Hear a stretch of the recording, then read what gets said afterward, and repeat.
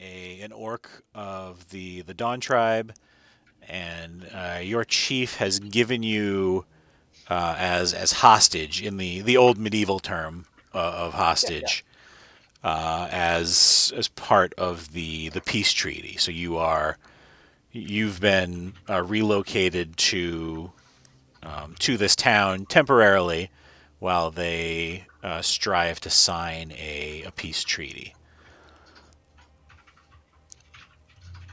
And we'll pull up the map of the town here. So yeah, you have been given over by your chief. Her name is Massasoit.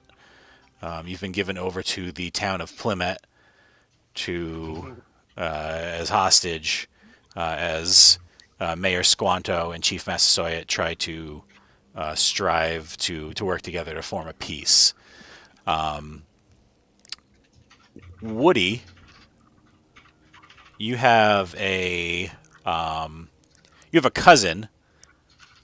His name is Squanto, and he is the mayor of this little town called Plymett. And he has recently written to you asking you to come because there have been a rash of kidnappings in town. So he has asked you to come, knowing that you are a capable adventuring sort. He has asked you to come to Plymett and see if you can kind of like figure out what's going on and help with defenses and whatnot. Cool. Ashby, you either have family in Plymett or have recently left Plymett because you grew up here, and have recently returned to Plymett because you grew up here. Okay. I don't know. It's up to you whether you grew up here or you just have family who lives here. But somebody related to you has written to you mentioning that there have been a rash of kidnappings lately, and could you possibly come help to see if you can, sturdy up the town's defenses and figure out what's going on.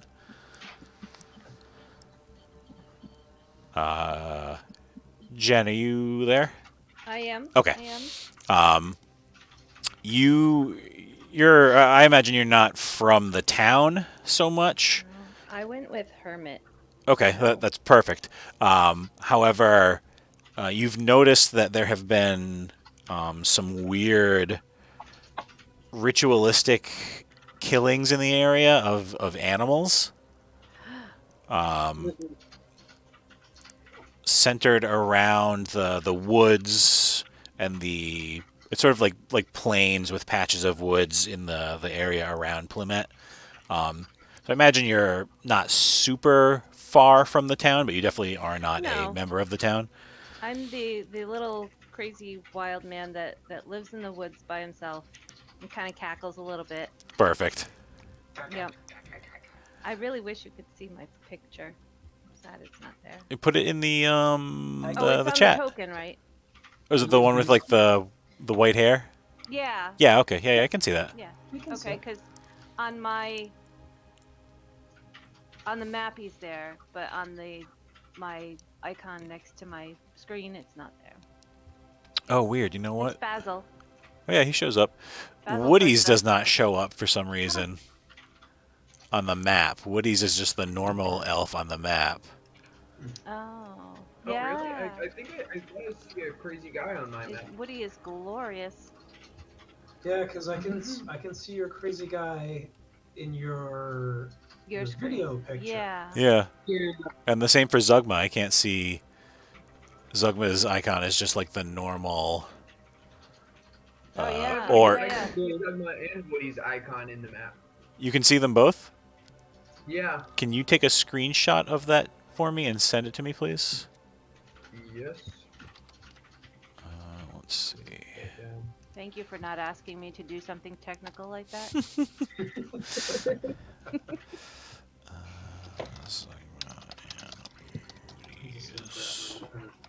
They don't have like special fancy things like forest gnomes and the dark gnomes and all that. No, yeah, none of that stuff's in there. Yeah.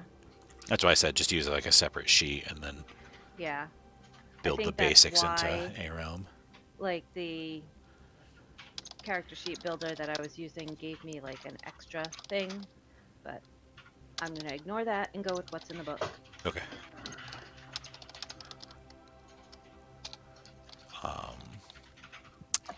Oh yeah, so you have noticed that there have been some ritualistic killings, Yes. Basil, Around and the fields in my woods. yeah, exactly. Please talk like that the whole night. Please. It's my Been a do. long favorite. week, so I'll do my best. It's my favorite Jen voiceover. And you have traced it back to, you think potentially Plymett itself. You think that maybe it's based around Plymett, or it's somewhere in that area. All right. So you have come to town in whatever capacity you know, whether you are like skulking around secretly or you've made yourself known. That's up to you. But you have come to town to kind of Probably like trying to be inconspicuous. look around a little bit. Ignore me! You don't see anything. Glump, I am. What's Glump's background? So he's a folk hero. Okay, perfect. So Glump, I think you're localized, not in Plymett, but you're probably in one of the bigger cities, a couple days ride from here, like about 2 days north, up the what's called the mining trail. There's a larger city, and you have friends there. Glump has friends there, and you were sort of hired as kind of in a mercenary capacity, but like deputized. And you have been sent to Plymett because there's rumors of a cult operating out of the town, and they thought your contacts in Middle City figured if anybody could kind of get there and figure out what was going on effectively, it would be Glump. All day. Yeah. No door is closed to Glump. Literally. So you have all been in Plymett for a varying amount of days. At least one, up to a week, or maybe you've lived here your whole life. You know everybody in town. It's not a huge town. There's like, no more than like 150 people. So everybody kind of knows everybody. You've spoken with Mayor Squanto on many occasions, or maybe you've just observed him creepily from around the corner. But he seems like a competent fellow. He's an elf. He doesn't wear any adornment or anything. I mean, he's only a mayor. He's not like a king. But he seems like he keeps it pretty tight. He's well respected, and he doesn't like lord things over people. And because of that, the town of Plymett is well run, despite the fact that it is slowly dwindling. Plymett was built here at a couple hours away from a mining facility that was previously thriving in this little frontier area here. Unfortunately, in the last couple of years, the mining facility down at Plymett Rock has dried up, and prosperity has dwindled. But despite that, Mayor Squanto has managed to kind of keep things thriving in the town itself, even though they're reverting more to trade now than they are imports and exports. So, like I said, you've been here for a couple days. There is a rotating voluntary watch system in place in Plymett because of the kidnappings, and through chance and happenstance, you have all found yourselves on watch tonight, except probably Basil, who is not officially there in any capacity, but nonetheless is watching. Yep. Basil watches the Watchman. That's who we've answered that question. We know who it is. Yes. Yeah. It's Basil. So it's evening, and you are all on watch. The stars blaze from their perch above, unchallenged by the absent moon in the late autumn sky, and the air is crisp in the frontier town of Plymett. 4 figures huddle in the town square, conversing with Squanto, the mayor of Plymett, and his aide Varen, about their duties for the evening. Zugma, please describe yourself. Glump, please describe yourself. Zugma's got a mouthful of food. So Glump is a ooze. He's a little blob man. He doesn't have a for real height, but he usually stands at about 5 feet. Sometimes he's just shaped sort of like a snail. Other times he takes like this very chubby starfish form. Aww. He's blue. He's very adorable, but you also discover after a period of time that he's not a liar, but he's an unreliable narrator. He has eyes, right? Sometimes. Okay, he doesn't always have eyes. Yeah. A lot I of have to times think he's that's just like, terrifying when relate the when you- eyes are going in and out. Do they just are there like 2 black dots that just like float in his body, and sometimes he puts them where his eyes are? They're like actually just like rocks or something. And when he's really curious, they like pop out like a snail's eyes. Aw. It's like fruit and jello. So does he keep all of his equipment like in his body, just kind of floating, and when he needs it, He has like a small treasure chest that he keeps at the center of his body, Aw. where he keeps all of his stuff in there. I love this so Glump much. is, I gotta think, terrible at like hiding cards if he ever tries cheating at poker. Yeah. Keeping things up his sleeves just doesn't work. Yeah. One can never be a magician. There's nothing up my sleeve. I can see it right there. Ashby has definitely tested the theory of can Glump cheat at cards. But he actually has a small amount of charm and can cook a mean egg. That's a great detail. I love it. Zugma. Alright, so Zugma is an older half-orc with long black hair that's shot through with streaks of white. He wears animal hides and carries a large staff with a bundle of roots at the top that seems to just constantly drip mud and dirt. Here's a She's jumped from one video screen to the next. Oh, hey kiddo. He wears a taxidermied grouse on his head. Oh. Like the whole, just like perched there. I love it. Wings spread out and everything. That's awesome.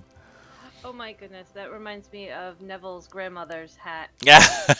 Yes. But he's always been like just a very dour, grumpy fellow. He's not pleased with being a hostage. What? They put the hostage on watch? Yeah, he's not. It's like the medieval term. He's a hostage, like what's his face in He's Game a of Thrones. guest of the court. Yeah. Being hosted, and Yeah. potentially they're Hostage. hostage. Yeah. You know that Mayor Squanto's oldest son is currently with Chief Massasoit and the Dawn Orcs as well. What I wonder what Chief Massasoit did to convince Zugma to go do this. The promise of garlic and salt and food. Very, Uh, very easily convinced. They have flavor. Spice. She's gonna make him some pasta carbonara, and then he's gonna be good to go. Awesome. Ashby, how about you? Ashby is a half elf with dark hair and dark skin. She's just like average height. She tries not to look conspicuous. Conspicuous? I don't even know how to say that word. Sometimes she succeeds. But she's here because Uncle Edgar is laying low until the heat's off him, and he wrote to her because he can't get involved in this because somebody might recognize him, but if you need to get out of town for a little while, Ashby, come on down and see if you can't figure this out. I love it. Uncle Edgar in my head is played by Bruce Campbell. That's canon. And then the fourth figure huddled there with them is Woody. Yeah, so Woody is a pretty old wood elf. He's kind of friendly, happy-go-lucky kind of guy. He's older, so he's trying to enjoy what he can, the little things. Appearance-wise, he looks a little more wild in the picture. I think in reality he has that big like white long hair, maybe like a white beard, and I don't know, kind of like a stout belly, almost like a bowl full of jelly kind of thing. And Wrong holiday. Wrong holiday to you. Too early. Happy-go-lucky elf who lives in the woods. I love it. He'll be back for the Christmas one shot. Yeah. And then the four or the fifth figure huddled there is Mayor Squanto. As I said, he's a younger elf. He's probably only like 150 years old. He has bronze skin and long dark hair that is in a pretty intricate braid, and he wears just a simple shirt with like a plain but nice cloak on over it. No weapons hanging at his belt. He is clearly, like, anybody who knows fighting can look at his hands and see that he is not a fighter. He is a diplomat, which is a little odd for a frontier town to have like a regular sort of diplomat as their mayor. But it seems like he's so well respected that he's never had a problem. And then, though the five of them kind of clustered around the well here in the center of town don't see it, we, the audience, see a small figure watching them from around the corner of one of the nearby houses. What does Basil look like, Jen? Basil is a little wild man. He's got kind of like crazy long white hair that's slightly matted, not really dreadlocks. And Basil has been watching these people because something is killing the animals in the forest. He's kind of like really watching who's actually watching. He's sitting behind like a barrel, and these people are all sitting around talking, and he's thinking, what is with the Jello man? What is with him? I can't comprehend. He's very wild. You can't really tell if he's got skins as clothes, or maybe at once upon a time it was actually a woven fabric, and he's basically in like Dobby with a tea towel kind of looking outfit, but he strangely has bunny slippers. Oh, are they very dirty? Stuffy. Oh yes. Yeah. But they're stuffed up bunny slippers. I love it. They were Not real white rabbit. At some point in time. Not real rabbit. No, knitted with love. Yes. I feel like in the Christmas one shot, Basil is going to start making things, and Woody is going to just distribute them to children for some reason. Yep. He's gonna be angry making toothbrushes. What's weird about Woody is, for what you'd think, his charisma's kind of garbage. So it always comes off as a little creepy is the problem. Like every time he tries to be I put for a note with him, another elf? A plump elf? Okay. Woody gives one too many like lingering back rubs as he talks to people. He's a real close Shoulder rub. talker. He's a real close talker. A lot He of goes up. He's like, "Hey, I'm Woody.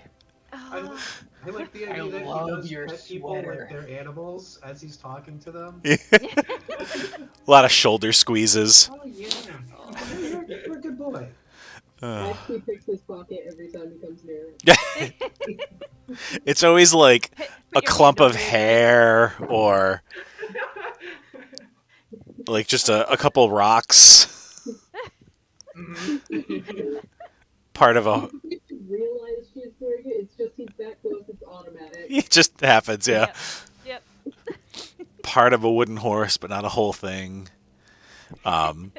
So, for one reason or another, fate has brought you all to Plymett on this, the first night of the new moon. Mayor Squanto reminds you that tomorrow is the Feast of Peace with the Orcs of the Dawn tribe, and you must all be vigilant in your duties as night watch, be they official or voluntary. Not just due to increased bandit activity as winter creeps ever closer, but also because of the dangerous cult that has come to their little town on several occasions to steal supplies, and, more recently, kidnap locals. His brief speech concluded, he asks if anyone has any questions about anything. Do we know where people have been kidnapped from? All from like doing duties and whatnot. Okay, so not from like a specific place. No, just like people out fetching water, or there's a couple small farms that surround the town, like people out working the farms, people traveling, that sort of thing. Does Trish sound really muted to anyone else? Trish, talk. Talk. I can try and change my microphone again. Sounds okay to me. That Yeah. worked out fine. There was just something before. I just Yeah. seemed Maybe it was like just you a were far away. weird blip. Are there any other questions? So, when was the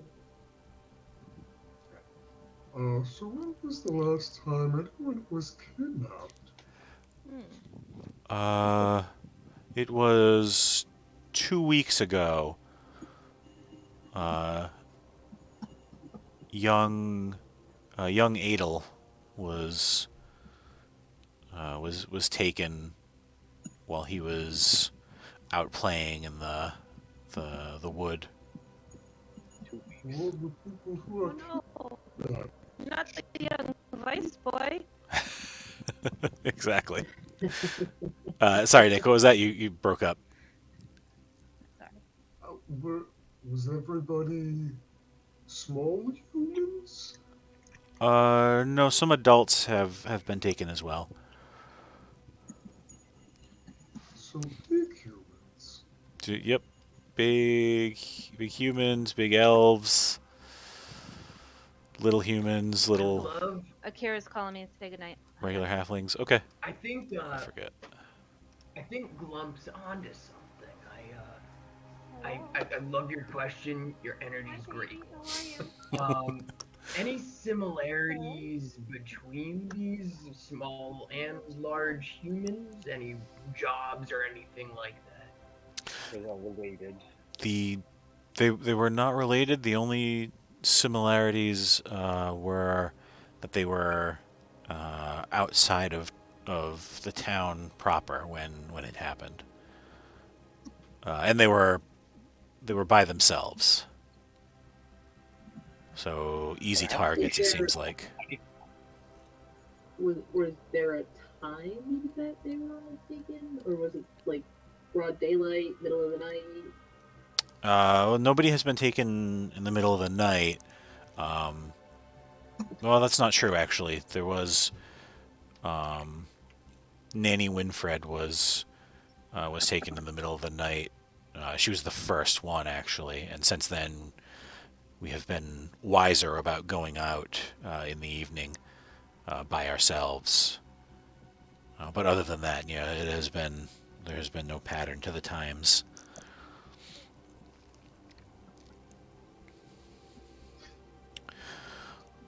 Okay. Well, let's hope tonight's a good one as well then. So we're supposed to watch out for kidnappers in the town, but everybody was taken outside the town. Trouble in the town in general. No one is leaving town at this point. In the evenings, everyone has been staying in. But as I said, there's been increased bandit activity. So I'm not only the kidnappers, but also bandits coming in and stealing our winter supplies is a concern, and is always a concern. And I mean, we don't have proof that these people have been kidnapped by, there's always there's rumors of the cult, and strange noises heard in the woods sometimes, but we don't have any evidence of that as of yet. Well, the strange noises are probably me. Well, Do you have indigestion? Like you wouldn't believe. well, I thank you for all doing your part. I'll see you in the morning. No, Squanto. Squanto. Thank you. You're welcome, Woody. And he turns to walk away. And he gets about 5 steps away from you when suddenly a scream pierces the night, accompanied by eerie chortles and the unmistakable sounds of battle elsewhere in town. Suddenly, avian humanoids riding squat, sturdy-looking bird mounts with wide spans of iridescent bronze tail feathers, bald heads, and bright red wattles rush into the square surrounding you all.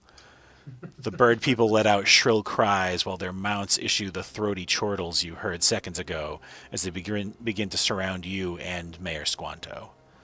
Does anybody do a good turkey call? My husband's That was good. Thank you. Thank you. At that sound, I wake up from my little doze from behind the barrel. Like, what's going on? Not the turkey people. Let's see. Sorry, I was dozing off behind the barrel. No problem. I think there might be trouble afoot.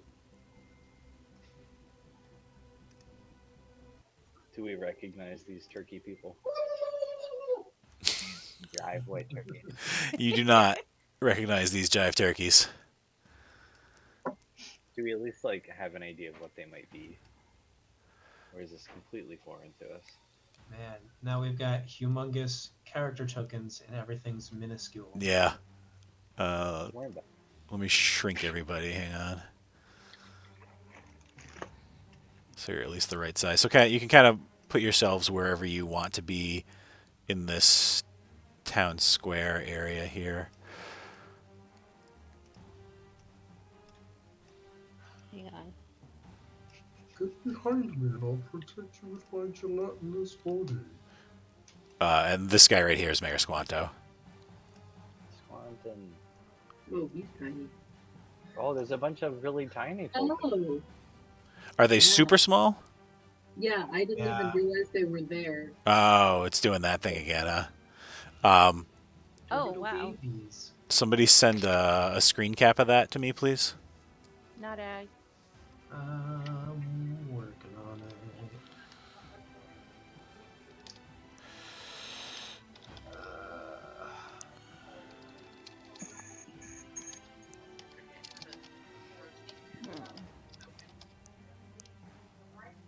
Trish, I can't hear you again.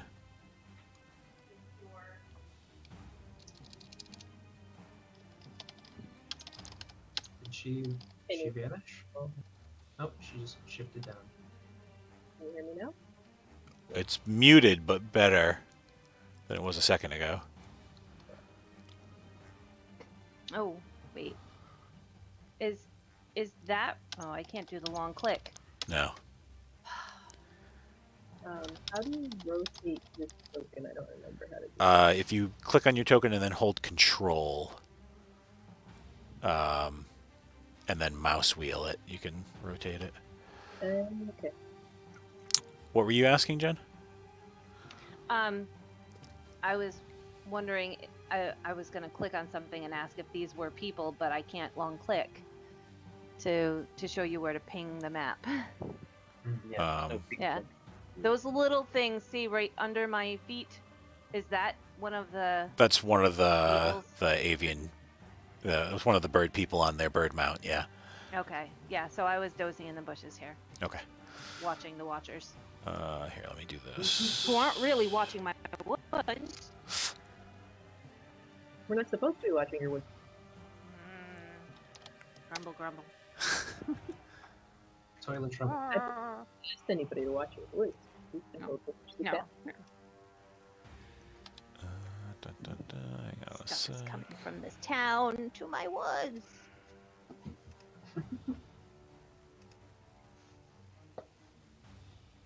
I've only been in this town for 2 days, but if anything happens to any of the people here, I'll kill everyone here and then myself.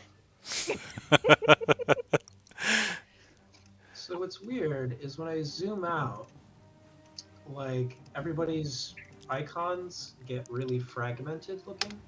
That is weird. Oh, yes. Oh, yeah. Like, I see that. That's what the map's supposed to look like. I just sent you all the screenshot for mine, just so you know. Oh, that's beautiful. Nope. That's a lot of turkeys. That is Derrick, I see everything except the turkeys. My map looks like that, but I don't see the turkeys. Huh. yeah, I Wow. don't see. the turkeys are super tiny. Like, Yeah. See No, them. my tokens are the right size. My tokens, I think, are how they should be. Yeah, but the turkey tokens are teeny tiny. Weird. Do you guys have Oh, hang on, I can actually answer that. Oh, My token was the right size briefly, and then it went back to being huge. And well, it's a- Uh, Also, Oh, it's so weird that if I my do that- token looks more. Does that make it regular? no. no. What if I do that? Turkeys are still Ah! Ah, now my everybody's we're zoomed out and everybody's still tiny and the same distance away. Okay. Yeah. For me, we're zoomed out, but everyone's huge. I was gonna Yeah. say, for a moment there, we were just all in space. The Yep. tokens were all the same place. Not on the same plane. We're in the darker That's- timeline. Yeah, like this is a good zoom level at least. Is Yeah. The turkeys are still tiny. Yeah. does this one that I'm moving right now? Did Oh, he I get do any see the tiny bigger? little turkeys. Little bit. He's the biggest. But he's Yeah, still he- small. But Yeah. he's like, They look like little chocolate chips. yeah. Yeah. Yum, Oh, yum. that's a growing turkey. It's growing. It's a little better. Now it's taking up a 3x3 block on my screen currently. Holy cow. Oh wow. All right. Those are some big birds. I'm not gonna rescale all of these because that's gonna be Okay. annoying. Yep. I understand this is alpha testing, but Yeah, that's a weird bug. that is a weird bug. Oh, yeah. I mean, they look like bugs. And do you guys have They the look scaling smaller than my thing? bunny slippers. You guys don't have the scaling option on yours, right? mean- No. No. I didn't change my Okay. token size or anything. Yeah. No. Like as soon as I started moving my character, it wasn't as inflated as it was, but like I can't change it after that. Weird. All right, we'll kind of theater of the mind it a little bit. Here, I'll just make this one big so you can at least kind of see what they look like. Oh. Ashby, there's a turkey on your 6. Did that guy get big enough to actually see now, or is he still Yeah, very it's small? Pretty amazing. Okay. Oh wow, okay. That's pretty good. We'll just leave him. That's terrifying. Yeah. Everybody gets like invisible if I'm out at a certain. Mm-hmm. Yeah. Weird. Like tokens disappeared. So there's two to the south, two come up the south road, two come up the east road, 4 come down the north road, and 2 come up the west road. They are all in these like weird avian sort of outfits with these big, crazy tail headdresses, and they're all riding these what look like, I mean, you know what turkeys are. They look like killer turkeys. Like giant, the birds themselves look like giant killer turkeys. And the creatures, like they've got hoods up, so it's sort of hard to see their faces, but they all have like shiny black beaks. Hmm. Almost like Kenku or something like that. But it looks more like a costume. You can't tell. It might be a costume. It's hard to tell. All right, so let's roll initiative and get this party started. Derek, I know a lot of the rolls on my stats I couldn't change. Do you want me to just use the stats on my paper here? Yeah. Okay. Yeah, don't worry about the... You got a 15. All right. I got it. 11. Oh my god. Oh, thank god. I thought it was a crit fail. I'm rocking an 11. Okay. Oh, wait. That's right. No, my 11 is not an 11. For some reason, Ashby and Zugma updated and actually showed their initiative, and nobody else did. Are you guys clicking on your initiative stat, or are you rolling dice? No, I I was wasn't. just rolling the dice. Mine is a That's 12. right. I was just rolling a dice. Okay. That's fine. I can update it myself. So Basil had a 12. Basil. Basil, sorry. What did Woody have?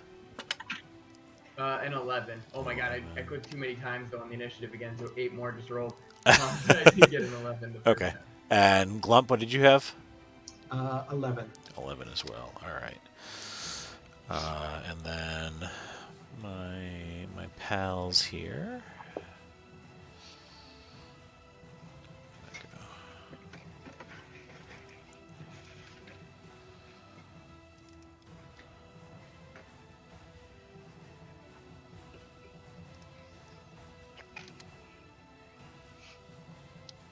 So Jen, are you ready to be completely clutch in the combat that we're starting in Sunday? Yes. Hiding in the bushes over here.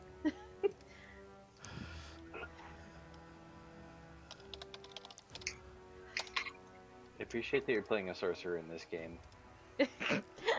I kind of have gone with what I know because I was too stressed to think too much. Although the way you know that Basil is there, I did go with what I usually do with my characters and come up with a name first. And Basil Furtza is Basil Farts. So he toots when he gets scared by the turkeys. And really loud, and you're like, oh my god. Love There's that. definitely something in those shrubs. Oh, just like Lulu in the game last night. Yes, yeah. little toot. Ashby knew you were there. Probably. That very suspicious elf. Half dark. Very suspicious. Very concerned with him. All right. So Ashby, you are first to react. Okay. I am going to. I just heard the fart, so I'm going to change the direction of where I'm going. I'm going to go hide in these bushes here. Bonus action hide. Do I need to roll anything? Yeah. Make a stealth check. Shit. I'm just going to roll that.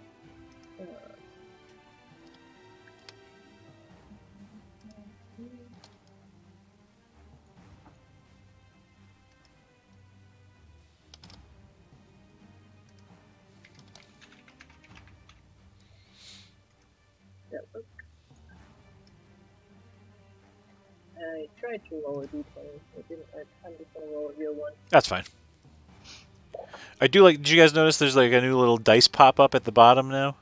Yeah, I like it yeah. there. That's nice. I Yeah. like it. It's vastly improved down there. And it didn't work. 16 for my stealth check. Okay.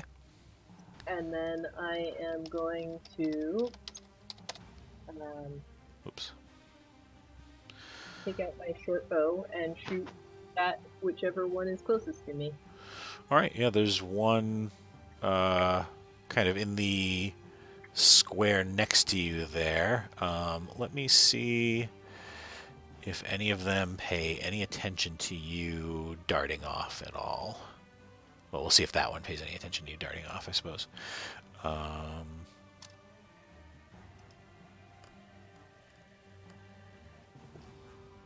Nope, he does not pay any attention to you whatsoever. So make a advantaged attack roll Okay. with your short bow. Yeah, that dice roller thing is not working at all for me.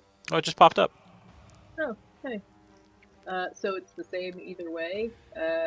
So 16. Okay. I'm good at 16.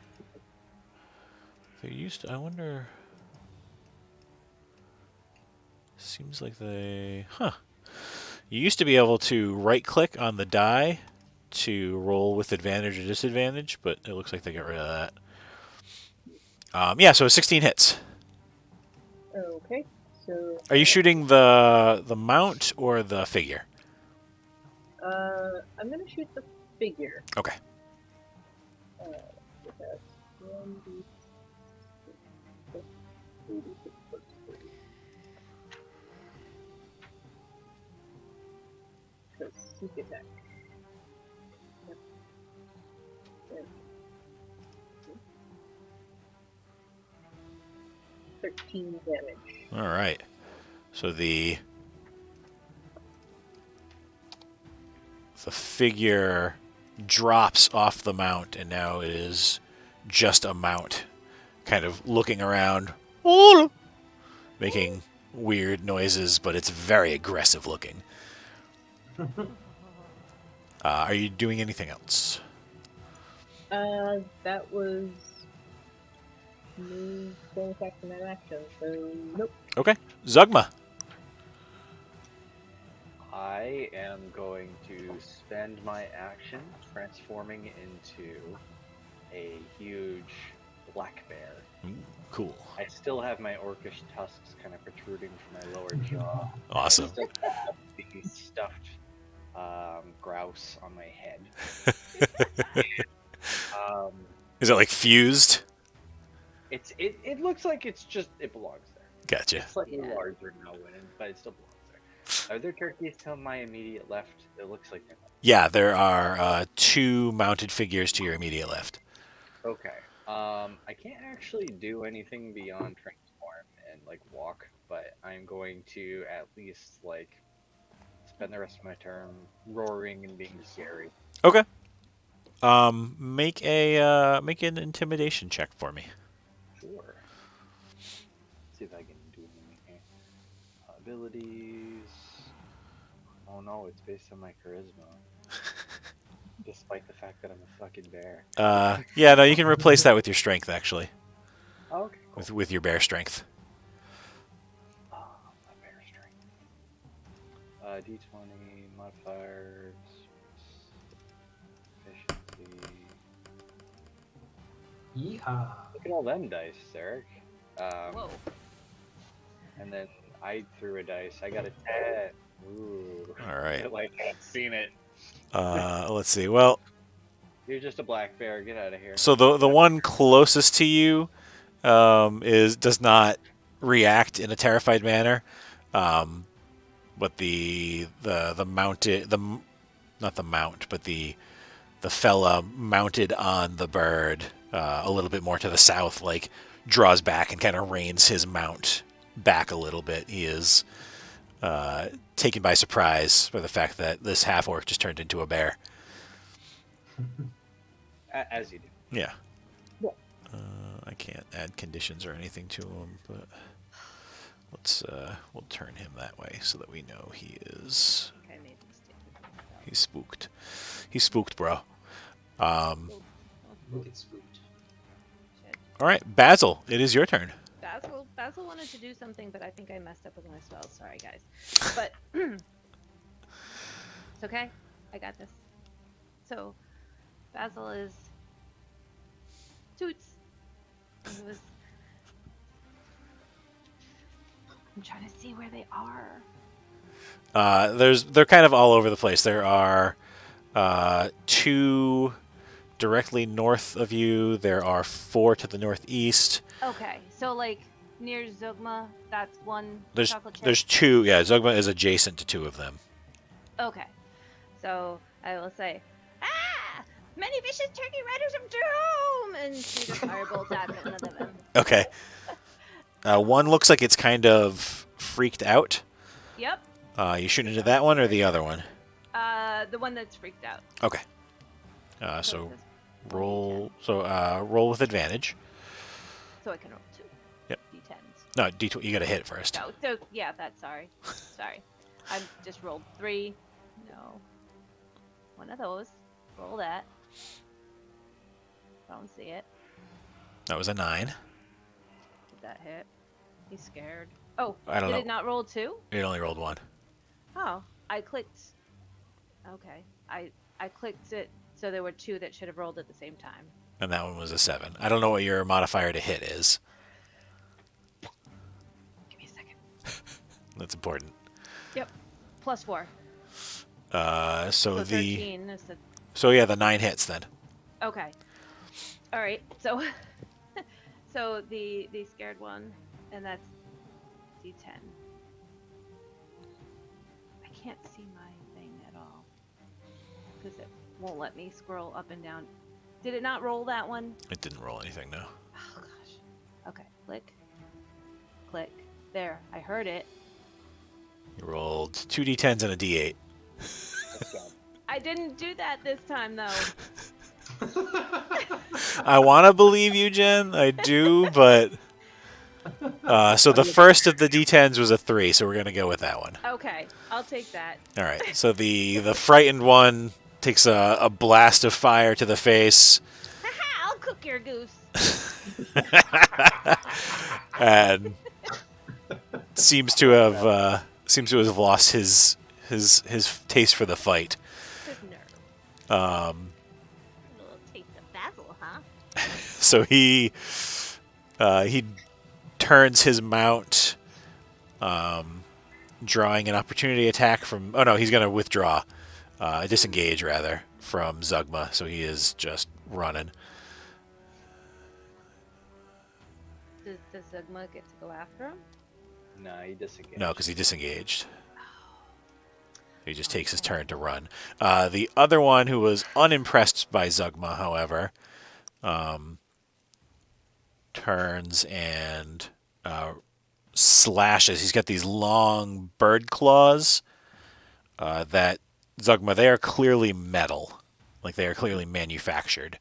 But he looks sort of like Vega in Street Fighter. Yep. He's just got these like 3 long metal claws, but they're like attached to. It's like part of the hand. They don't come off the back like Wolverine or anything. But so he turns and swings at you.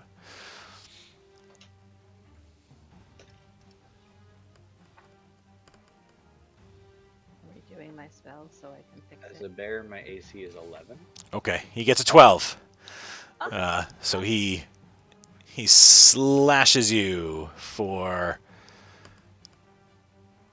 7 damage Ooh. with his talon. That puts me at 12 out of my 19 temporary hit points from being bear. This one gallops over to you as well, and so there's one to your north now, and he swings a claw as well. I'm just going to roll the d6 at the same time. No, I'm not, because it's going to add it together. Never mind.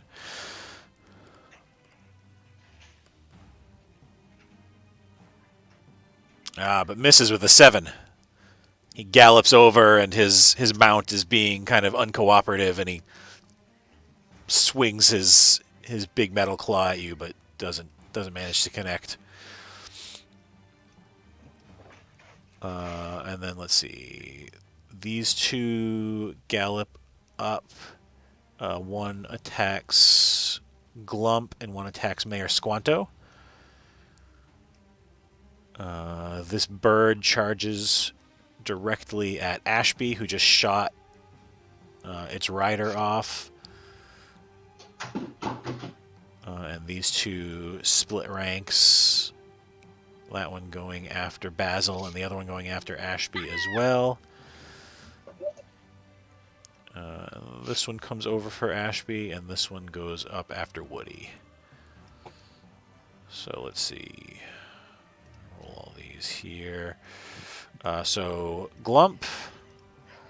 That one's for you. Mayor Squanto. So a 7 on Glump. I'm going to assume misses. Mayor Squanto gets wrecked. Get wrecked. Oh, jeez. Oh, my AC is wrong too. Hang on. 2 of them attack Ashby. 14. I just realized that. These are each +3. It's 14. So a 9 and an 8 both miss Ashby, I assume. Yes, 14 is my AC. And then one of them attacks Basil. Also an 8. Wow. All right. Yeah. Dice are cold tonight. And then 1 on Woody. You wouldn't hurt an old man, would you? Apparently not with a 10. That was almost a 20. Yeah. All of a sudden goes. So yeah, they all kind of charge, but the mounts are clearly being uncooperative, and nobody can get a shot in on any of you, except poor Mayor Squanto, who gets slashed across the chest for also 7 damage. Where's my scrap paper? Jot that down. And then it is Mayor Squanto who disengages and runs Little chocolate chip. south. 5, 10, 15, 20, 25, 30. He just runs that way. Dives over this fence here. And then Woody, it's your turn. As a free action, I think I'm going to try to communicate just out loud to the rider and mount. What are you? What is this supposed to accomplish? Who are you? You get no response except for a sort of hissing kind of noise in the back of one of their throats, but you can't tell which. Now that seems a little bit naughty. Sorry. I think he then just he like kind of like stretches one arm and like really quickly punches it twice. Okay. Punches the mount or the rider? One each. One at the mount, all right. one at the guy up top. Like he literally is like he goes from going like to like bah! And it's like real quick. All right. Let me see. What you got?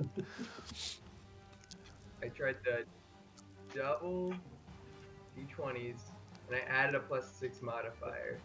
So it's going to add that all together. Okay. That's okay. Oh, Well, is that a crit? there's a crit and a 13. So we'll say the crit was against the mount, and Okay. the 13 was against the rider. You hit them both. Nice. So give me your damage against the rider, and then your damage against the crit against the mount is doubled. Okay. So this is the rider. It's a d4.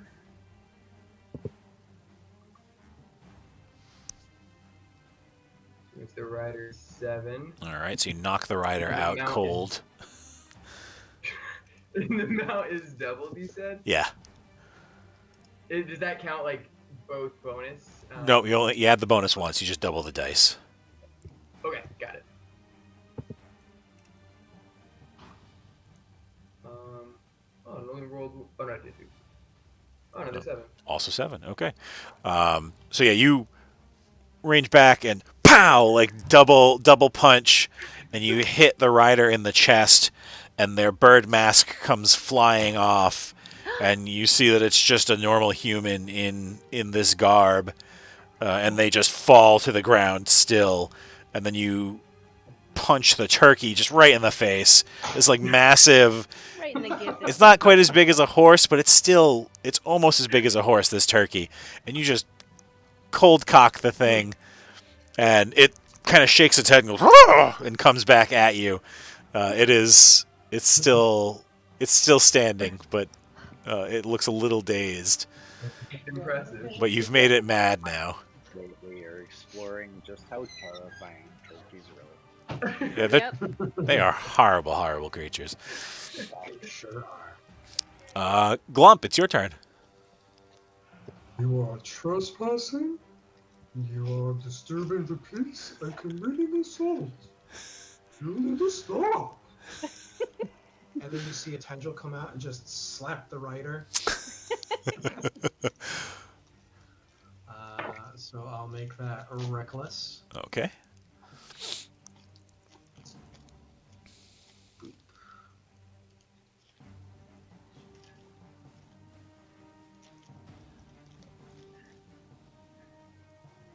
Yes.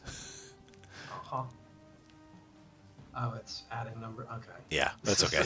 It was a 15 and a 16. Both are more than its armor class. Alright, so...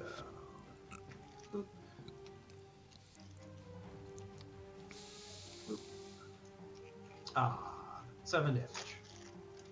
All right, Or, so no, you 6 damage. 6 damage. So you whack the thing, and it like its mask goes askew, but it's still like he is barely holding on, but he is still there holding on.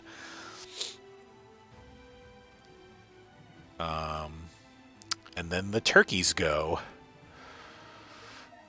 So let's see.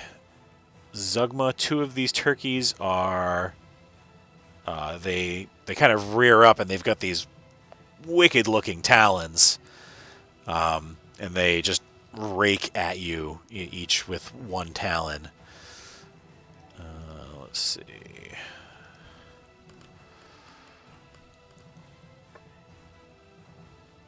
So that is an 18 and a 22. So those both hit. So I'll roll the... How many hit points did you say you had left? 12 on the bear form, and then I revert to half orc. Okay, all right. So this... I'm going to roll it all together then, because 1 hit will not, no matter what I roll, drop all 12. So this is total damage.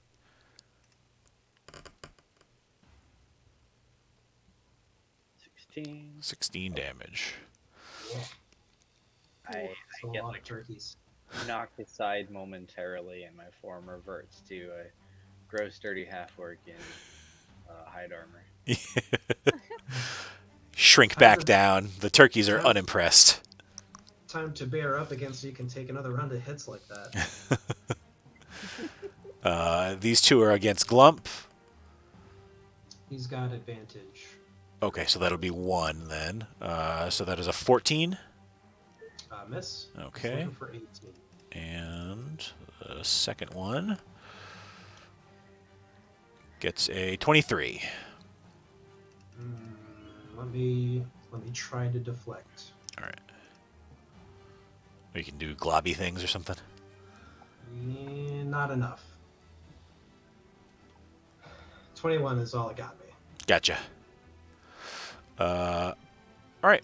So Try to thwack it with my pseudopod. Gotcha.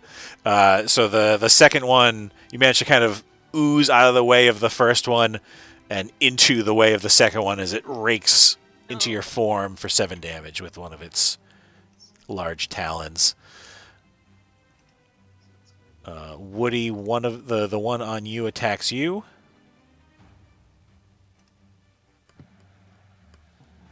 It misses. Gotta do better than that for me, man. And then Ashby, 3 of them attack you. Haven't I already gotten attacked by one of the turkeys? No, it didn't actually go. It didn't attack. It was just the riders that made the attacks.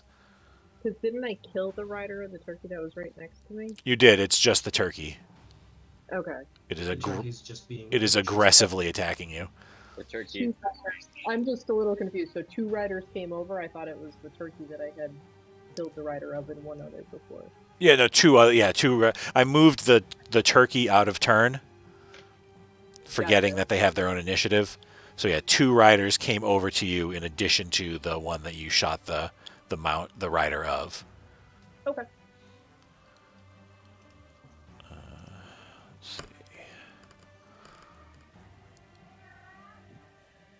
Well, one of those definitely hit. So I got a Two of those- 14. Yeah, 14. Okay, so 2 of them hit you. You take 2 talon swipes for 14 damage. Ouch. Turkeys have large talons. Turkeys do have large talons. And then Basil, this one next to you, attacks you.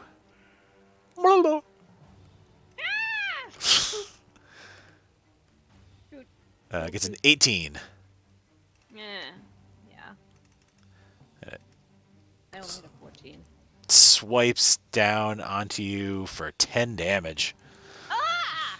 Merry Christmas. Like rears up and just rakes one right down your shoulder. When the babies are scaring these guys off, I figured they were pushovers, but the turkeys are deadly. Yeah. And then Ashby, it is your turn. Okay. How far is it up to the roof of this house that I'm standing kind of in front of? Let's see. So you're 5, 10. The thatch roof or the shingled roof? The thatch roof. Thatch roof. So it's 10 feet down over to the house itself, and then it's a 1 level, so it's like 10 feet up. Okay, I can do that. I have a climb speed. Okay. I Oh, perfect. Bonus action disengage. Yep. Go up onto the roof, Okay. because fuck those turkeys. Mm-hmm.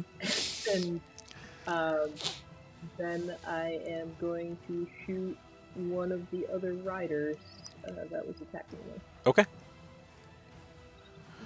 So you kind of slip away, and the 2 riders you go so quick they don't even have a chance to get their weapon out and swing at you, and the riderless turkey is just like you're gone basically. It's just like looking around, and you see it looking over at Mayor Squanto on the other side of the fence there.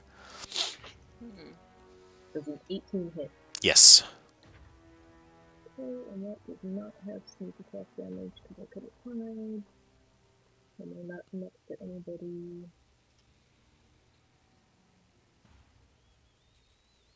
Mm. 5 damage. All right. So you scurry away and put an arrow in the arm of that rider, and it looks worse for wear, but they are still mounted. Zugma. All right. So after stumbling out of bear form and bleeding a little bit from a scratch from a turkey, I decide instead we're going to do this the old-fashioned way. So bonus action, I take my staff and cast Shillelagh. Okay. Yes. So Oh, the shillelagh is breaking it out. it's now covered in like scores of like Celtic gods like that. And Cool. It's not scaling on my wisdom. So I'm gonna give turkey in front of me the old smackaroo. All right. Mhm. Turkey or rider? We're going turkey. If I can Okay. take out a rider, will fall. Sure. 1 + 5. Hit.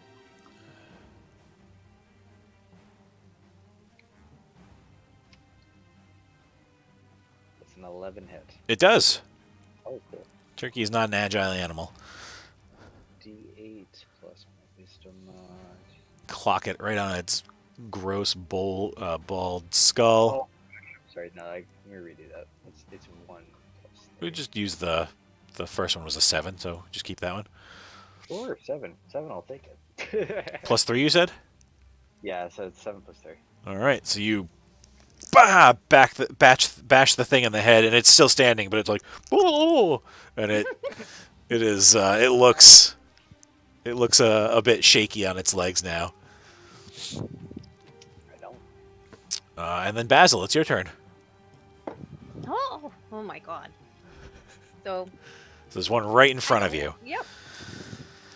And I'm gonna say I like my turkeys fresh, not frozen. But I'm gonna hit him with a ray of frost. Yeah. Very fast. Is that a save for me or a roll for you? I think it's a roll for me. 'Cause you'll have it's one disadvantage. action, on a hit takes 1d8. Yeah, ranged. Oh, yeah, because he's close, 'Cause right? it's a ranged roll, yeah. Mm, Do you have anything that forces them to make a save? Because then no, that won't happen. no, I don't. Okay. I don't. All right. All So right, so roll an attack with disadvantage. I don't need the d8 right now. Okay, so I'm just gonna roll 2 d20s. Ta-da! Proud of you.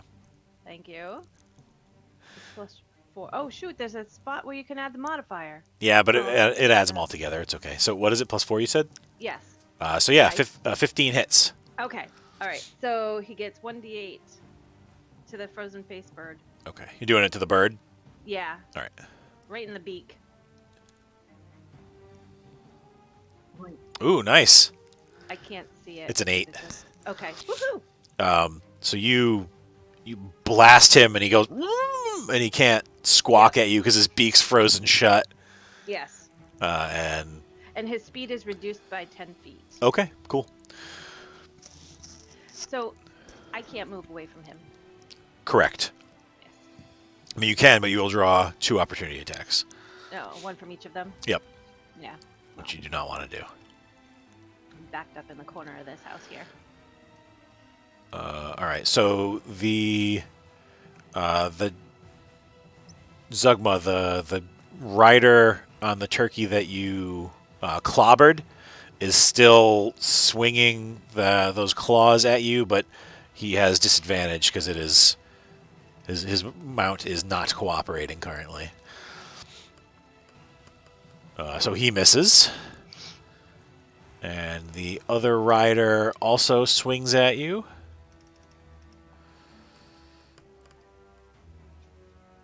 I got an 11. Alright, so my AC as a half-orc is 15. Okay, so the claws just kind of rake harmlessly against your armor. The sweet leather jacket is all about, guys. Glump, both of these guys are attacking you. They have advantage still, yeah? Yep. Okay, so that's the first one. Still misses. Ooh, it's in my eyes. It's pretty wild. And then the second one hits. That's it. So he slashes you with his claws for a massive 2 damage. Bringing it to 1.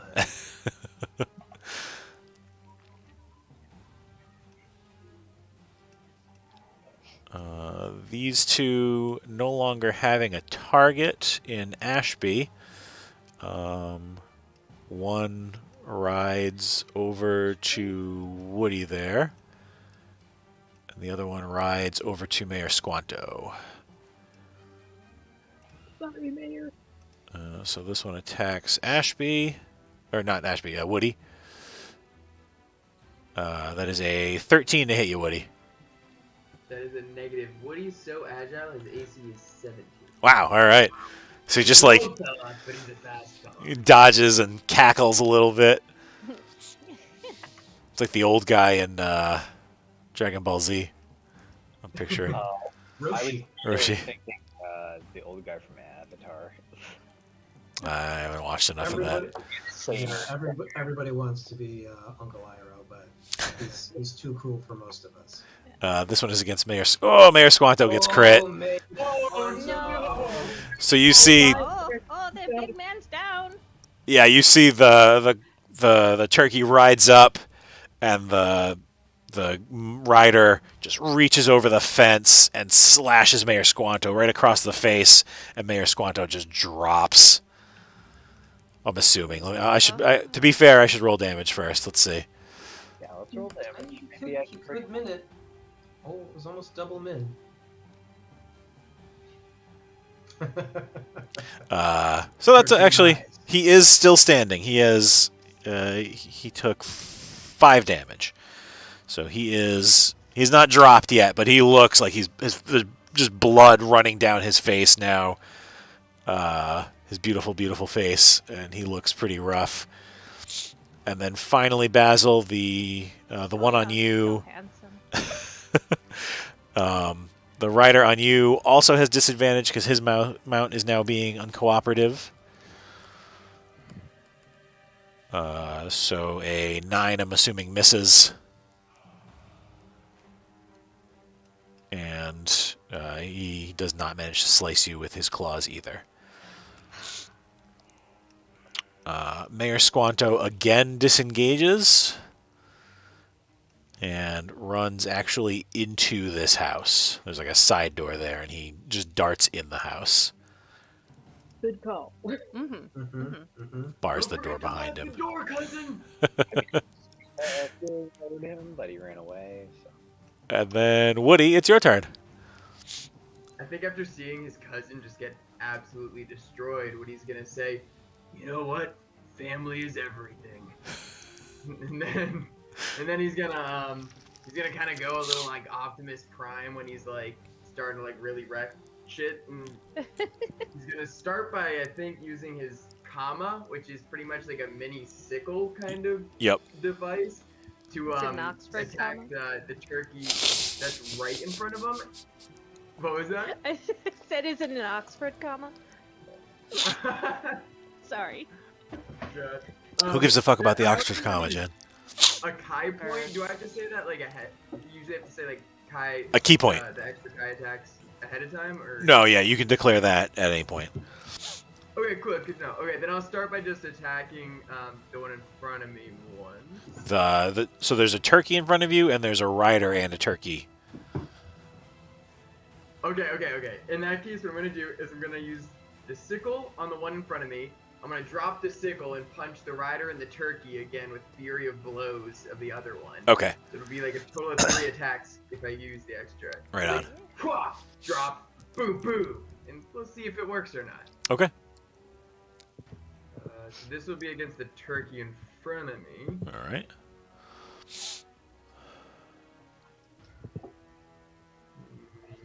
Roll. There we go. Shoot. Yes. You slice that bird. So do you want me to do that hit now too? Yeah, give me the damage on that. Okay. So for that one, we're looking at a. Wait a second. That'll be a whopping 5. Okay. Slice it up. It's not quite done yet. That's a beefy. That is one for a poultry thing. That's got some beef. It's about the size of a horse, though. So. Okay. And then is it easier if I roll like 2 different rolls for the 2 different? Yeah, that's fine.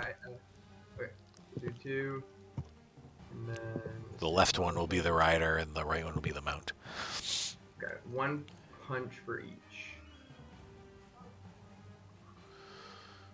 Oh no! So you miss the rider entirely, like swing, and you actually kind of like stumble forward, but then you manage to salvage it by hooking your arm around the bird and just giving it like just a full-on haymaker as you've got like you're wrangling its neck. I'm gonna add on to that because I'm just keeping this ball rolling here. Using the way of the open hand, I'm gonna make it make a dexterity saving throw, and if it fails, it's knocked prone. Okay. It has to be a 13. All right.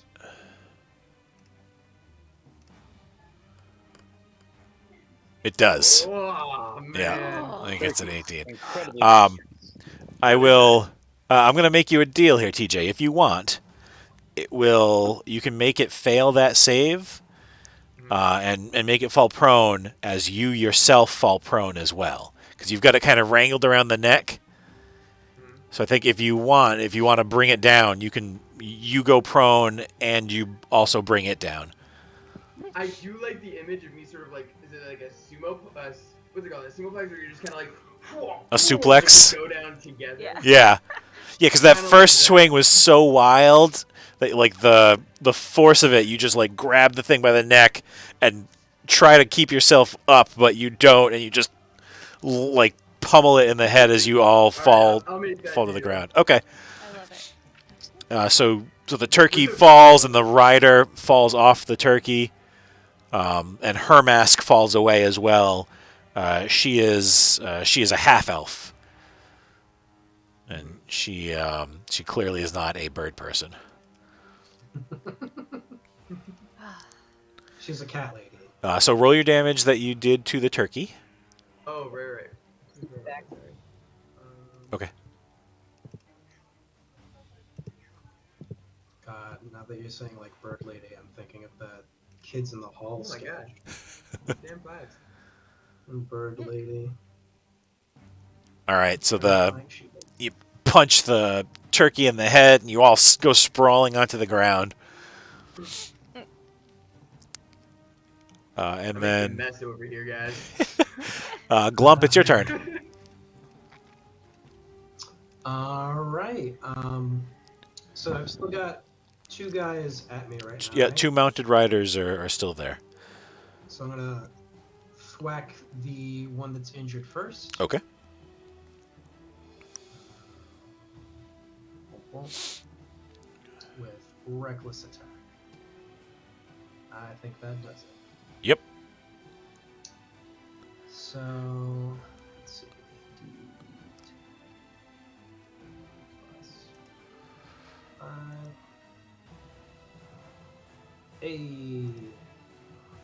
So he takes 12 damage. So you thwap him just clear off the turkey. And So there's another guy that's still adjacent, right? yep. So I get, as a bonus action, I get to grapple him, Okay. and I get advantage on this. All right. Because I am a blob boy. Nice. There's all sorts of numbers flickering around. That's a 17 is the higher. All right, so he gets to make an either acrobatics or It doesn't matter because he rolled a 6. okay. So you thwap the first one and then just sort of like latch on and grab the other one. Yeah, like I basically split into 2 and then just sort of like wrap around an arm. Nice. I'm going to have him make a check to see if he stays mounted or not. Because I was going to use some of my move to just pull him off. Okay. All right. So, well, let me see if this imbalances him because he might just fall. And if not, I'll have you make opposed strength checks. Okay. Yeah. So he maintains. So why don't you make a strength check? You have advantage on this though.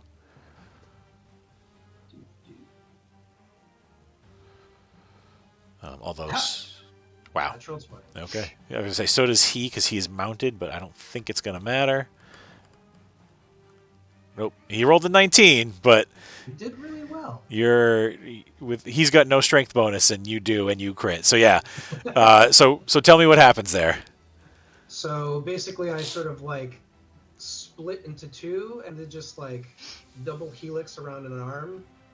And while they're surprised, he's trying to like use his legs to stay on, and I start grabbing, like my body starts spreading onto his legs as well to just yank him off. Awesome. I am a sticky fighter. It reminds me of those like sticky hands that you can slap on things. Yeah.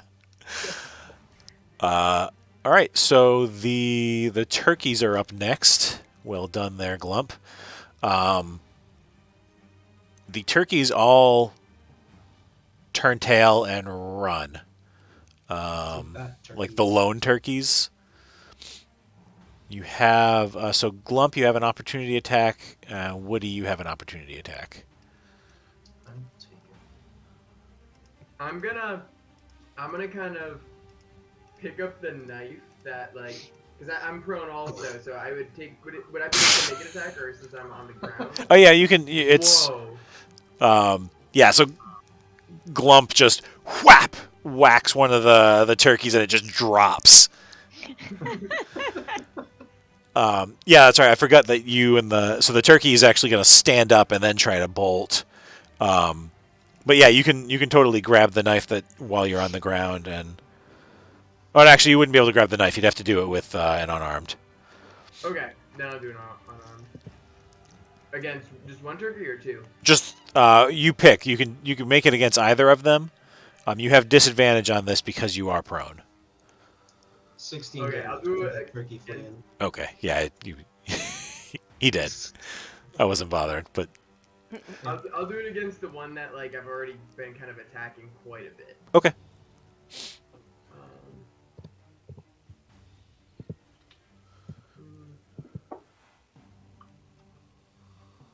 That would be a. Yeah, you hit. I do? There's a 14 there. Oh no, it was disadvantage. I forgot. A Disadvantage. disadvantage, Sorry. yeah, so No, yeah. So you kick at the thing's leg, but you don't manage to have enough purchase there to do one for anything. good measure. And then let's see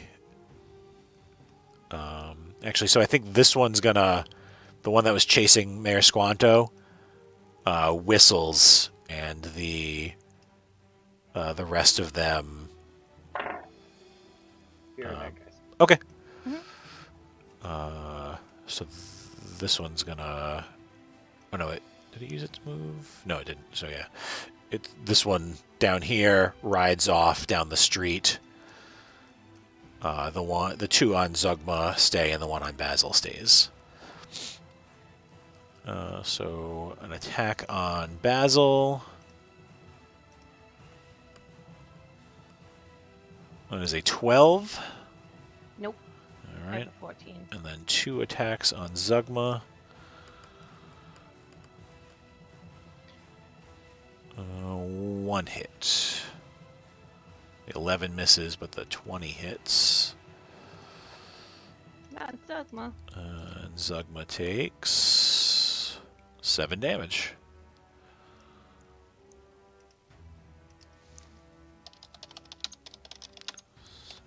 Okay, there we go. And then we are back up to Ashby. Ashby. So the one by Basil is within melee range For me? right? Yes. Yeah. Yeah. He's right in my face. Yep. I'm gonna shoot him then. Okay. I get advantage. Yep. And, You taking the aim action? because Yes. Do it.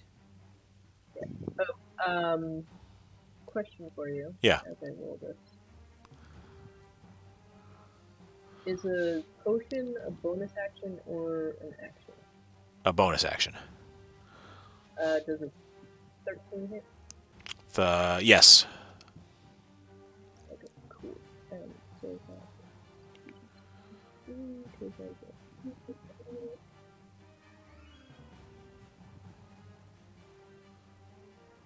14 damage. Nice. Mhm. And you take that rider right out of the mount. He just drops cold. Sweet. And then I am going to drink a healing potion. Okay. What, 2d4 plus 2? 2d4 plus 2, yep.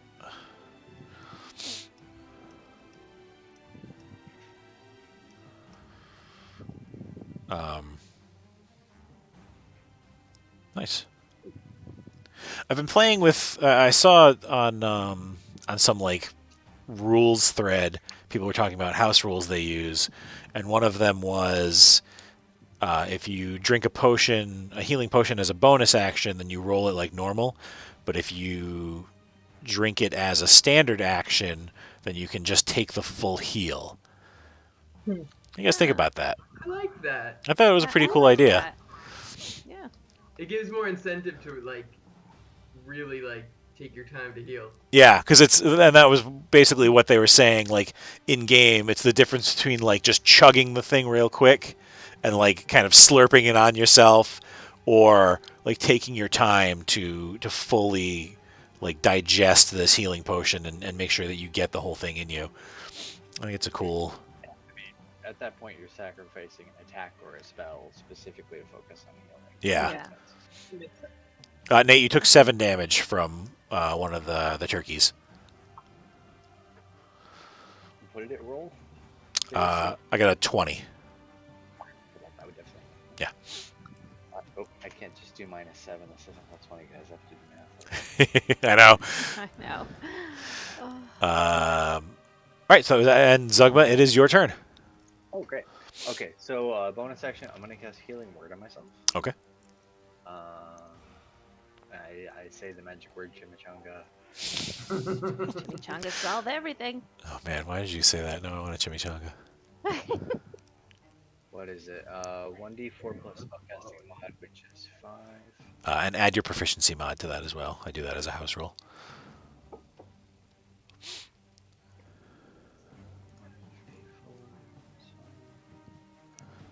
So the reason I left Simba fell off the table. He's gone completely blind. Oh, And his legs are also just getting really weak. poor guy. Oh, max heal. Nice. Woohoo. Celebrate the little thing. Yeah. But yeah, see, he's really struggling. That stinks, man. I'm sorry. So that was my bonus action, and then as my action, I'm going to. There's still a turkey to my immediate west, right? Yeah, there's a turkey and a rider to your west and to your north. Great. So yeah, I will once again swing my giant tree, the shillelagh. Once again, ask for your support. You going after the turkey again? Yeah. Oh, I'm sorry. Hang on. Actually, I forgot you had clobbered that turkey. That turkey was definitely going to run. So you could have taken an opportunity attack on your turn. If the turkey's booked it, I'm not worried about it. I'll go for the one in the north then. Okay. Yeah, that one definitely ran. Back in time. Does a 14 hit? You hit, yes. So that's a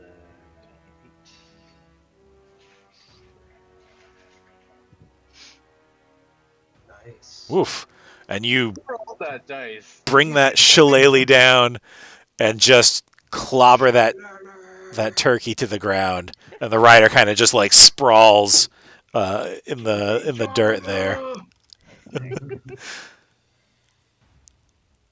So getting hit by a birch tree looks like. Alright, cool. Yep. That's my turn. All right. Zugma. Basil. Basil. Basil. Boozle. Basil.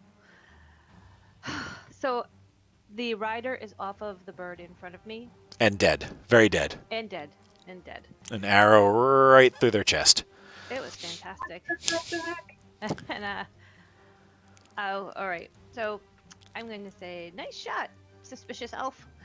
And as I decide that I'm going to, anything that is ranged is going to be disadvantaged, correct? Correct. Dang nabbit. But the bird is right there. And he's not a humanoid, so I can't do hold person. Nope. Okay, so I am going to firebolt him. I'm going to roast you, sir. Roast you, toast you. All right. Okay. Have a good time. So you have disadvantage. Sorry, there's my second one. I clicked you. It doesn't matter because you roll a 17 and an 18. So you roast that turkey. Roast bird. And it smells delicious. Mm-hmm.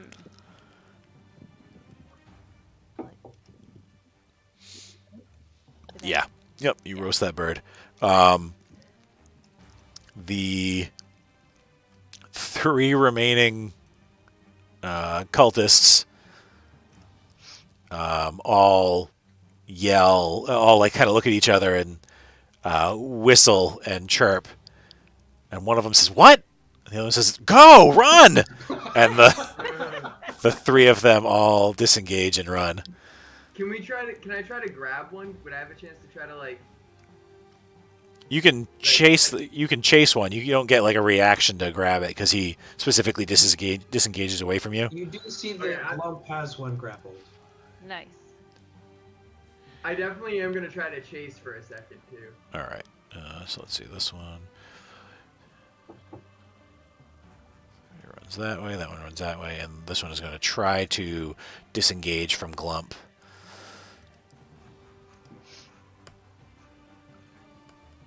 I get to roll this regularly. I got a 12. Oh, a 13. So that's what it is. That. Oh, a 5. No, he gets loose. All right. So yeah, he actually manages to slip away from you, and as part of his struggle, he gets to go into a new square. And I've already used my reaction. And then he uses his move to run. 20, 25, 30. All right. And then Woody, it's your turn. Is anyone within 45? Yeah. Yeah, they're all Isn't it, much slower than you. Isn't it a standard action to escape a grapple? Yeah. And you get a move after you escape? Yeah, when you... I'm pretty sure when you escape a grapple, you get a 5-foot move as part of that. Okay. Oh, I'm sorry. I thought he was taking 2 moves. Oh, no. Yeah, I'm pretty sure you get the standard action, escaping the grapple, you get a 5-foot move as part of that. Or that's just a house rule that I've always done. I think it might be a leftover from 4th edition. Could be. We don't often grapple here. No. I just like the idea of it, because otherwise, whenever something grapples you, yeah, you always just, you can never get away. So I like the idea, like you kind of push away from the thing and have a chance to move. Yeah, so what do you absolutely catch that guy? Yeah, I'm gonna just kind of be like, all right, Glump, I'll be right back. And then he just kind of like, dead out sprints. This one's that way. At least Ashby can kind of still get my back in no way in case something goes wrong.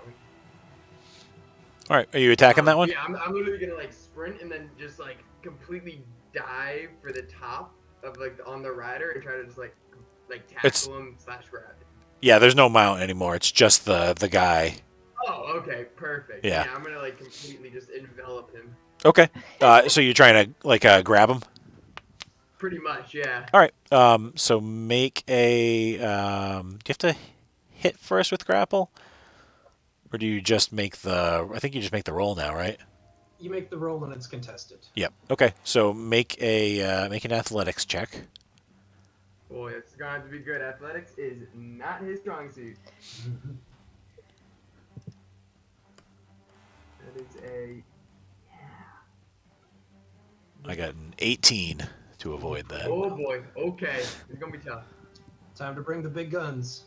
Big guns with that whopping 4 minus 1 3. So you run and just like the guy just ducks down and you grab that like fan of feathers and you get feathers all in your face. Derrick, can I do something when I completely miss? Can I do a performance check of like acting like oh god, like as an old man, just go all old man on it, like oh so much pain. Absolutely, yeah. You can definitely do that. Okay. Performance or deception, whichever one you prefer.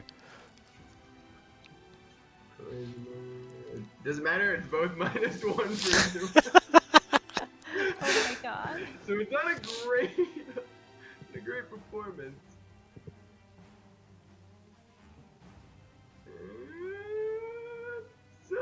That's a 13. It's about as, middle of the road as it can be. Yeah. I mean, considering he's not really paying attention to you that much, that's not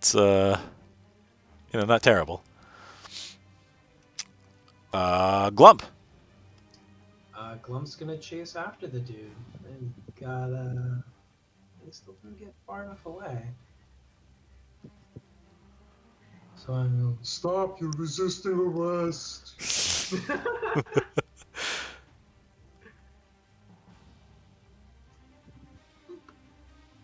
this is actually 2d20. Did I roll? What did I roll? 8. So does a 13 hit? Yes. Let me just see if I crit. The dice thing went away. No crit. Not a crit. No. Alright, so we hit. Get the d8.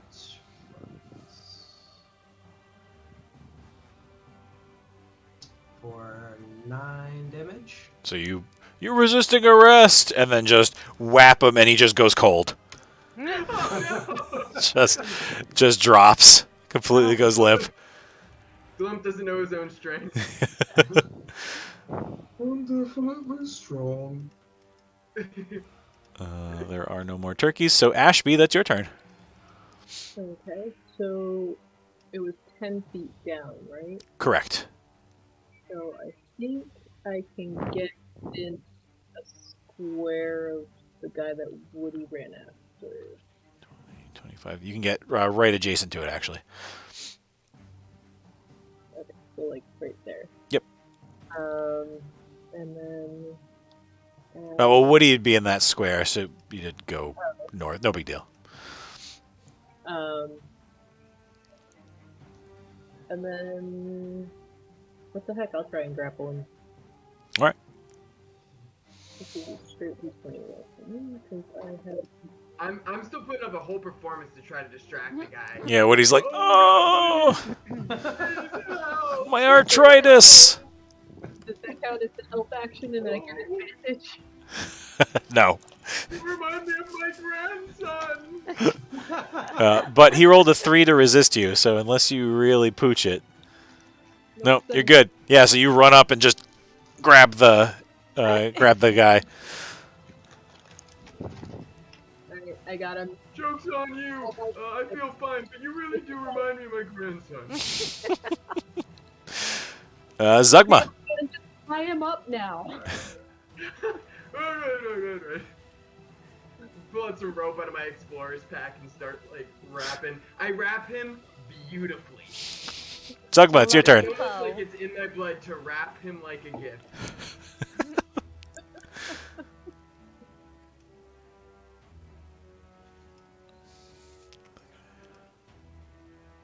Nate, it's you. Oh, great, awesome. Sorry, I didn't hear you before. No problem. Do I still have any turkeys around? There's no more turkeys, but there is a cultist who is 5, 10, 15, 20, 25 feet away from you. You're not a turkey, you're a chicken. Yeah, I was gonna say. So, I shall point in that direction and I shall run. And I am a scary, older, scarred up orc who is roaring in fury, wielding a tree. And I shall roll an attack on this fella. All right.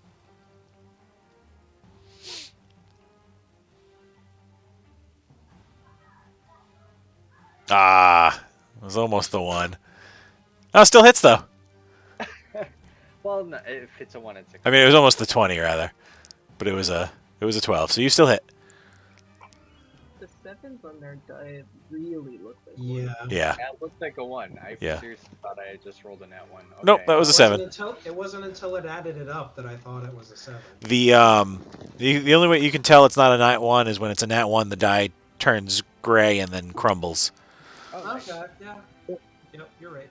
Dealt 9 damage total. with Nice. my- So you run up and bash him in the back of the head as he's trying to run away, just like Glump did. It's a huge poof of dirt from the clod as I hit him with it. Yeah. And the last one there is all bound up. Although he has Basil, are you doing anything? No, they got it under control. Okay. He is going to try to escape, like Wait, frantically so. Where did? Are they? I can't click this map. They're kind of down to the south of you there. Okay. Because I see Glump up at the north. Yep. The grappled one is down to the south. Correct. Yeah. Lump of the North. And Ashby they've got kind of him- currently has him in like a full Nelson. But they both have him wrestled to the ground. Well, no. Ashby is just like standing and holding him in a full Nelson. They haven't actually had a chance to secure him yet. Oh, okay. So can I do the hold person? Absolutely, can't you can do get the too hold far person. away. Oh, a hold person. It's a wisdom save. Okay. And he is scared. He's frantic. Wicked You scared. said he was going to fight frantically. So Let's that's see. disadvantage, in my opinion. Just saying. I agree. It's actually, unfortunately, the opposite.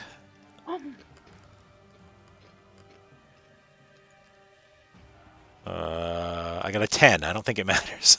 No. No, wisdom save 12. So he shouts out, "Meleagris, free me!" and then just goes limp. Is she dead? No, just like Die. he just stops moving. You He should have passed taken out. some He was blood, shouldn't afraid. you? And Anybody Meleagris? What? Probably a cloak thing. Derrick, did I recognize what he was saying? Like the name that he yelled out as like a sage? yeah, you can make a religion check. Nice.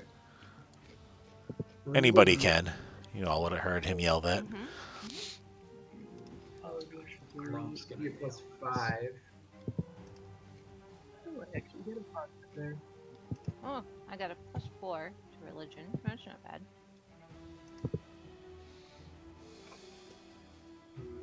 A Oh, sexy snap. That's a 24. Wow. Okay. Nice. You know your Oh, four that's a 9. But I'm pretty sure it's the god of blood and pancakes. So Woody, you've actually in some of your like studying around like the activities going on here, you have heard that a long time ago there used to be a demon worshipped in these parts before they were settled, and its name was Meleagris, and it was a fiendish thing that could make noises that would make you fall unconscious when you heard them. It was like so horrible. And it was said to be... that's weird that's doing that. It was said to be resistant against magic and the elements, and that its the peck of its beak could drain the very life force from you.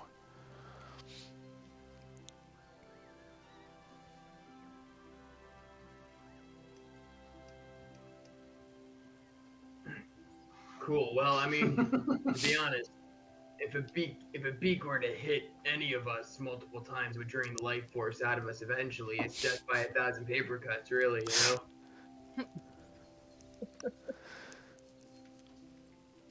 know? Yeah, I'm still gonna but like wrap them up though. Okay, yeah. Questions. The weird gnome like casts some spell and he just froze in place. And yeah, you easily, he doesn't even try to resist as you just tie him up and put a neat bow on it. I think Woody's gonna look at the gnome and say, are you a turkey rider?" Never one of those bird riders. Well, that's glad to hear it. I'm Woody. Nice to meet you. I'm Basil. Now that's enough talking. I want to go back to the woods, but I don't want these people in my woods. Wait a second, Basil. It's just I'd love to get to know you a little bit more here because man, So Mayor Squanto comes out of the house, still just like blood running freely in his face. He's kind of like holding a piece of his cloak to it, and he looks around and says, that was more than we've seen. And you can still hear the sounds of people screaming elsewhere in town, and there are glows coming from what are clearly fires that have been set to buildings elsewhere in town. And he looks around and says, "I think we have more to deal with here." With that, I do want to walk to the mayor, kind of sidle up next to him, and put the hand on the forehead and cast Cure Wounds. Okay. I bounce over. Bloom, bloom, bloom. Never trust Jello. I just drag the held and bound guy behind me. Yeah, the spell does eventually wear off, but he's still tied up. Hey, you guys are really cool. Do you want to hang out? Nice cure. Glump, I thought you'd never ask. I hang out in this little shack behind this awesome oak tree. I make sick potions. Have a good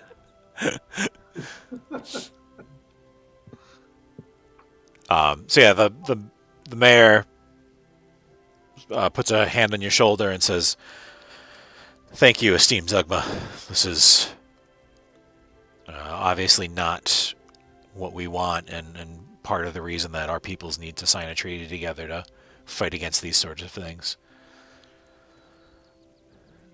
And then I he see the value in our alliance, yes. he says, "We need to Friendship is the best answer. get into action here because there is still much going on in town." And he heads off towards what seems to be one of the fires. I'm gonna look at whoever looks physically the most intimidating. I don't know if it's Zugma or Glump or Ashby, but I'm gonna say, anyone want to ask the turkey rider why he's here? Maybe we can get something out of him real quick. I mean, it's that or stash him someplace where he can't run away while we go deal with that. Yeah, there are still like people screaming in town Yeah. and buildings on fire. I think there's some people that could use a hand. I'm gonna help them out. Immediate threat. Yeah, I'm gonna Action oriented. I love it. I'm gonna tie this guy to the well. Okay. That's pretty just dangling in the well, like, ah! Not Dangling. in the well. I don't want to poison the town's water supply. But like, he's wrapped up in a cocoon of rope, and I just sit him next to the well, and then wrap the whole well in a cocoon of rope, so he's like. And then I go running off to fight.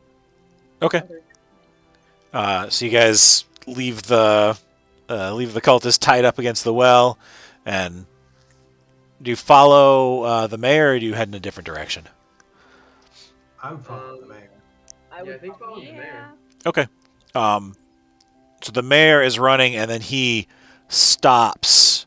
You catch up to him because he is just he has stopped, and he's standing in front of a house, and the door has been bashed open. And those of you who are familiar with the town know that that's Mayor Squanto's house. And as he starts running in, his wife Edda runs out and is screaming that. Hang on, let me get the name. Arlen. They took Arlen. They took Arlen. And again, if you know town, you know that Arlen is Mayor Squanto's not youngest, but middle son. And he like just kind of goes into this like panic mode. He says, "Where? Which way?" And she points, and he just runs down and is like, "Come with me, please." Glump, glump, glump, glump. And you guys get to the edge of town, and there are already people fighting to put out the building that's on fire here. And there are a couple villagers just laid out dead in the street. They've been clawed by talons or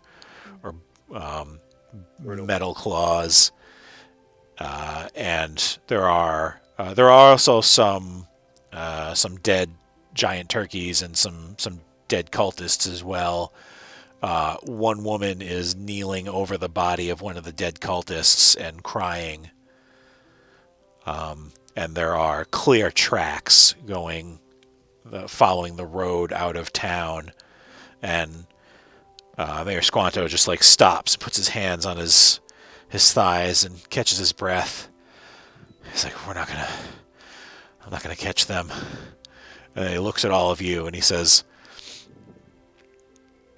Could you go after them? Could you track them back to their hideout? They have my son, they have other people. I have a question. Already down the trail. I have a question. Yeah. Do these attacks look anything like the things that I've seen in the woods, like the Yep. cut marks and things like that? Yep. Yeah. Ah.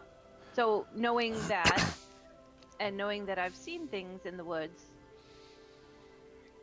could I possibly lead us there easier without clear tracks? Like it, you know what I mean? Is there just like a road to their house, like Well, I mean, 5 miles to the hideout? This nobody way? knows where they are, but currently they are just riding on a road. It is the middle of the night, however, on a moonless night. So, Yes. Derrick, yeah.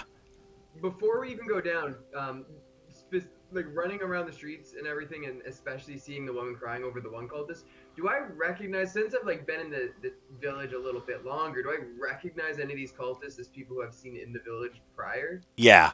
The one that the woman is crying over, and one of the other dead ones you recognize. The one that the woman is crying over, you recognize. Her name is Ava, and this is her brother, Ethan. Mamma mia. And he actually disappeared maybe a while ago. He disappeared a few months ago, and people kind of thought like an accident befell him in the woods or something. This was before things were had picked up. Yeah, he just disappeared into the woods somewhere. So as you guys are kind of taking off, the mayor's aide Varen comes running up as well, and she's like, "Wait! Don't follow them now." And the mayor looks, and she's like, "They always these kinds of people always leave. Like we always find those traps when we find any signs of any signs that they have taken somebody. There's always traps nearby. If you follow them now in the dark of the night, you're going to stumble through all sorts of things." And the mayor says, "Yeah, but they have my son." She's like, "I know, but if they die on the way there, they're not going to do anybody any good." And he's like, "Farron, you have a point." That whole time, Woody is like kind of half going, half back. Yeah. He's kind of like jumping back and forth, trying to figure out which way we're going. He's like, "Varen, you have a point. I'm too emotional to make this decision. I'm going to go comfort the rest of my family. I support you. She has a point, but I want you to go as well. Whatever decision you make, I support. I understand either way." Ashby is impatiently waiting down the road, like, guys, come on! I want to see Glump on a horse. I'm gonna go bear form and I'm gonna start sniffing. Now that we know that there are traps, I mean, I have a passive perception of 15 and a passive investigation of 17. yeah, So, get a Pretty good. gonna go. you can be alright. Okay. So, as you're going, the mayor's wife runs up and just hands you a pouch, and you can hear bottles clinking in it. There's 3 healing potions in it. And she says, "Just a little something to help. Thank you so much."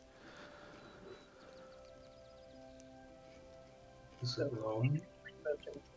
So whoever wants to you can split them up or do whatever you want. I can I'm still only them a in 7. myself. Oh yeah, I love that. Oh, Yep. I'm sorry, TJ. Another thing that you have heard about this Meliaris, it is legend has it that its bones contain a powerful magic, and if you manage to harvest its bones, they have magic in them. Any type of magic? The legends are unclear, but something powerful. Okay. I relay like all this information to everyone. But it's such a DM response. I really appreciate that, Derrick. Yeah. Really smart. You know I mean, a lot you of know. things. Right, so it is a moonless night, black as pitch out there. The stars, the only light you have to see, except for those of you who have dark vision, which might be all of you. Yep. All right, so the stars don't Oh, matter that because everybody can see fine. night. It is Black and white. it's dark, but that doesn't matter to you. The tracks are easy. There are clearly easily 20 of those galloping turkey things Vicious turkey riders of doom. riding off. What are you guys hoofing it to try to catch up to them, or are you taking your time? What's the plan? I mean, unless somebody tells me to take my time, Glump is just going forward at I a got pretty prompt pace. Okay. I got little hooves. I think Ashby would be going at a normal pace because she heard the whole thing about the traps. So she is keeping an eye out, but she's confident in her ability to spot them, so she's just going. Okay. Same. And very quickly, the gnome starts to fall behind as I might be hopping and skipping and sprightly, but I'm still slow. he cannot. Those little legs cannot quite keep up. I go as fast as I can. I go. Hello, little friend. Would you like me to carry you? Oh, Jello man. Oh, okay. I will keep up. Yes. Can you? Do I have to ride Just hop in- inside. inside? Oh. So you're basically situated so that you're sitting through my back. Oh. Is my head sticking out at least? Uh-huh. That's I wonderful. feel like I'm in one of those sensory deprivation chambers. I'm not sure I like this. Well, while you're here, why don't you tell me about your day? So you guys are just kind of keeping a pace, and Ashby, you're keeping an eye out. And everybody else is where you guys are. I'm imagining you're staying alert but moving at your normal speed, basically. Yeah, Okay. I think so. Yeah. So why don't we get a group perception check, please? Oh, I can't click my. Dang it! I can't click my sheet. Okay, I got +2. Okay. I'm gonna do this right this time. You might want to look at my passive perception. Well, I did it right, but It's a 2 and a still 1. stunk. We ain't found shit. No, it's 2 and a 2. No, Zugma I've rolled got a. that 24 one. action again. Yeah. I know these woods like the back of my hand. Oh, I've never seen that tree before. Ashby, what'd you get? I missed yours. I rolled an 8, but I have a 15 passive. Yeah, we're not using passive right now though, because you are actively looking. Ah, should turn your brain off. You So always have to look, that's the problem. so +5 then. That +5 to perception. it's +5 to my passive. Let me look at the. Passive is just 10 plus your perception score. Yeah, my perception score is a 0, but it took feet. It specifically adds to her passive, not her. Okay. I got you. All right, so just a straight up 8 then. Mm-hmm. Yeah, because this is not like passive is you kind of like on watch or that sort of thing. This is you like actively looking around for stuff. So different part of the brain, I guess. So you guys are kind of all moving along, and Glump and Woody, you spot it just as Zugma in bear form kind of tramps over. There's just this thin wire that is set between two sticks. And you guys see it, and you're like, wait! And Zugma just hits the wire, and this suspended from a tree above you, above the trail, is a clay pot, and it just drops and explodes amongst all of you. Everybody, please roll a dexterity saving throw. Oh shit. It was nice knowing you guys. Hang on. Oh, Dex hold on. Pull up my save plus. Wait, no, that's not what I clicked. Shit.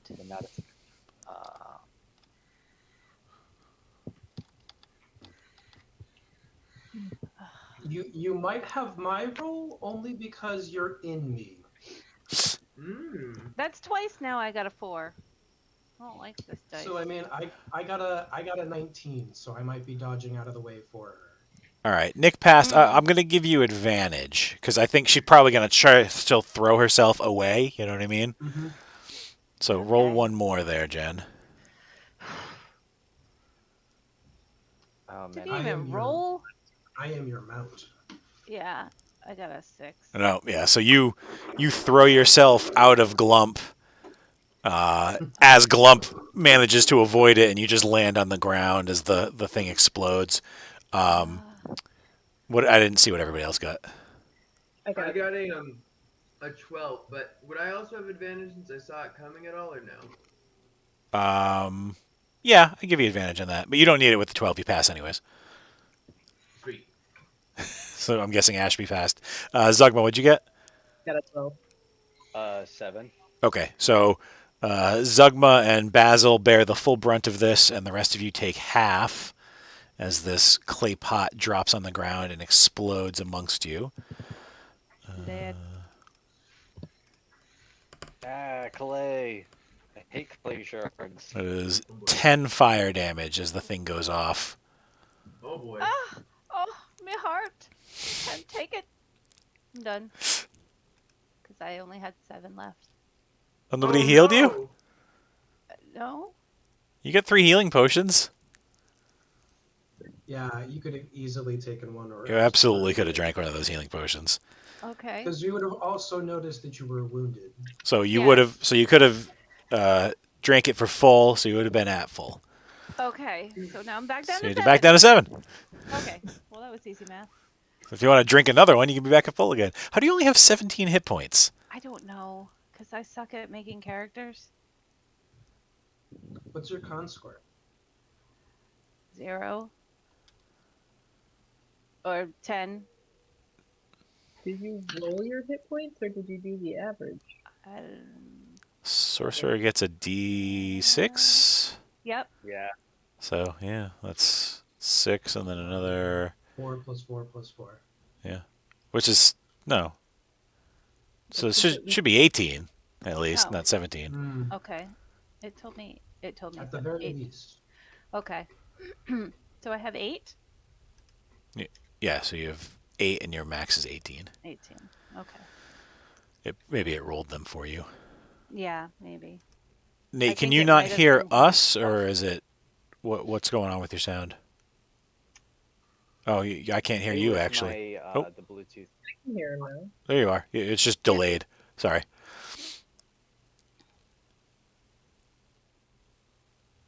How about now? There's like a 3-second delay on when you talk from when we hear you. It is significant. Oh boy. Okay.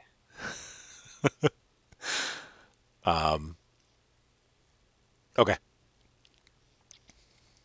So the the explosion lights up the night, and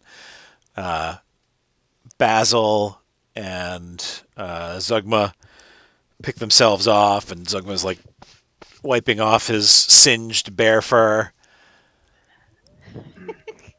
I am brushing off my tea towel looking thing, making sure there's no blue jello on it. I don't. This is Basil, a do you piece of want cake. to consume another healing potion and get back to full? May I? May I have a sip of that? I think you know what, Basil. How many healing potions do you have? We only had 3, right? Okay. Yeah, you I got also, 3 collectively. Yeah. And So I was gonna say- drank 1. Well, wait, you can use one of mine because I bought 4 with the 400 gold that we had to start. So Woody kind of comes over to Basil and just goes, "Hey Basil, you're not looking too good. I make these really, really great potions out in the woods. I think it might." Oh, my Now, kind of guy. it's a healing potion, but it's awful. Restorative, Like I it know. tastes awful. It's just fermented mushrooms. Yeah, just a bunch Oh, I of was thinking it fermented was mushrooms. peppermint hot chocolate. Have you ever heard of kombucha? Yeah. Oh, It's a little bit of beef, no. but What I do is I chew a mushroom and then I spit it into a bottle. Oh, God. Jen is going to have a moment over that. So Thanks. you're back to full, and there's still 2 healing potions in the group inventory. Then, That was exciting. Nate, did that fix your audio issues? Let's see, did it? Yes. My camera's super laggy now, but whatever. Yeah, but the voice is at least in time. Yeah. All right. So what do you guys do? Keep going? Maybe a little. Yeah. did you say that we saw someone in a bear suit set that? No. Zugma is a bear currently. Oh, that's right. Okay. Yeah. Yeah, I get advantage on any scent-based perception checks. I figured, we'll just track them, and then No. So I mean, you are definitely doing that. I just got your text, Trish.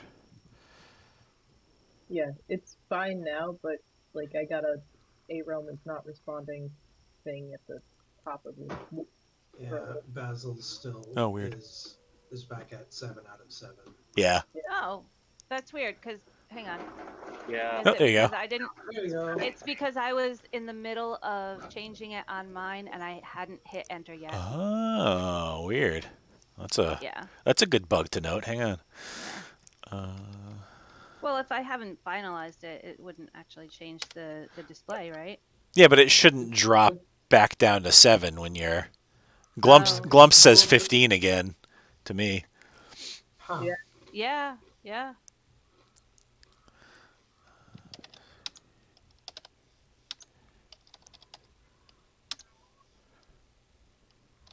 Hang on, I'm just gonna go find Roger. Okay.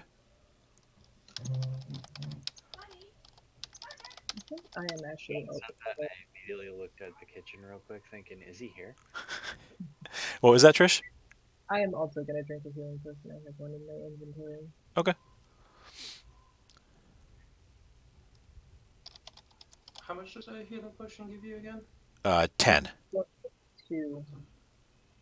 I'll take it. While we're out of combat, you can just take the action and get a full 10 from it. I'm gonna take one of my own, so Okay. I will.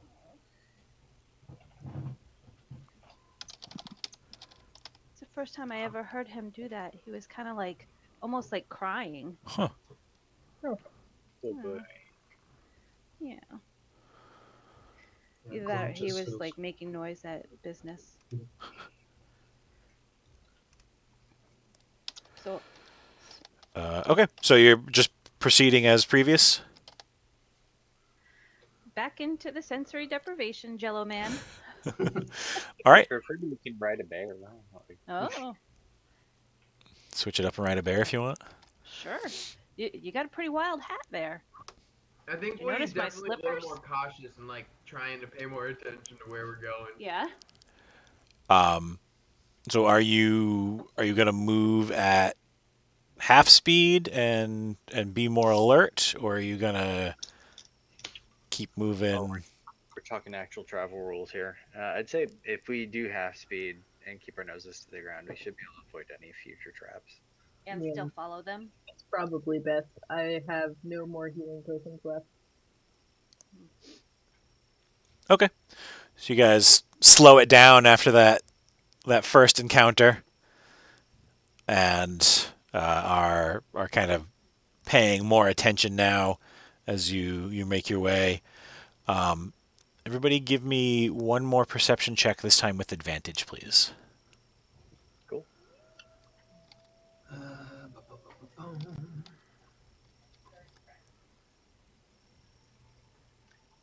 For whatever reason, the way my character was built, I have a ton of insight.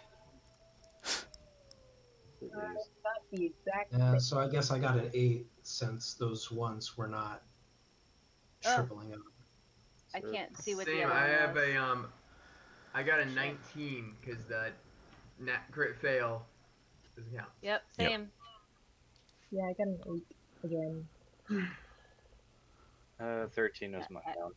I All got right. a 6. So Zugma and Woody, as you guys, you're making your way down the trail, clear tracks still, watching for, making sure there's not going to be another tripwire or anything, and the two of you both spot the fact that there's like a pile of leaves, which is not irregular for this time of year, but you know that the pile of leaves is actually supported by sticks that are over a hole in the road. Careful. Someone has been raking over here. You both notice it, but you notice that Glump and Ashby do not notice it. Please, Stop! I would like you two to each describe to me how you try to get your friends' attention before they step into this pit. I am a bear. I roar. Okay, fair. I'm startled. So, And- but Yeah, Woody quickly takes out his instrument, which is a little flute, and he does this like does a little trill with it. All right. I'm also startled by that. Woody, make an advantaged performance check for me, please. And Zugma, intimidation, maybe? guess. Make me a communication check. I guess just an intimidation check, but this one would be charisma based for sure. But with advantage. A 13 because I have a -1, and I think that's an 11 and a 14. That was an my 11 name and a is 14, just right. yeah. Okay, so then a 13. Okay. Rolling. Thankfully, I'm an orc, so I'm okay at intimidation. Oh, no. All right, nice. So you hear Ashby, the bear roars, and it gets your attention enough to make you not take your next step. And then there's this, I just turn around and my eyes start to like. and as you turn around, Woody's just playing his flute like a madman. And ahead of you, a couple leaves. Something like that. Ahead of you, a couple of the leaves like unsettle from the pile of sticks that's blocking this camouflaged pit trap here, and then you all kind of see it and manage to not step into it. So you're going slow, Pick and up one of the sticks and like look underneath it. and it's like a 10-foot pit with just sharpened spikes at the bottom of it. Welcome back to the game. Ow. So everybody kind of, you maintain this more normal pace, and you find another tripwire that is easily bypassed. But this one doesn't seem to be attached to anything. It's just stretched out across, literally just to trip people, looks like. You suspect if you were on Gotta be more. horseback or something, it would be, a more dangerous proposition. And then the trail leaves the road and banks to the west. And now it's not as easy to follow because it's still there, but it's in amongst the woods and the fallen leaves and everything. So now you actually have to kind of actively try to stay on the trail. So Zugma, since you have the snout to the ground, you want to give me a advantaged survival check, please. Survival, and we'll survive. Consulting the skills. +3. Alright.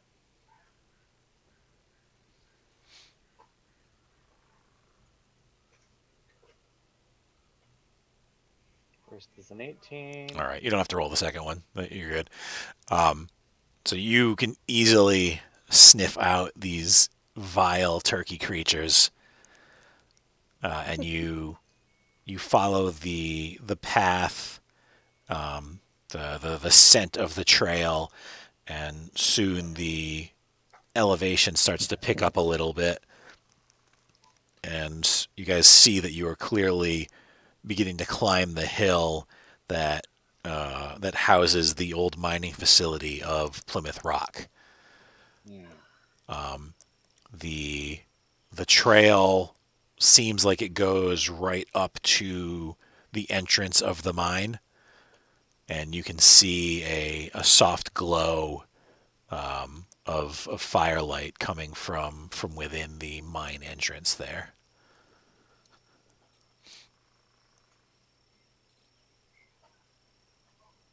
Should I stealth over there and take a look?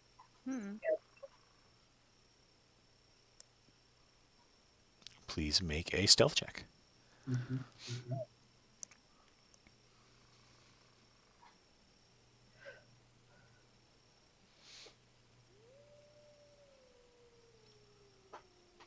Nice. Well done. So Ashby, you creep up to the edge there and give your eyes a sec to adjust to the soft light that's coming from within. Your eyesight kind of has to switch from dark vision to normal, and looking in, you can see that it's a 10-foot opening that leads into a mine shaft, much like you would expect. It kind of opens up a bit beyond, and on either side of the mine shaft is a platform that is built up, and you can see the feet of 2 guards on the platform. Like they are standing, they're sort of, so you almost can't see them. They're like kind of out of eye line, and if you weren't taking your time, you would walk like right between them. But there are definitely two guards posted there. Okay. Make everybody make a history check for me, please. Sure. So, just mental picture here. How is everybody, like, where is everybody else posted up? Are we, like, right at the tree line? Oh, good lord. Yeah, I figured you were kind of back a ways. 0. Wow, that's a couple fumbles. Yeah, I know. No way. Hold That's on. a 15 for Woody. Nice. 13. Glump just I freezes. think I've been doing that wrong. Doing what, Ron? Nothing. If I'm rolling that one, I will roll that one on a history check. Yeah. Could be worse. 12. All right. 12. So Basil and Woody and Zugma. Basil, you know this just because you know the area. Woody and Zugma, you remember hearing that the Plymett Rock mine had multiple entrances, so this probably isn't the only way in. And Basil, I think in fact you know that there's another another cave that is less. It's smaller, so it's less often used, but it's kind of around the eastern side of the bottom of the hill here. I thought this whole thing was not in use anymore. It's not. Okay. All right. It's not. It's not. I mean, Yeah, the mine ran dry, but clearly somebody is using it. yeah. Still good real Let them know that there's guards at this entrance. I've probably stashed some things in here in a pinch. Probably. So what do you guys do? Do we want to try and find the other entrance? I say we Oh, find that I know where it small. is. Yeah, Basil can lead you right there. Yeah. Let's try that, because there's guards here and they'd be hard to take out. Follow me. Mm-hmm. You could have Glump just grapple them through the stairs where they're stuck. I like that. It still alert people, though. Yeah, we want to be quiet if possible. Okay. Glump just likes to be helpful. They have hostages. And sticky. All right, so you We go can take them around back. the side and quickly find the Oh, the the way back door. in through the side. gonna go in through the outdoor. Hey, Zugma's icon is right. Woody still isn't though. They're still huge. Oh, I see Woody's Where icon. am I? Side. You guys are all Oh, in a pile there with that little tunnel. Do you see the NPC tokens at all, or no? nope. It's the same as in the turkey. Just fight. little again. Okay. Oh, are they? Oh, okay, yeah. They're itty bitty. I thought Oh, those wow, were rocks yeah. along the edge of the walls. Weensy. Oh, what's that? What's that? What is going on behind us? Ah! I don't know. That's weird. Oh, it's that 3D thing. But we're not in 3D mode. Zugma, you're dodging and dipping and diving. It's like our token behind us. Yeah, that's weird. That's so weird. What the hell's happening? Oh, in 3D. I think that's what caused it. Yeah, It's so ignorant. because we're so stacked. Derrick, I swear to God, if all of a sudden we close our eyes and we open them and we're in like Jumanji or something, I'm gonna lose it. That's what this is all been about. If we were in Jumanji, but it was D&D 5th edition, I wouldn't even mind. Like, Nope. it'd be fine. That'd be a fun adventure, actually. Yeah. Would be a fun adventure. Good lord, I've played a few different characters now, and I think I would love to play Woody. Become Woody would be kind of cool. All right. So you are making your way up this tunnel. Who's in the lead? I'll I was Probably- gonna say. Is it going to be the stealthy one taking point or the meat shield? The I slime was thinking shield. the stealthy one would be able to point out where enemies are, rather than just wandering into them, and maybe we can surprise them. Okay. Ashby, please make a perception check for me.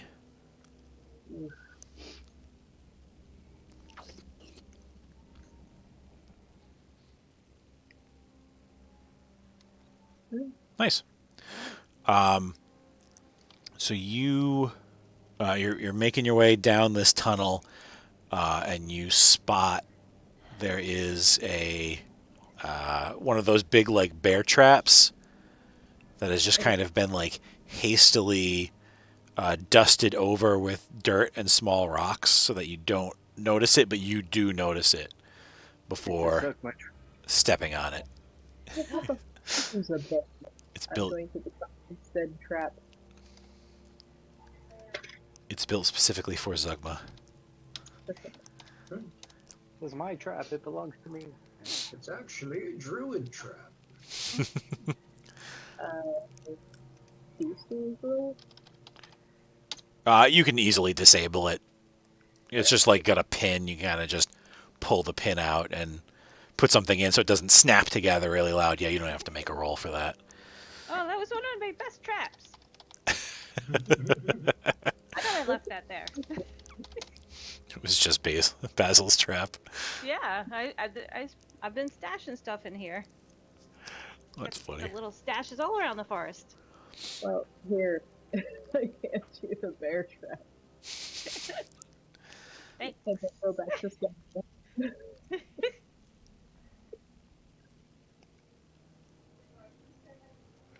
All right, so kind of moving up the hallway, you hear quiet noises, and then there's kind of this like ammonia smell, and you come out into a stable.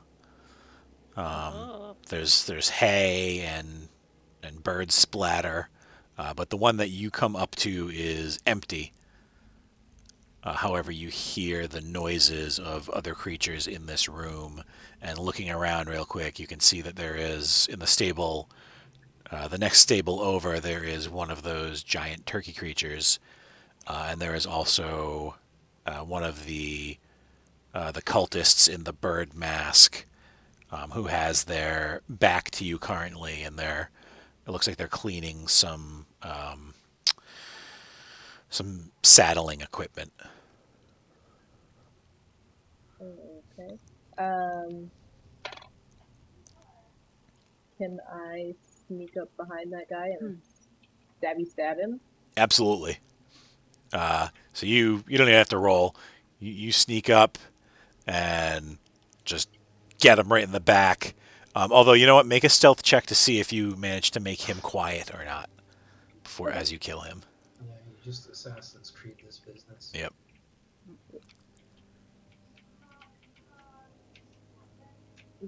Yeah. So you give him the old "no more tears, just dreams" as you guide him down to the ground, and he doesn't make a sound. Go to sleep, go to sleep, go to sleep. Derrick, I think Woody takes out a potion from his pack. Yep. And takes a little sip. And this potion's gonna be the potion of animal friendship. Okay. And he's gonna try to convince these birds that we're cool. We're friends. All right. So before you, because Ashby's off by herself currently. Oh, sorry. I thought we were all together. No problem. No, Yeah, she went to scout ahead. Just a little quick stab. Yep. Get it done.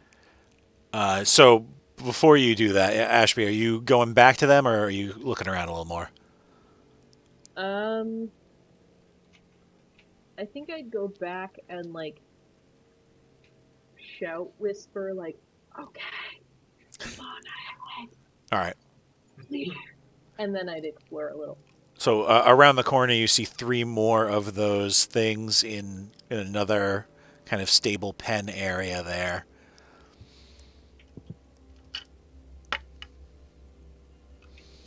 And everybody else makes their way down the tunnel. And so now, Woody, you could do that. I'm gonna do that, and I'm gonna also try to I think I can only do it to one creature, so that one creature directly on the right, like if I'm, let me try to move up a little bit. The one that's in the same cavern. Yeah. I want to try to mount it. Okay. Yeah, I mean its intelligence is less than 4. So we're good. I don't know about the mount, but Oh, actually, it says if the beast's intelligence is 4 or higher. Okay, yeah, you're good. So it makes a wisdom save. Hang on. oh, okay, so it's above a 4 or 4 or higher. Got it. If it's 4 or higher, the spell fails because it's too smart for you to I see. befriend. But if it's which this is a normal animal, a normal animal just makes a save. So let's see. We're making a wisdom save here. It's a wise ass bird. These turkeys are very wise. I got a 14. Holy moly. I don't even know, like, oh, I think it has a 13 save. Dang. Let me double check, but I'm pretty sure it's 13 save. Okay.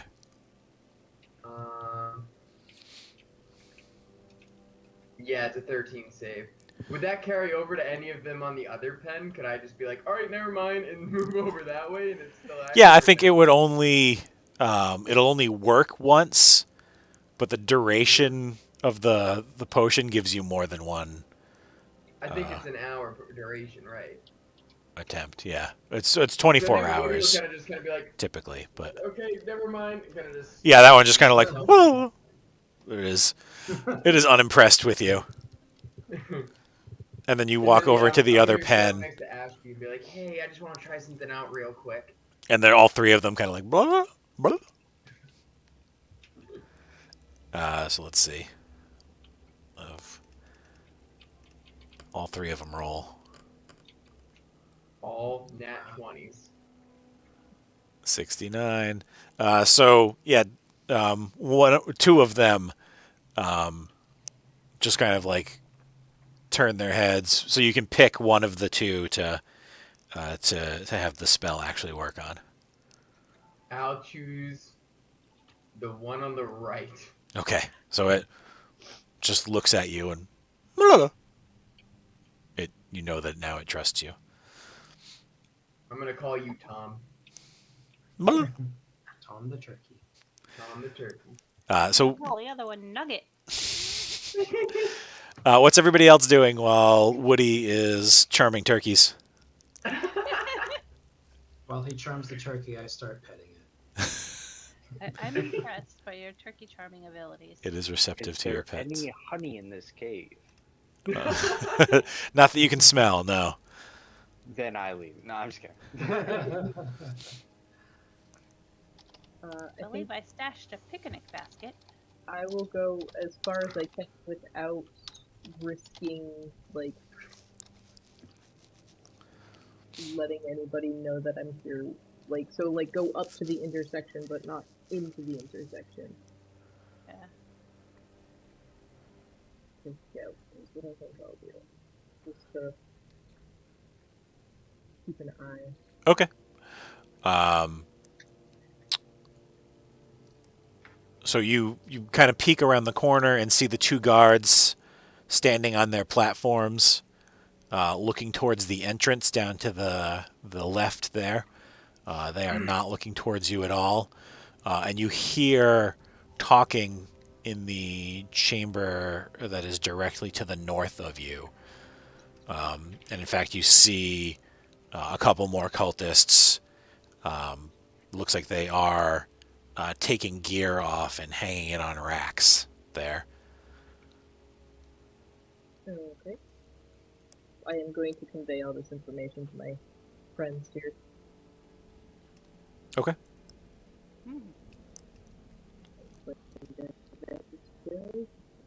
You froze, Trish. I didn't catch that. When they're ready to go, when they've finished doing whatever they want to do, do we want to go in and try and get rid of some cultists, or do we want to try and go a different way? Do we want to blend in? I think that would be pretty good, blending in, put on some suits. Across it is. So when everybody's Just a booze in a trench coat. Yep. I'll take the top. When everybody sneak across and 3 raccoons in a trench coat. sneak across before they notice us.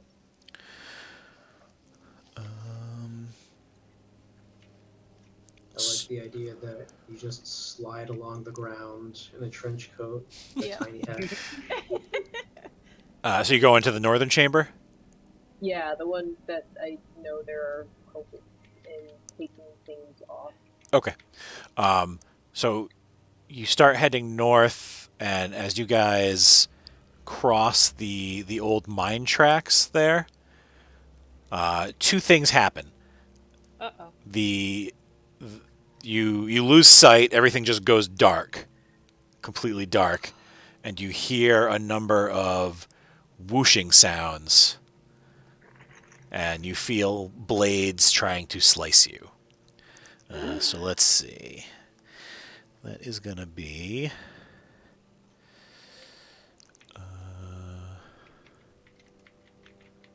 That is a weird glitch. What When happened? I go through another window, so like I have my PDF character sheet up, and I click on that, and then I start scrolling on that after that's the active window, the map flies off to the right. I noticed that too. That happened to me as well. I was scrolling through my PDF of my adventure here, and it was like moving the map Yep. as I Yeah, was doing it. Let me write that one down real quick before I make these rolls. Were you scrolling with the mouse wheel? yeah. Okay, me too.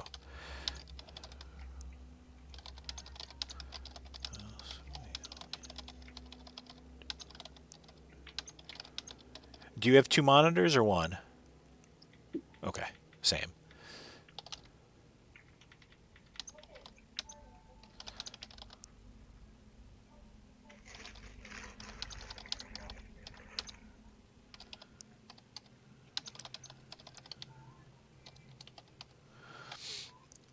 All right, so let's see. There are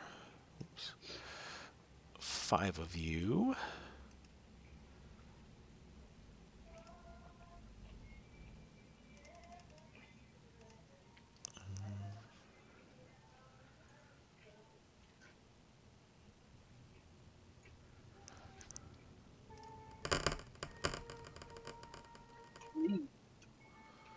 Just rolling all the attacks at once, and then I'm going to start at the top and work my way down.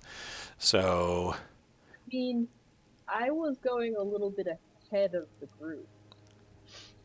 Just saying. it's a big area that triggers it. Yeah, it's that whole...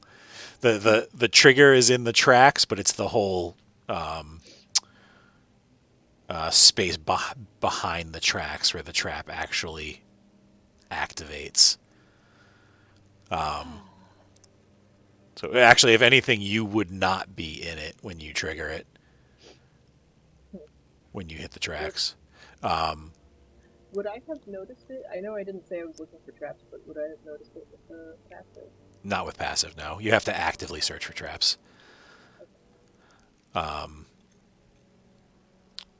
So I will skip the attacks that were going to be on Ashby then. Because, yeah, thinking about that, you're in the darkness area, but you're not in the area where the attacks actually come from. So Zugma, I got a 16 to hit you.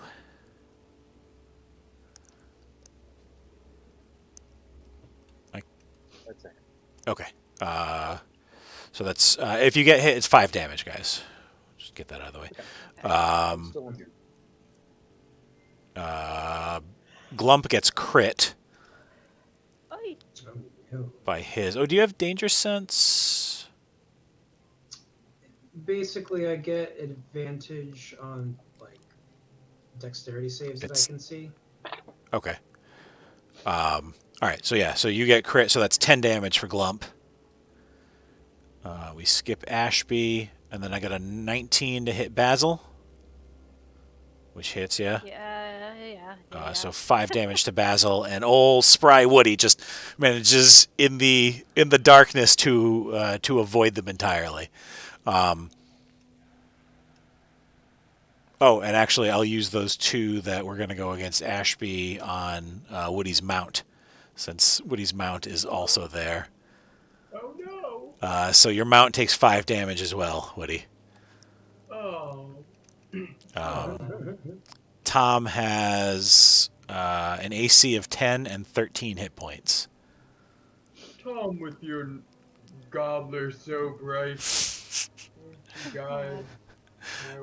So now Tom has 8 hit points. So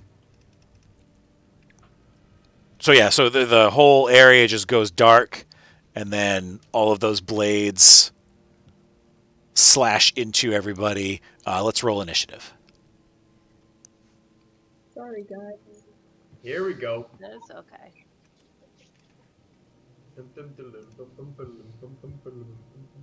Nice.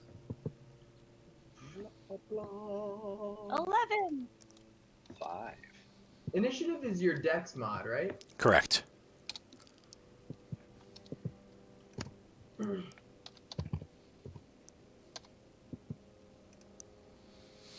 Ashby, what'd you get? 23. 23. I critted. Nice. Nice. Zugma?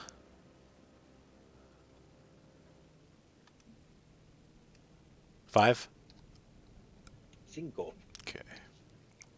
It won't let me. There we go. Basil? Oh, 11. 11. Okay. I had to roll it manually because bear stats are different. Right.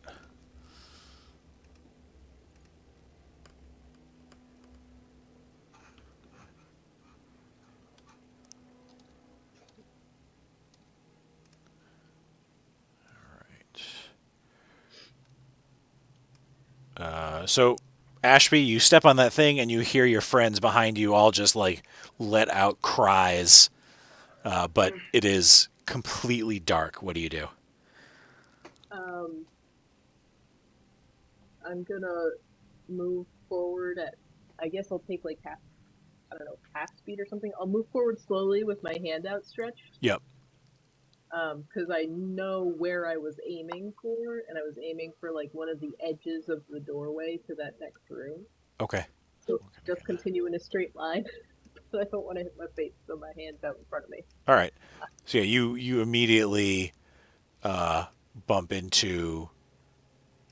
You hear a and you bump into Tom behind you there. Well, I was gonna go in the direction that I was. Oh, you're continuing forward? Oh, sorry. I misunderstood. In that case, so you go 5, 10, and then suddenly you can see. Okay. Do I see any cultists? And yeah, you see 3 cultists who are still like just kind of turning to look, but have yet to react. If I can get right up next to him, I'm gonna get up to whichever one I can get next to, and stab him. Yep, there is one 5 more feet away that you can sidle up next to. And does this count as a surprise attack? Yes. So I get advantage.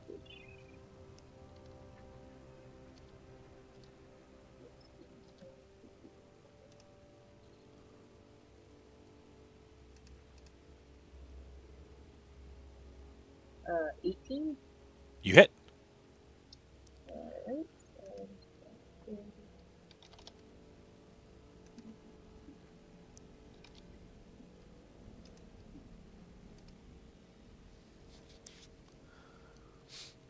11 damage. So Ashby, like a shadow, comes out of the dark and just walks up to that one and stabs it in the gut, and she falls and dies. Have I used my bonus action? I don't think so. Can I bonus action hide? Yeah, all you have to do is step backwards into the darkness. Yep, I'll do that. Okay. Mm-hmm. So that was... What's your speed? My speed is 30. So you actually don't have any more movement. Because it was... Okay. Yeah, it's all your movement to get to that spot. Yeah. But I can, like, duck down behind a boulder or something. You're kind of just in plain view. There's not really anywhere to hide right now. Because they saw you, like, come out of the shadow and stab their friend. I missed most of that. You broke up. Oh, sorry. There's nowhere to hide. There's nothing like to hide behind. You kind of just came out of the shadow and stabbed their friend, and now are standing in the room with them. Okay. I think that's probably gonna be it. You can actually use your bonus action to dash if you wanted to move and get back into the darkness. Sure. All right. How far do you want to go? I want to go just inside. I don't Okay. want to go far at all. Like right there? That is the edge of the darkness right there. Yeah. Okay, cool. So you all hear from the room that you were about to move into, one of the cultists lets out this loud "Boo!"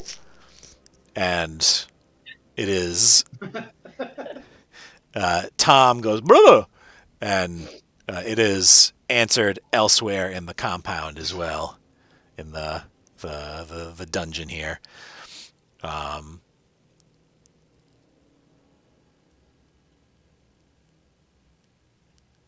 Boys, I gotta say, guys, this is just, I'm having such a good time. I think that this is the way to live. You know? I think we're doing well. Hang on, I'm gonna look something up. You can see. Okay.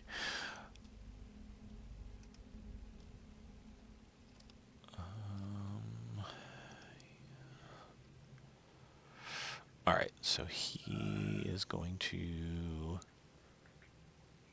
wait. So Glump, it's your turn.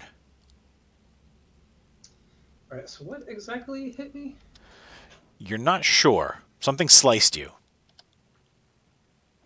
From the side, from above? From the side, yeah. Alright, so if something slashed me from the side, I'm going to, like, all of my mass up here just goes flat to the floor Okay. as I pancake my way through. All right.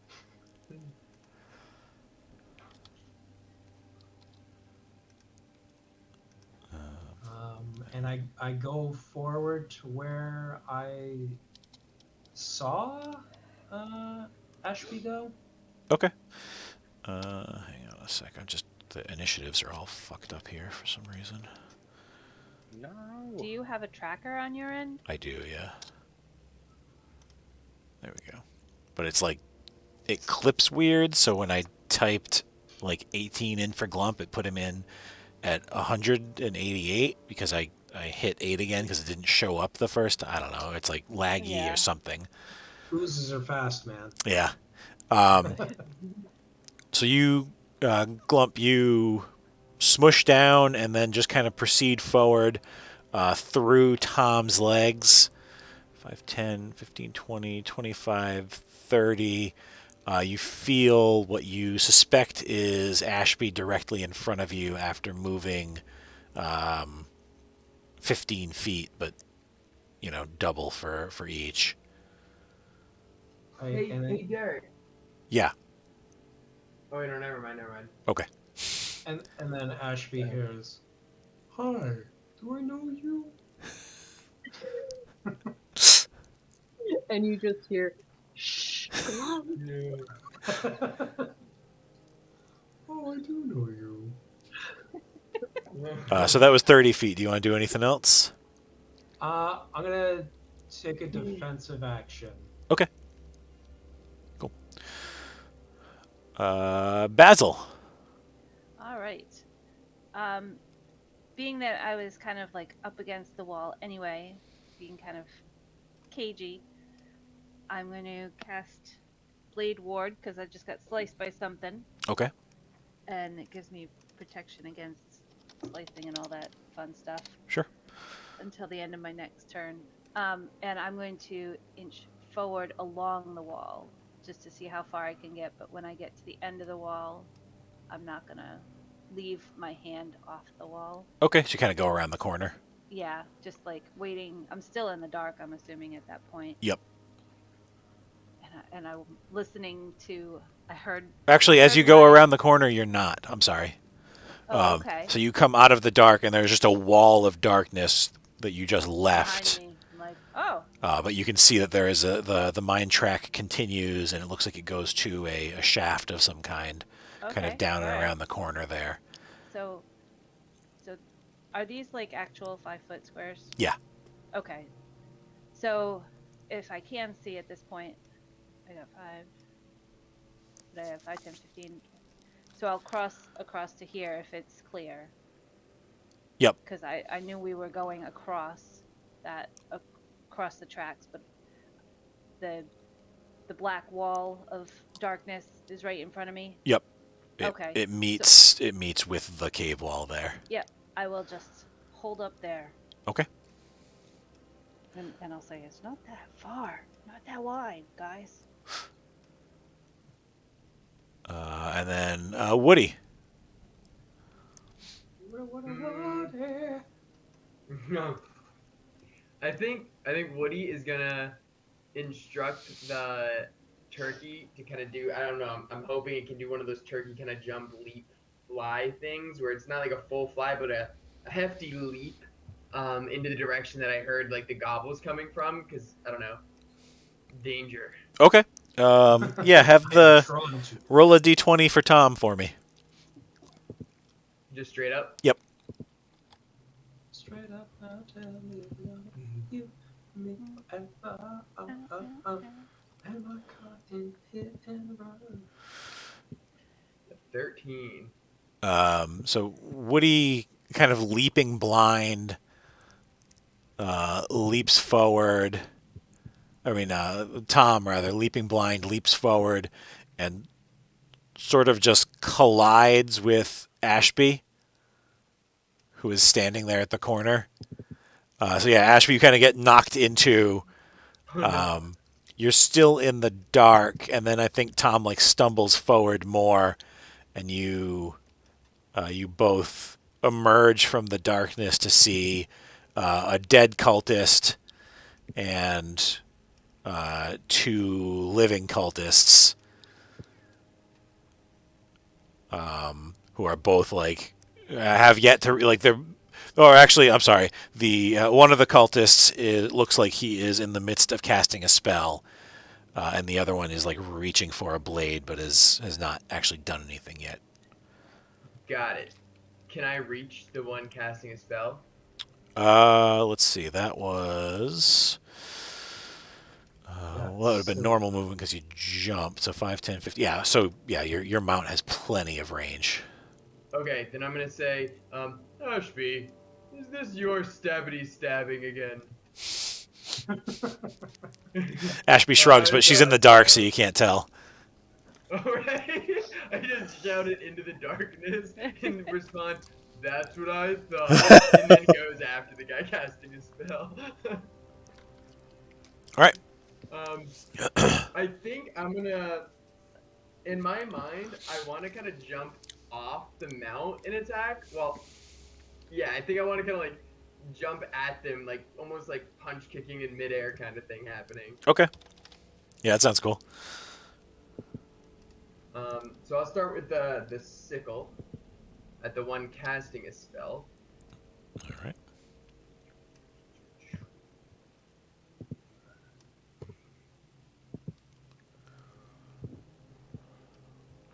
My map got really small for some reason.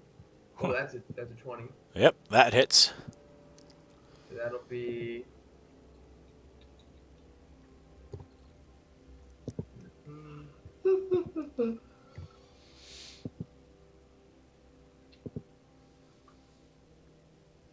Oh my gosh, I keep getting the 1. All right, so 5 damage. You and jump you know off what, and I'll slash also him with the comma. I'm gonna use a Kai point again to do another Fury of Blows with 2 more unarmed strikes on that same guy. Okay. Key point, TJ. It's a key point. It's not your character. What's that? It's a key point. Oh, key point. Oh, really? I never knew that. All right, so each one of these has +6 added. Wow. It's a 19 and a 19. Couple of 19s, yeah. You fucking crank that guy. 2d4 for 8 damage. Nice. And I'm going to.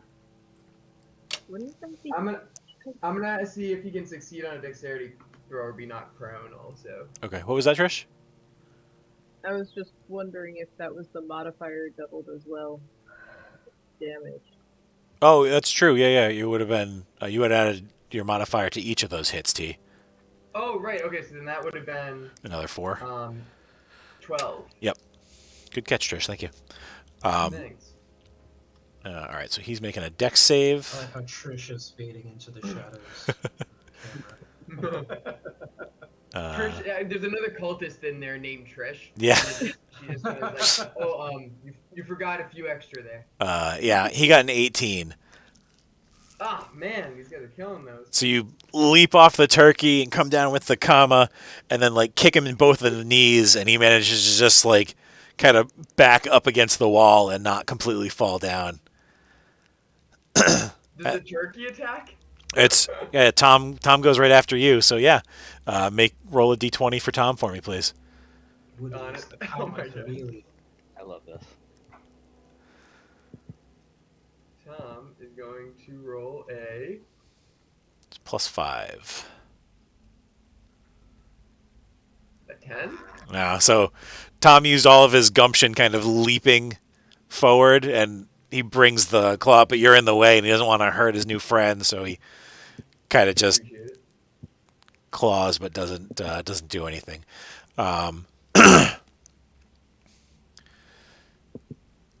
After that, the cultist directly in front of you, he was holding his action to dispel the darkness. So he does that, and suddenly everybody can see again. And when he does that, this guy rushes forward and tries to stab Ashby. How do you zoom in on the map? If you mouse wheel, you should be able to scroll, zoom in and out. Oh, see, I have a trackpad or a pad. So I don't. You may be able to do a pinch pull with a trackpad. Yeah, it might work that way. What is it? Like pinch and pull. Oh yeah, that's working on. It's tricky because the pinch also that rotates my token. So it did it for a second, but my guy just keeps spinning. So Ashby, this guy comes up to you and slices across your armor, but the armor protects you from the hit. And then the two guards that are at the front there, 5, 10, so that's actually 5, 10, 15, 20, 25, 30, 5, 10, 15, come running up, but can't do anything else this turn. But they both run up to Glump. And then Zugma, it's your turn. Yay. We are going to move forward and attack the boys in the darkness. Okay. Even though they're not in the darkness anymore, but you know. So going to, I get 2 attacks as a bear. So first is my claws. I'm going to rear up and do that thing where they just like drop down. So they Bear. Bear attack. It's almost a crit. It's almost a crit again. It's only a 10. A 10, I think, still hits. Nope, these guys have a little bit of armor on, so you rake your claws against their leather armor, but it doesn't hurt them. Well, I'm pissed, and I'm going in for a bite. All right. Do it. 16. You bite past the armor and bite into them. All right, so black bears attack the bear attack 1d6 plus 2. Oh, excuse me. He's a big chomp. For Yeah. 7 damage. Nice. So yeah, you bite him in the neck, and hot arterial blood sprays in your face, and he goes down. Metal as fuck. Down goes Preach. And now, now your whole snout is just covered in blood. It's awesome. And then, Ashby, it's your turn. So there's one behind you and one in front of you. Well, behind you diagonally. That one you can at least get a sneak attack on. True. Which one can The one that is behind and to the side, because it's next to Glump. Okay. I'll try and stabby stab that guy then. Okay. And I realized I did it wrong last time.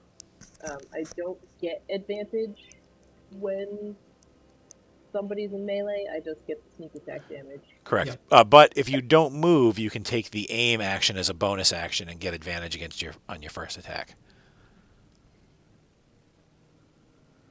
As long as you don't move for the turn. No, I'm gonna just go with a regular roll. Okay.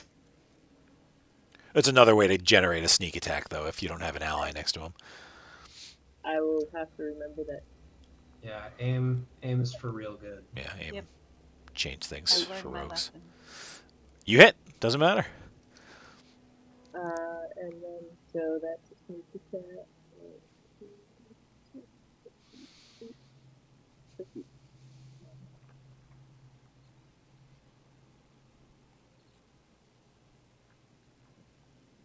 I'm getting bombarded with 16. e-bike ads. By cats?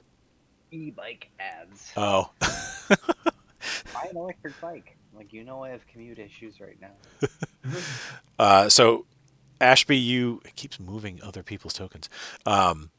This guy comes up to you and slices you across the leather armor, and then you just reverse your blade and stab behind you to the guy that's coming up on Glump, and just rake the blade up, and he falls back. And the guy in front of you looks a little more nervous about what his plan was a second ago. Things have changed. Ashby, that's impressive. Rolls, right? What was that? You don't play with flank rolls, right? I don't know.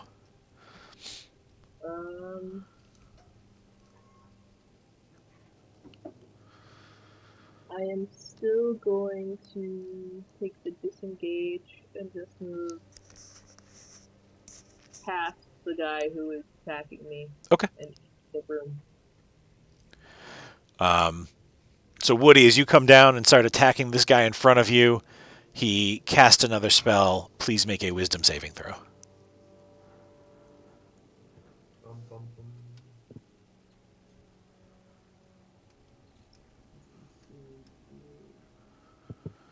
I'm glad it's not me.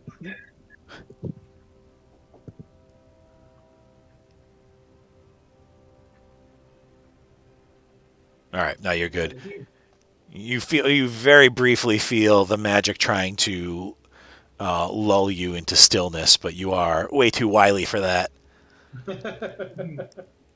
He's made out of Wiley. And he There's way too much going. Woody's had a lot in his life that makes it a lot more difficult for that kind of stuff to really affect him the same way it used to when he was younger. I was born in the Wiley, molded. and the cultist curses in what you assume is turkey language. Glump, it's your turn. All right. Basil, you're up next. I'm gonna go up to this one little tiny guy right here that I can see. Mhm. I'm gonna say, You should feel ashamed kidnapping children. What's wrong? and I'm just going to slap him with my axe. He screams, "For Milagros!" Not sure what you mean by that. For Milagros. Roll. cat. Simba! Oh, poor guy. So that's going to be 16. Yeah, you hit. I always hate that, like, if I'm on the map, I can't easily scroll over the windows. Yeah. I have numbers to roll. Boop. And I'm not raging. Excuse me. So that'll be 9. So you slap him with the axe, and he dies with Meleagris' name on his lips. Hope he was happy with that. Maybe he had Is he gone? Tourette's. He's gone. Alright, alright. Basil. So there is just one enemy left behind Woody there. Hang on, I can't. 'Cause I'm like. Okay. Alright, so. I will go. I'm gonna go skipping all weirdly into here to see what's going on. You guys got everything under control. Oh! There's one over there! You got one left! And I'm gonna, I want this character to become a recurring. Okay. I could definitely enjoy this guy. I'm gonna hit him with a chromatic orb. Okay. Yes. Chromatic orb. Hang on. I'm gonna try to. Oh wait, whoa. Sorry, I don't need to roll 5d20.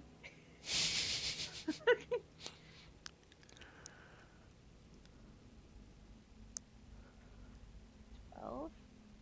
Plus your spellcasting. Oh god, yeah, 4. Attack. So 16, sorry. It's Yeah, late. so you 16. you blast him with the chromatic orb. What Mhm. what kind is it? Does it all have to be the same thing? Oh Yeah, no, that's sorry. you- That's I'm thinking magic missile has 3. Yeah, no, it's just one type. You just choose it. Excuse me.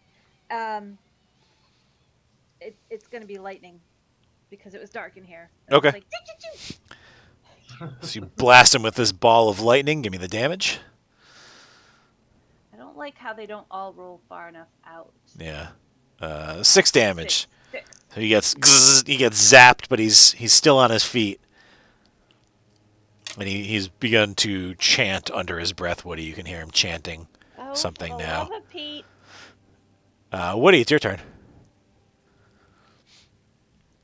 Yeah, I'm going after that one again. Get him, Woody. Let's give it a shot. I Woody and go for a high, Peterson. like a little backwards high five for Basil, and then like go in Yep. for a couple hits. Okay. I'll do just 2 unarmed punches. Hang on. Before you roll, Basil, make a dex check for me. Hold on.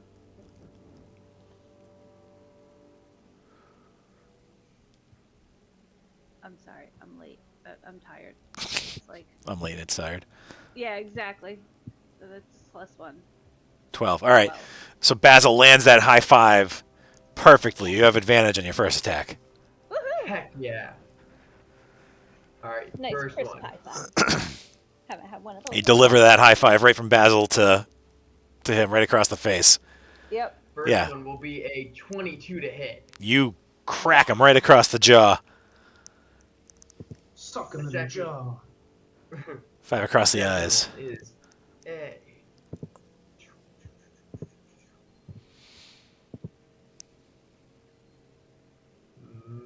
oh, 21 to hit. Also a hit, and he Wow. crumples because he doesn't have that many hit points left. Nice job. The last remaining cultist just drops.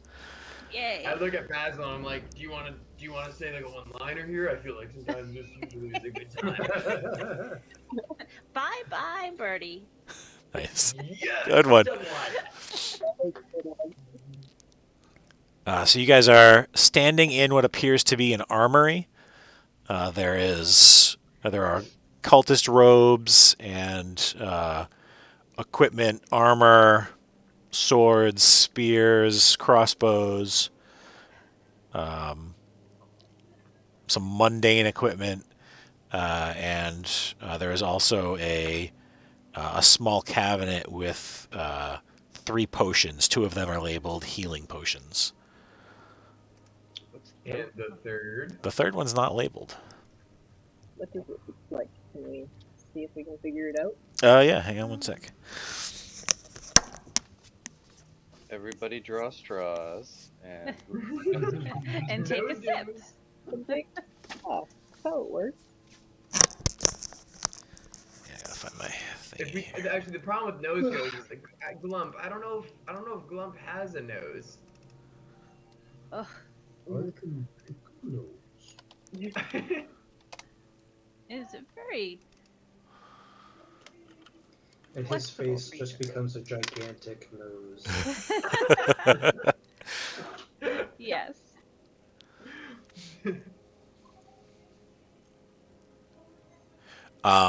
So it is sort of like a silvery color, but it looks like there are living sparks of fire like moving through the liquid. Whoa. Could I do a, I don't know, Arcana check to see if I know what that is? Sure. it's the Felix Felicis potion. Yep. Intelligence. Let's see. Jen, your children are singing George Michael. I can hear it. No. Careless whisper, right? Oh man, Derrick, this is 22. Nice. You have heard of this stuff before. It's called a JB Weld potion, and you pour it on a metallic object, and you can immediately weld it to another metallic object when it's poured on. I mean, that's actually pretty useful, but I'm glad we didn't sip it. I was gonna say that would suck if we drank it. Yeah. Imagine if a Warforged sipped that potion. Just instant shutdown, man. I am gonna take one of my healing potions just to get myself up to full health again now. Okay. Have one of the 2 healing potions that we just found. Yeah, there are 2. You did just find 2 as well. Mhm. I mean, I'm only down 5, but I'm done. How about everybody else? I mean, What happened to my thing again? Why does it still say 7 and 7? Oh yeah, it changed again. Yeah, and I fixed it on Yeah, mine. Nick, you're at 15 and 15. I'm gonna take a picture That's because weird. because I can't do a screenshot. I haven't figured out that not that technologically That's advanced fine. yet. It keeps doing it. I have a couple pictures already. Okay. Don't worry about it. 'Cause Actually, since we're in There. combat, I I'll just take clicked one it of and the did it healing. again. I'll take one of the healing potions. So I did get Yes. wrecked for 10. Okay. Yes. Okay, so you get the 10 back. So you drink the 2 healing potions that you found.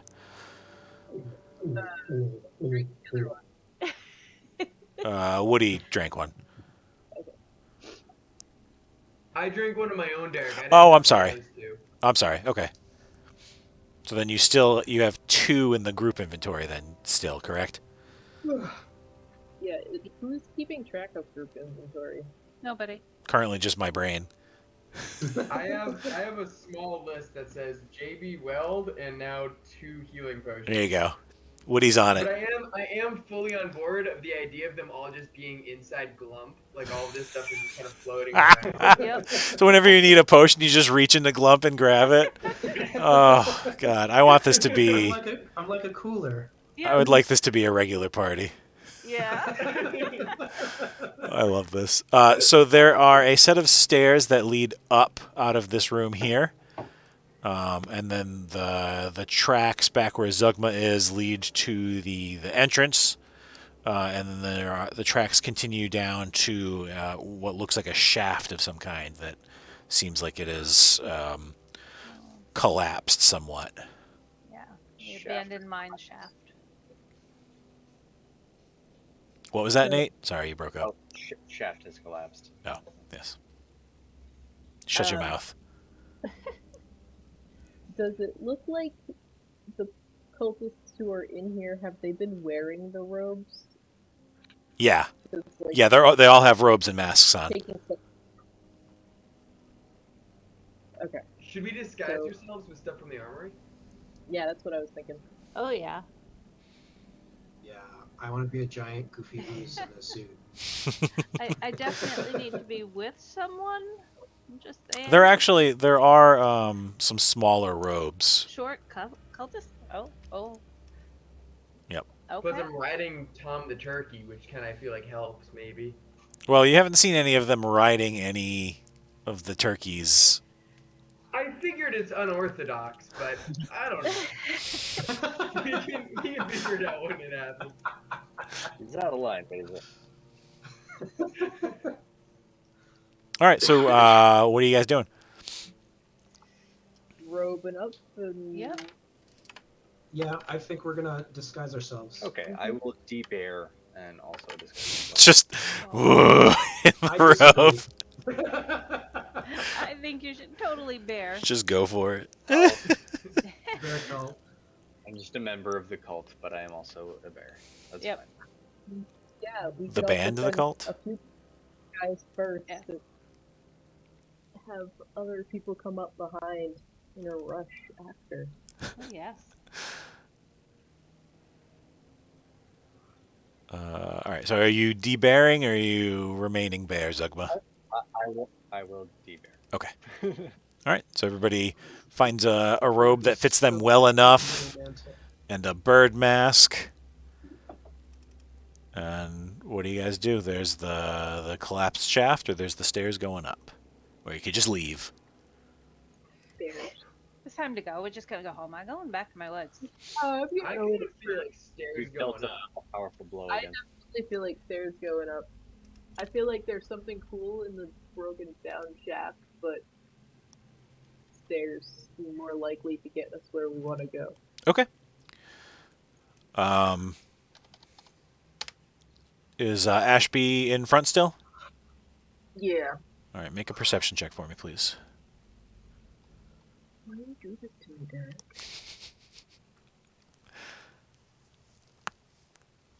Nice. 15. So you are going up the stairs, and as you look up, you see that there's something like suspended at the top of the stairwell, and there's like a line that runs down to it, and it's built into one of the steps, so that if you were to step on it, the thing, whatever it is, you can't tell from here, would swing down and Oh. hit you in the face, Home Alone style. Okay. I would like to disarm that trap. Okay. That would be a thieves' tool check, please. Okay.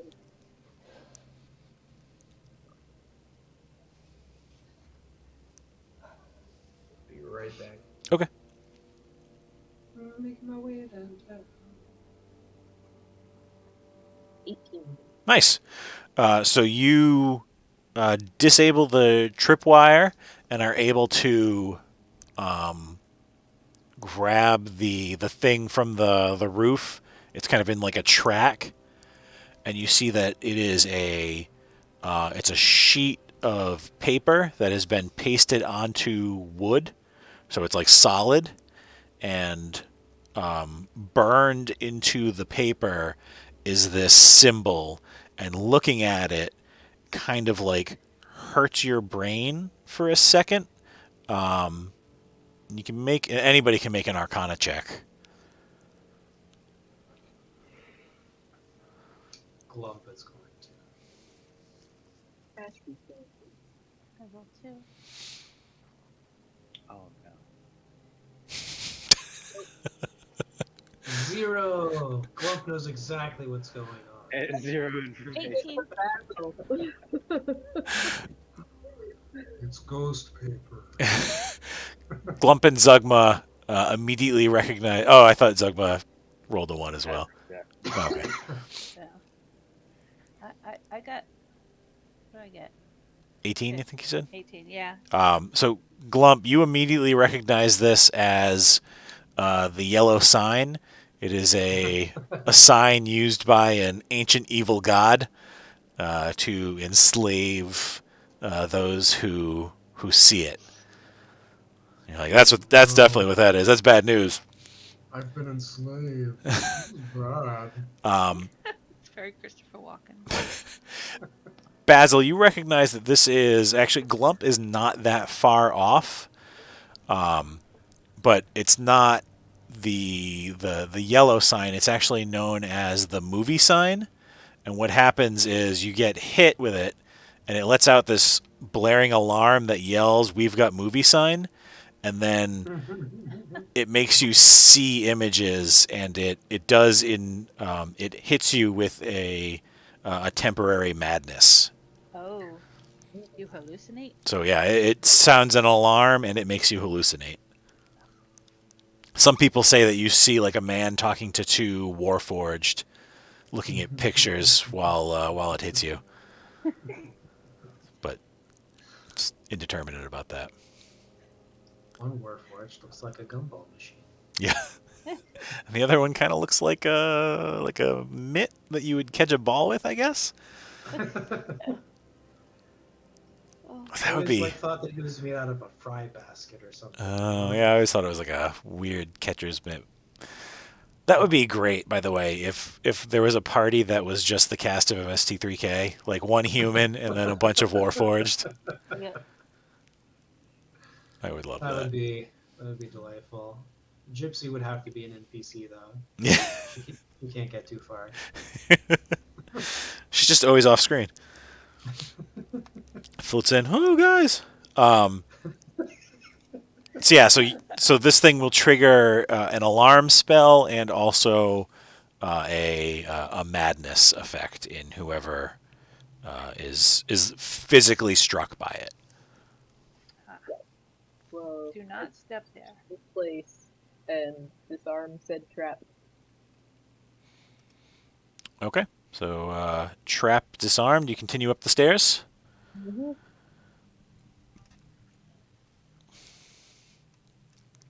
So you continue up the stairs in Sorry. in robes this time. As you come up the top of the stairs, you can hear a lot of loud talking kind of around the corner. You see that there's a common area. There's just a bunch of bedrolls spread out, and there are a number of cultists who are chilling out in there, kind of celebrating their victory for Meleagris tonight. Down the other tunnel, you can see that the collapsed mine shaft connects, and you also hear some crying. Go towards the sound of the crying. Yeah. So making your way down that tunnel, kind of following the tracks. Hang on.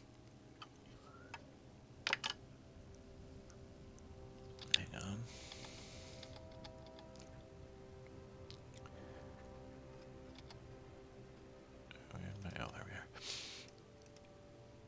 are. You guys are all moving as a group, I'm assuming, this time, yeah? Yeah. So everybody roll perception. Shelter too. Everybody's working for the weekend. I have a number 16. Nice.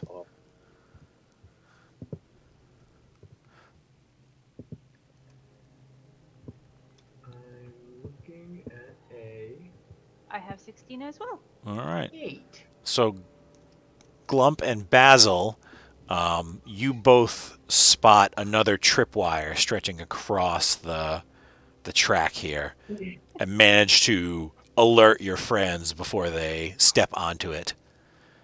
And you see that there are logs set up high in the tunnel with spikes in them.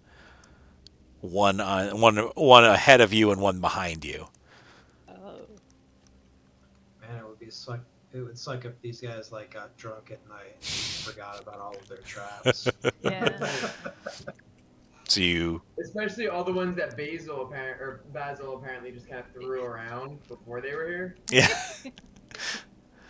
So So you, yeah, I just sort of siphon myself around it. yeah, it's just a tripwire, so you easily just step over it. Nobody has to worry about it, Yeah. except Glump, who does this cool thing. What was that, Trish? Can I attach a piece of string to the tripwire without tripping it? Yeah.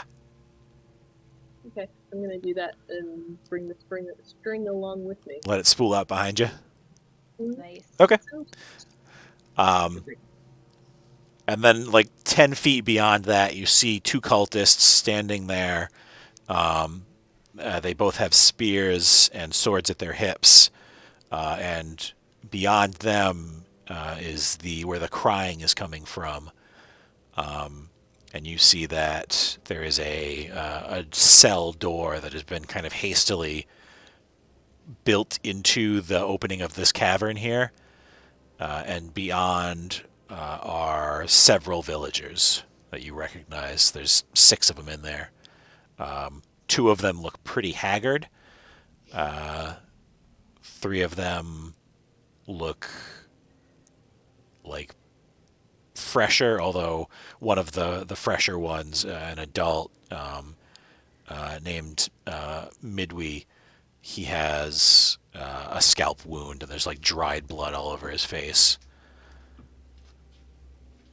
And they're all just kind of like huddled together, crying. One of them you recognize as Mayor Squanto's son. And as you walk down, the 2 cultists with the spears just kind of nod at you. Meliagris. For Meliagris. And then they do this and like put their hand behind their head and go, "Bleh."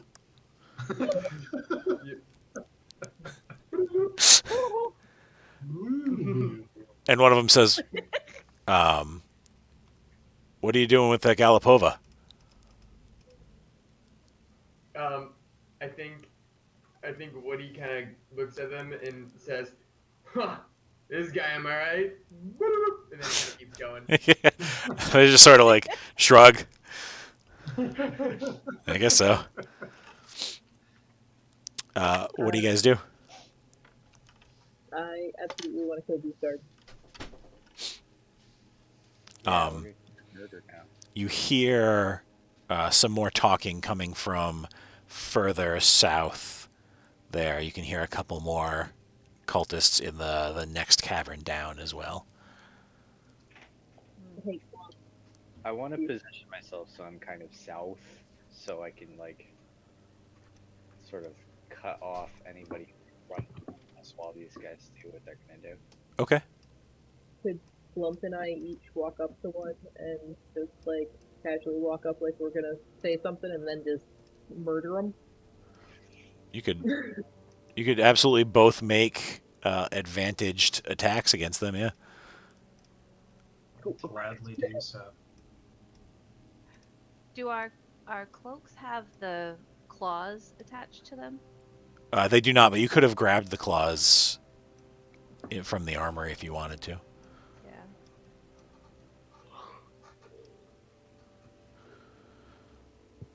Yep. Yeah, you rolled a 16 there, Nick. Yeah, I want the dice to roll across the screen larger because they're actually pretty hard to see. Yeah. I always feel like I have to move closer. Pair of 19s. 24. Yeah, so you both hit them. Trish, you don't have to roll because you get the surprise attack damage, so you just kind of like get the knife up under the guy's thing. Although make another stealth check for me to see how quietly you do it. Okay. Were these the guys when I we hit just the passed? Yeah, these are the guys like guarding the cells here. yeah when I do mine, I also use my grapple to just like cover his mouth Okay. with some slime. Give me a quick athletics check to see how fast you kind of wind yourself around him. Well, I did not get my hand over his mouth in time. My mom would kill me for that, but So that's an 11 or 17? That's a 19. It's a 19. Nick. That's a 19. Do you have it? So Oh, you have advantage on grapple. to initiate, yeah. Okay. Oh yeah, so you quickly wrap that guy up as the other one goes "Wah!" and lets out this cry as Ashby just sort of, because you get the mask and it's like distorting your perception a little bit, and it just misses, and he lets out a bit of a death gurgle. Let's see, let's roll some perception checks here around the corner. What's everybody else doing as this happens? I like to think that it was like right as I was going, this guy, right? Woo, and then like as I'm going through, all of a sudden these guys are like,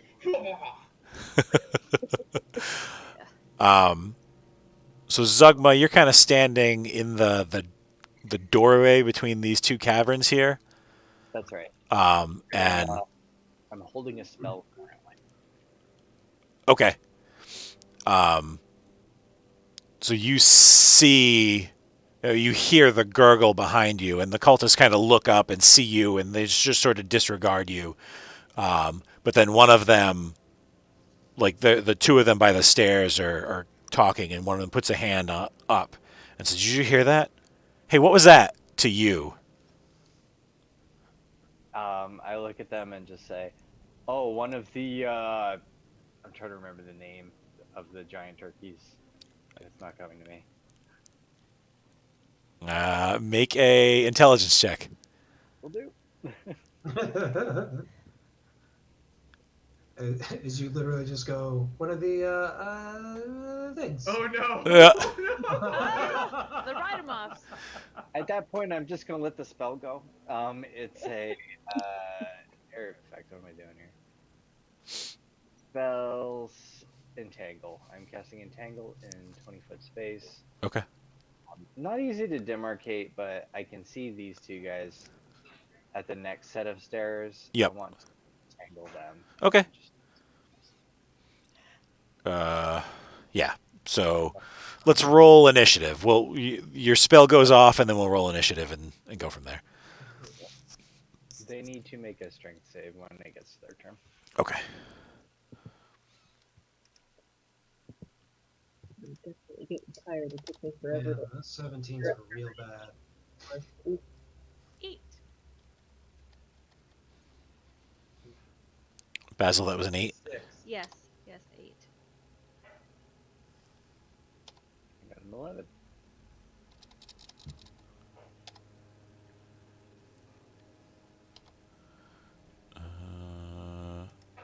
Woody, that was a 6, you said? Yes. Okay. Zugma got an 11.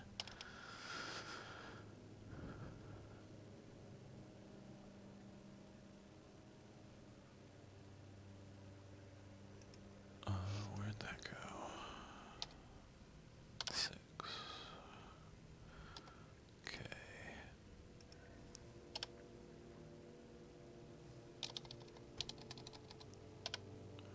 This thing is so fucked up. I feel you. The initial, like, it doesn't show the numbers half the time. I don't know. I'm definitely gonna figure that out. Let me add that in there real quick, actually.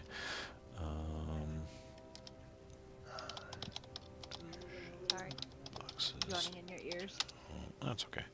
Don't always show numbers, especially as typing. All right. Who did I miss? Ashby, what'd you get? 5. Okay.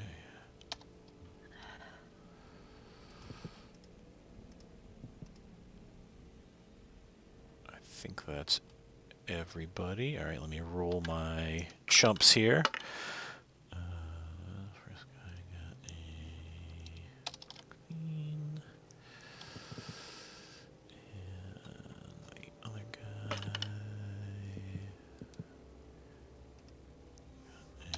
got a 9. All right. So Glump, it is your action. So I hear them like around the corner. Yeah, and you clearly see Zugma cast a spell into that room, and there's like vegetation just growing out in the room there. Gotcha. All right. In that case, I don't know how. Hold on, let me zoom in. I can't tell how much movement I get to get in front of Zogma. 5, 10, 15, 5, 10, 15, 20 feet to get in front of Zugma. But it is all like viney in there. I was gonna say there's a 20-foot square on the left side of that room. Is it going to go up the stairs? Where do you want it to end? I would say where the bad guys are, and then the square is directly in front of them. Okay. On their side. So when you walk into the room, then you're good. It's not viney there. Okay. You can take one more step here, and then it's vines in front of you. So I can't get like up next to them with what movement I have left? Not without having to move through the entangle. Okay. Which one was the one casting? The southernmore one. Okay. So. Oh, actually, though, sorry. As you walk into the room, you do see that there is another guy over in the corner here. Yep. Corner to the right? Yep, right there. Okay. So here's my plan. So I come in, I see the guy casting a spell. I open the coat of the thing and I shoot out the treasure box that I store all of my stuff in. It just sploops out as I use it as a thrown weapon. Okay. As a tavern brawler, I get proficiency with improvised weapons. Awesome. Nice.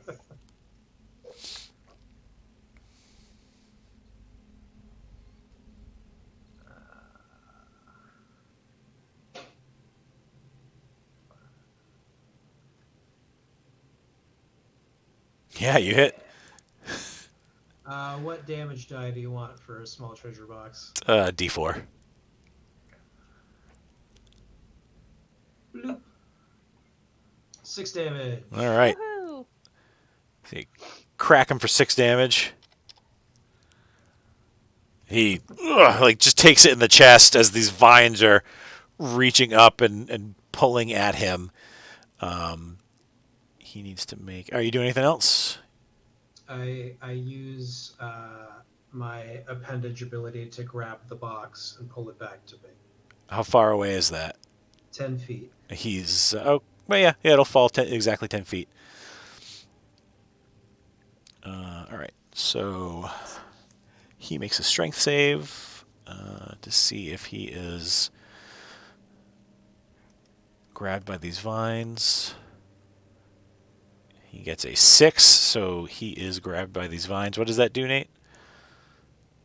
So when they fail, they are considered restrained. Okay. So he has disadvantage on his attacks. Lucky for him, he's not making an attack.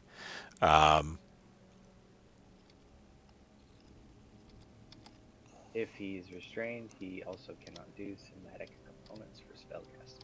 Oh, I didn't know that. That's good. That's a good call. All right, let's see. Good call, Ref. Does this have a somatic? It does. All right. Let me go through his spells real quick and see if there's anything he can do. Damn, I'm in a tight spot.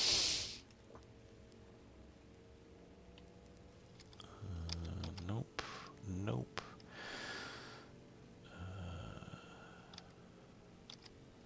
Ooh, what about that one?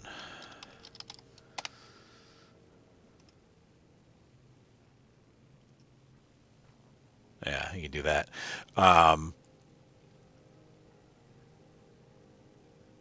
So he points at you, Zugma, and says, "Flee." Just a command. Please make a... What is that? Wisdom? Save? Wisdom save, yep. Damn. All right. So you will spend your turn moving away from him. I imagine that would break my concentration too. No, it's not damage. Yeah, it's not damage. Well, I think magical fleeing. I'll have you make a check to see if you focus or not. It's not fear, so I'll give you advantage on it. But actually, no, I don't think you have to make. I think you're good. Okay. Yeah, because you can kind of focus on that. You just get compelled to flee suddenly. But yeah, I think you can keep the spell going. All right, so that is his turn. Does he get a save at the end of turn to break out of the entangle? End of the turn. Sorry, I'm just rereading. Each in the area must cast. He's got to use his action. Okay, so Creature trained by the plant can use its action to make a strength check. he's not doing that. So then, Zugma, it's your turn.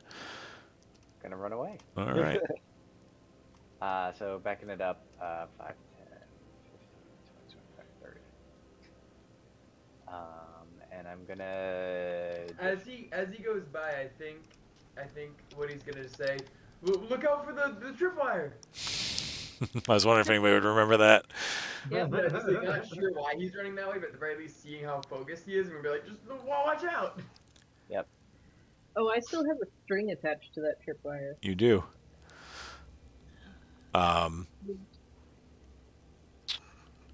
Zugma, make a reflex save to see if you jump over the tripwire you know is there. Reflex save. What game are we playing here, Derrick? All right, sorry, I'm still old school. Dex save. I got you. Okay, you're good. Yep. So another 5, 10, 15, 20, 25, 30 puts you all the way down the hall as you use your action and movement to just flee as fast as possible. But you hop over that string and don't get collapsed along by 2 giant spiky logs smashing into you. As he goes by, I've fully embraced the costume and cloak. Let's see. The other cultist is also stuck in the entangle spell, so he's going to use his turn to try to get himself free. He crits. He just fucking rips out of those vines. Oh my god. Rage. I'm so goddamn angry. Let's see.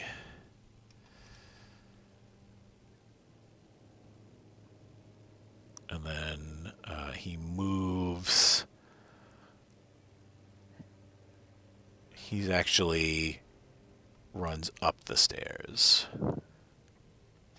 5, 10, 15, 20, 25, 30. That's as far as he gets because it's all difficult terrain. The other guy runs up to Glump and tries to stab him with the spear he's got. He does not do so. Glump just like forms a hole in himself and he whoop right through. And then Basil, it's your turn. Basil. All right. So as he goes walking by, can I do anything to, like, kind of aside from the gobbling at him? Can I do anything? Can I try to do hold person on him to hold him still? Make an Arcana Avoid check. it?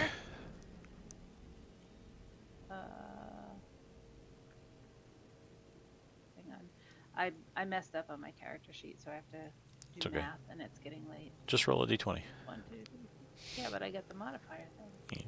And that's what I messed up on. We can tell you though. I know. Okay, yeah, no, you could cast hold person on him. Okay. So Nate, make another wisdom save.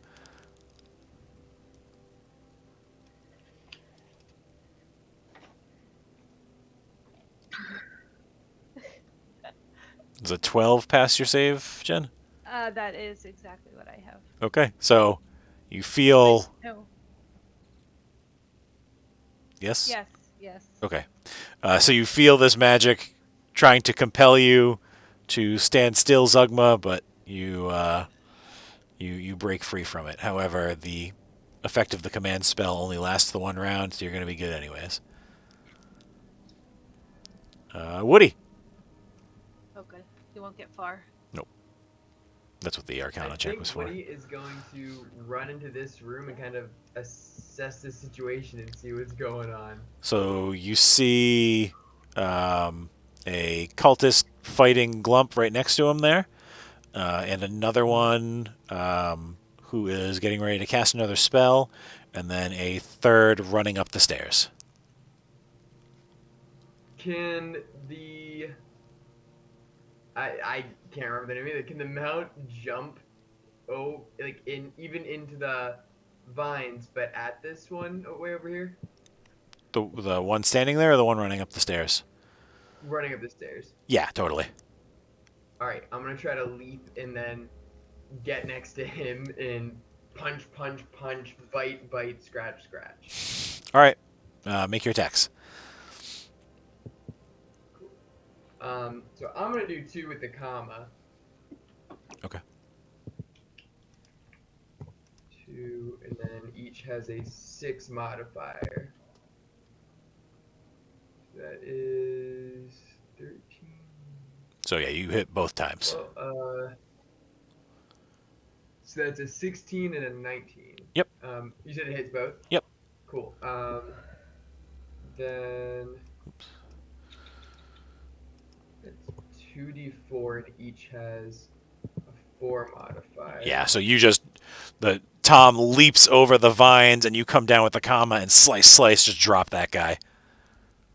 Sweet. Even min damage, he still can't stand that. Very cool. Sorry.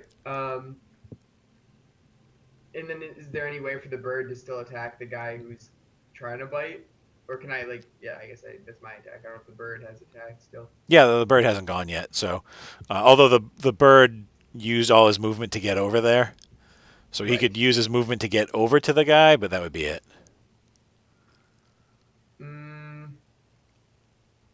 think. Yeah, I guess let's do that. Just to at least get in the way. Be like, bloop. Okay, so Tom trots over to the guy, but doesn't do anything else. Ashby.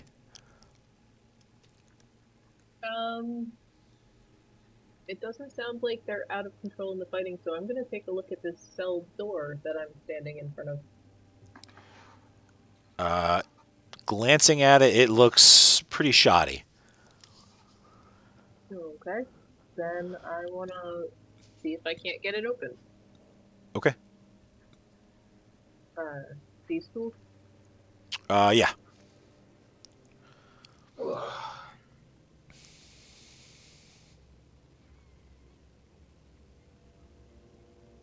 Yeah. Yeah, you pop that lock, no problem. I stick my head in and I just go, shh. You still need to take care of them. But run when you get the chance. And they kind of like, okay. Don't forget about the tripwire. Yeah. In fact, maybe just trigger it now so they don't trigger it as they run across it. Because at least one of my friends is. Yeah, Basil would get creamed by it. Yep. And possibly Zugma. Zugma would be okay. He'd be out of the line, but Basil would definitely get creamed by it. Okay, can I don't know if this is allowed at all. Could I, hold my... Actually, let me just check something real quick, sorry.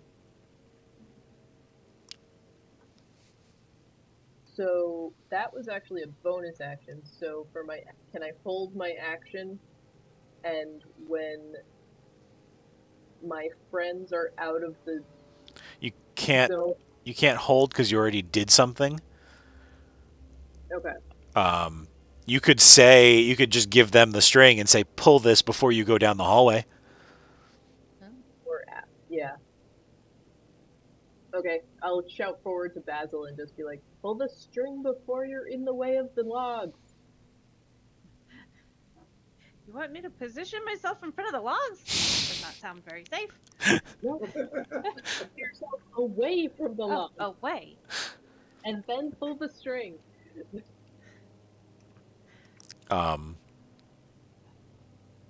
So you've got some movement left, and you still have your action if you wanna. Yeah, alright. I guess I will.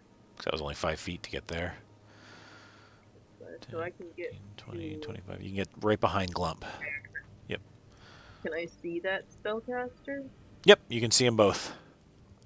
Alright. And the spellcaster that's... One's restrained and one's in melee, so... It's just the spellcaster that is restrained currently, but he's also in melee because Woody's right next to him. Okay. So you have advantage. I'm gonna go for the one that's not restrained, because that's the one that's about to cast a spell. No, so the one that's restrained is the one that's going to cast the spell. The other one is not a spellcaster. He's just got a spear and is trying to stab Glump. Oh, okay. Spellcaster then. Okay. So you will, you'll have, so it'll be an even roll because you have disadvantage because you're next to you're making a range attack next to a melee attacker. But you have advantage because he is restrained, so it'll just be a straight roll.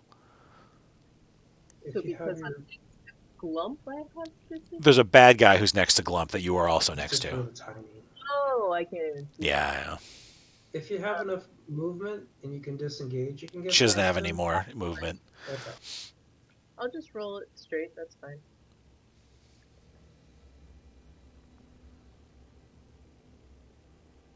Yeah, you hit. Okay, and then, so that is... Sorry, I just need to make sure my damage right. 3d6 plus something. That, what is that?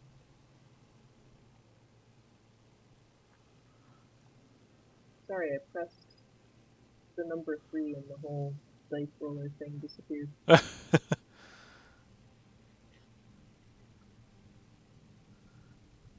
13 damage. Nice. The spellcaster goes down. Nice.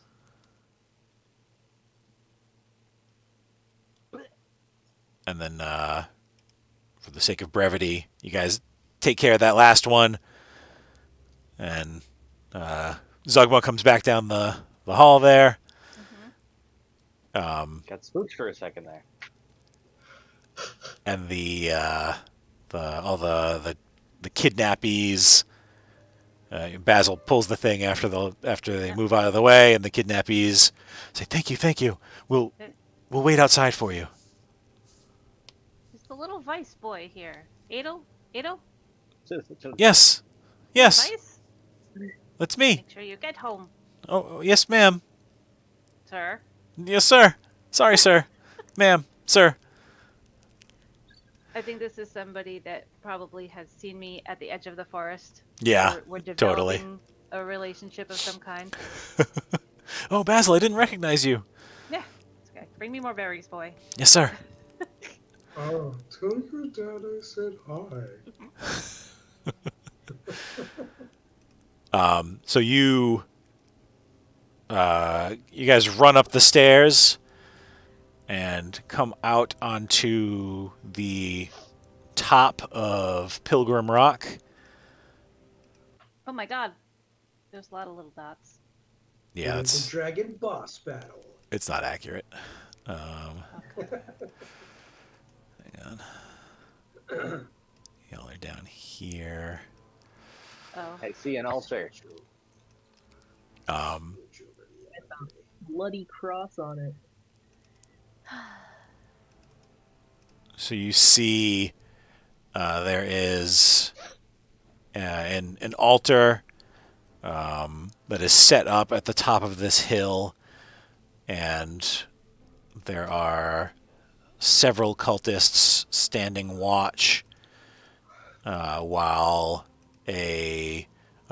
clearly the lead cultist in this like resplendent turkey feather headdress and a full turkey feather cloak is approaching an altar, and as you run up, you see Mayor Squanto's son is strapped to the altar and gagged, and you guys, are you running up or are you being sneaky? I'll give you the advantage here.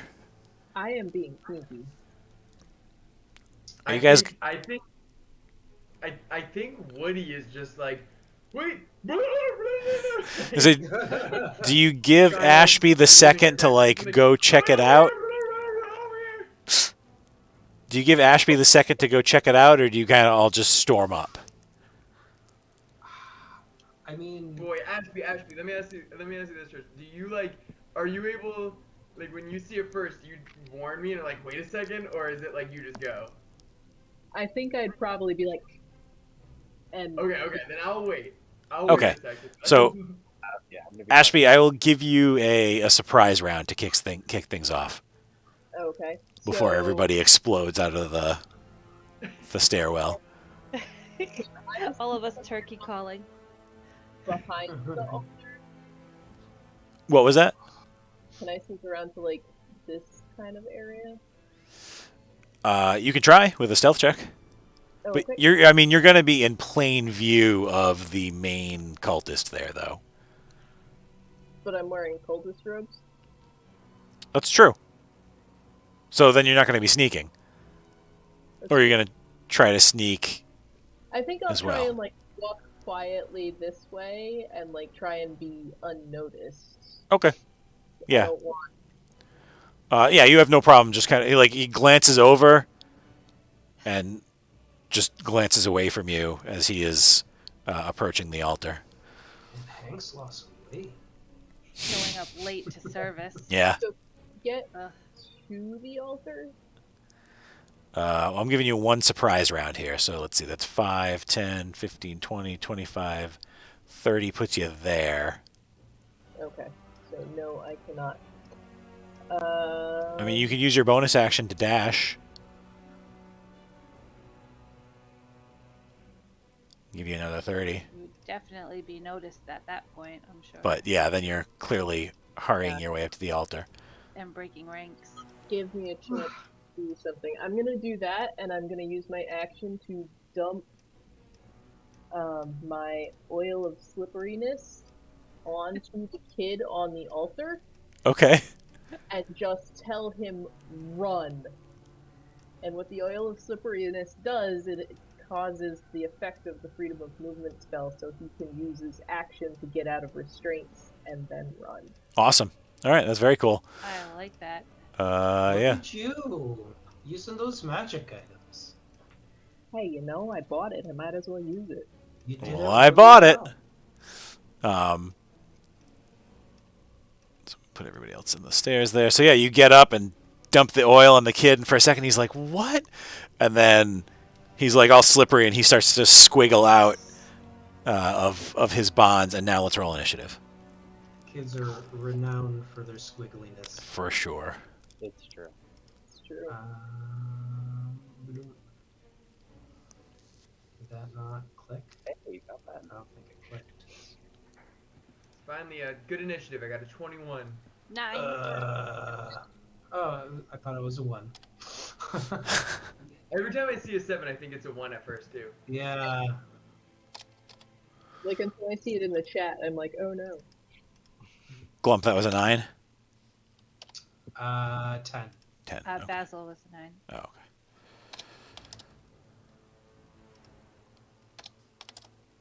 Some pretty good initiative rolls. Zugma, what'd you get? 20. 20. Nice. Okay. And let's see. My cultists got.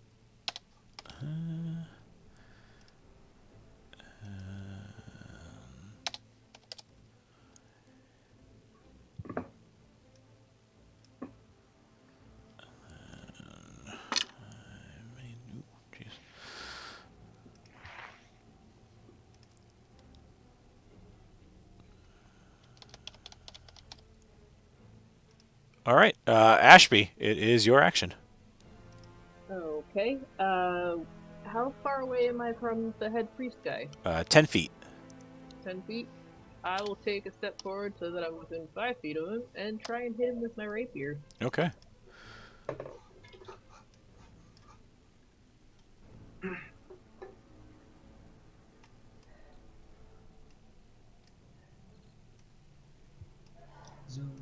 Zoom. That's weird. 21 to hit. Absolutely.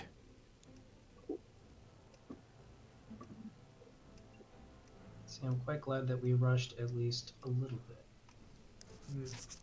Yeah. 11 Nice. damage. Sweet. Yeah. You run up and stab him with your rapier, and he just, like, gasps.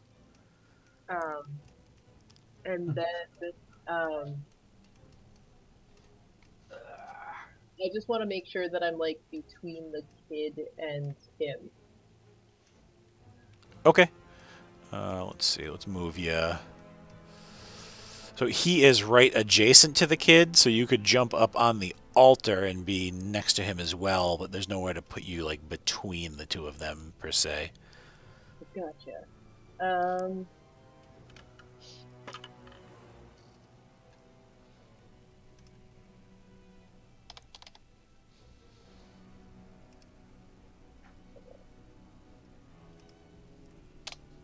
Can I use my bonus action to just like shove the kid a little bit? Yeah. I want to get Out faster. Or maybe you can use your bonus action to like hack at the ropes so he doesn't have to use his time to try to swiggle out from them. How's that sound? I'll do that, and if I cut through the ropes, I'll drop one of my daggers next to him. Okay. All right, yeah, so you just kind of slash the ropes and drop the dagger for the kid. And then, Woody, it's your turn.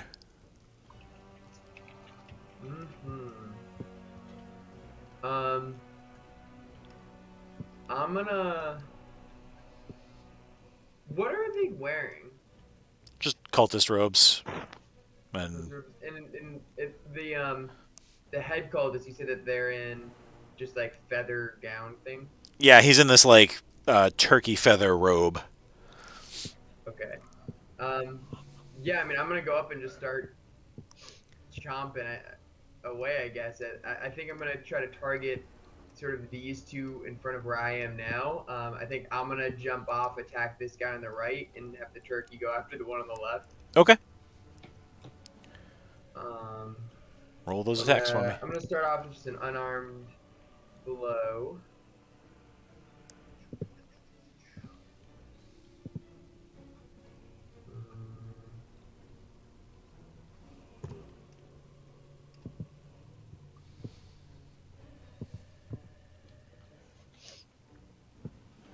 You hit. 18 to hit.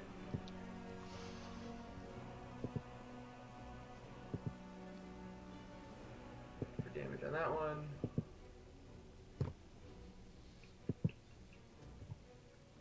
Well, everything just kind of glitched out for a second there, side.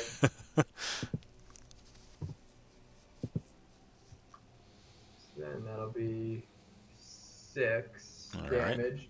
He goes down. Oh, he goes down? Yep. Snap. Okay, then I'm gonna actually move over to this one here too, and I'm gonna do Fury of Blows on this guy with another key point, Okay. and we're gonna do 2 more unarmed attacks. I fix it if it ain't broke. Excuse. +6 for each one. Oh my god. Yeah, and he goes down too. Wow. So Woody, like, You know, the turkey is gonna attack the last guy over there, though, I think. well, so the turkey used his movement to get over there, so he can move over, but he Can't attack. he uses his action to move. Alright, yeah, I'll just jump back on his back and he'll move over that. So Woody, like a cop sliding over the hood of a car, just runs over, punches one guy in the solar plexus, does a cartwheel over the back of Tom, kicks the other guy, and then elbows him in the head, and then flips back onto Tom, and Tom just goes over to the next one. And that other one, like, as you come over, is just staring. Like, you can see the eyes behind the mask, like. I think Woody yells, "It's good to be alive!" And then Zugma, it's your turn. All right. I'm also gonna run up 5, 10, 15, 20, 25. Alright, so I see that there's one guy to the left of Woody. Yep. Are any other folks around that I should be shooting things? There are 3 more cultists on the other side of this platform. I see them, they're so tiny. They're very, I don't know. It's all good. Cute, little cultist. And there's the main guy as well, who is next to Ashby there. Main guy, he's going down. I'm targeting him with an acid arrow. I'm Nice. going to reach into the little neck pouch that I have, pull out a little bit of powdered rhubarb, and stuff it in a bladder of, what the fuck is it? An adder's stomach. And then I'm going to whisper at it and then point at him, and a green dart's going to shoot out. And I did all that so I can check the range. It's 90 feet. I'm good. I love it. Is that an attack or a save? That one's an attack. All right, roll it with advantage. Oh, cool. Because I think that was cool. +5, yeah, alright, cool. Roll. So, 14 plus 5, I'm assuming that's a hit. I'm gonna still roll just again. Just in case. You never crit. You never know if you're going to crit. But the good thing is, even if it misses, it does damage, which I love. Oh, that's cool, yeah. I only get one of these, though. Yeah. So you absolutely hit. So this is going to deal 44 up front, and then 2d4 at the end of his next turn. Okay.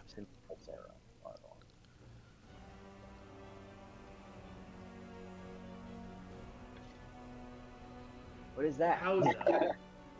I see some 4s and 3s. It It was a crown. 14? Yeah. I thought you put a crown on.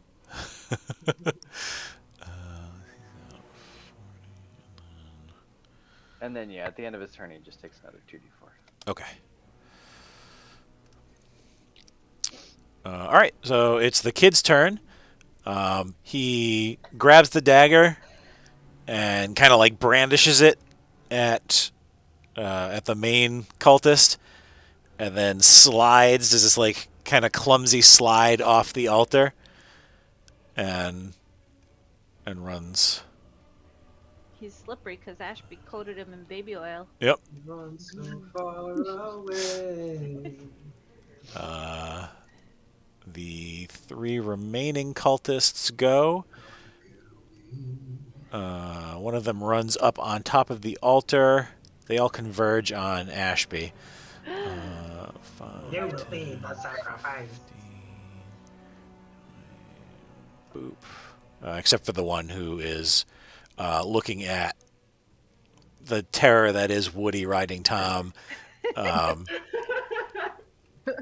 That one just disengages. And runs that away. It's just Yeah, so it just checks out. ridiculous. He just throws up the peace sign and runs. So these 3 are all attacking Ashby.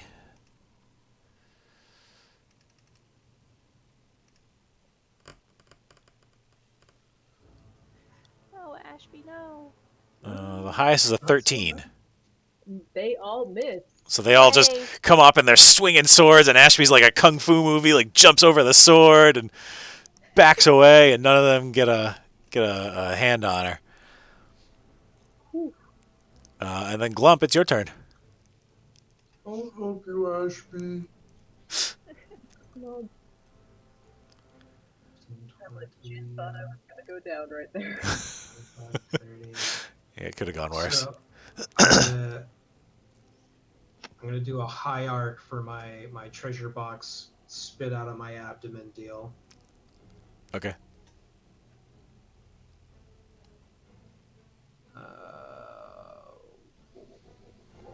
Too much modifier. Are those picnic tables? Yeah, basically. Okay. Nah. 10. Kapoo! Spit the chest, and it hits the guy, but he just sort of like is unaffected by it. Basil. All I right. didn't get him with the corner this time. Yeah, exactly. So Basil is gonna go running up and jump up onto the picnic table here. Awesome. So it's my 25, and then go, stop leaving carcasses all over my woods. And then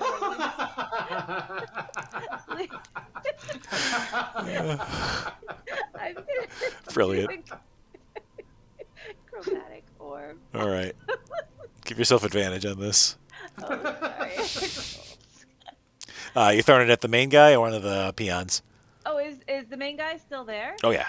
Oh, totally him. He's the one that's making a mess in my woods. Yeah, definitely do that with the nat 20 that you just rolled. Yes. Oh, nice. So I wanted to cast the chromatic orb at 2nd level, so I get 4d8. That guy's dead. And then double it. What? Because it's crit. Oh. You crit. Ah! That's one of those few critting magic spells. Yeah. Yeah. Which This is the Which the energy? head guy that's all in the bird. No, which energy are you using? Oh, I'm gonna use fire. So you do 40 damage to him as this like this little orb just hits him and sears through him. Everywhere. I And mean, fingers are very flammable. Yes. describe what that looks like for me, please, Jen. Basil went running and skipping jumped on the table, angry, little hairs flying everywhere, and just poof out with that chromatic orb, and it hits him in the chest. But as it hits him, he makes a face that just like shock and stun, and poof, all of his feathers explode off of him as he falls back. And all the feathers are slowly fluttering down like leaves. He falls back, and Ashby, you're the only one close enough to hear, as with his last dying breath, he says, "Familiagris," and then he falls and ceases to move. We still don't know what that is. I'd Won't say be that- leaving It's just carcasses just in my their woods anymore. seizure noises at the end. Yeah, there you go. Feathers. Nobody likes burnt feathers. Yeah. And as his corpse hits the ground there, you all see it, but actually, Ashby, you have a great vantage point as his ribs explode outwards and fan out, and then like Oh. feathers made of blood and gore sprout from his ribs as this Oh, I may have done something terrible. There was the final sacrifice. as a human-sized demonic turkey Oh no. pulls itself Oh dear. out of the chest of the lead cultist, and it just lets out this horrifying and everyone, let's see, I think that's everybody. Please make a Constitution saving throw. Wow, crap. I'm sorry, I said human size, but it's actually the size of Derrick, a bear. this wouldn't happen to be charming or magic that could put me to sleep, is it? It is! Oh, really? Okay, I have an advantage on being charmed, and magic can't put me to sleep. So which one is it? It's tryptophan. All right, yeah, that's exactly what it is, Nick. Good get. Yeah, if you are immune to sleep, you will not be affected by this. Oh, hell yeah! I got a What is 21. like, oh, I've been here before. I've seen it all. You don't know nothing about me. I got Oh, a 21. God. My highest with advantage was still only a 9, but I'm immune to sleep. Okay, so yeah, Ashby and Woody are not affected. Glump is okay. Zugma, however, night time. So it lets out this just horrifying gobble noise, and the elf and the half elf aren't even. You hear it, but you're not even touched by it. The gnome and the ooze like hear it and manage to resist, and unfortunately Zugma just like collapses to the ground. Oh, oh man. All I can think of is like some raging T-Rex gobbling.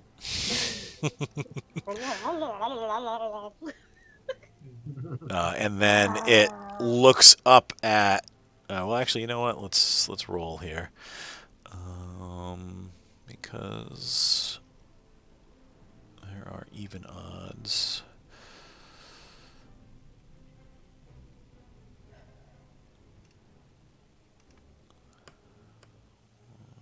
No, so it actually looks over at one of the cultists there. Actually, you know what? They all have to roll to see if they fall unconscious too. Wow, well, two of them do. So one of the ones, as it falls asleep, it just looks over and just pecks right into the cultist's chest and like pulls its heart out and devours its heart. Oh god. Going after the Might be gizzards. Problematic. We might want to get out of here. And then Ashby, it's your turn.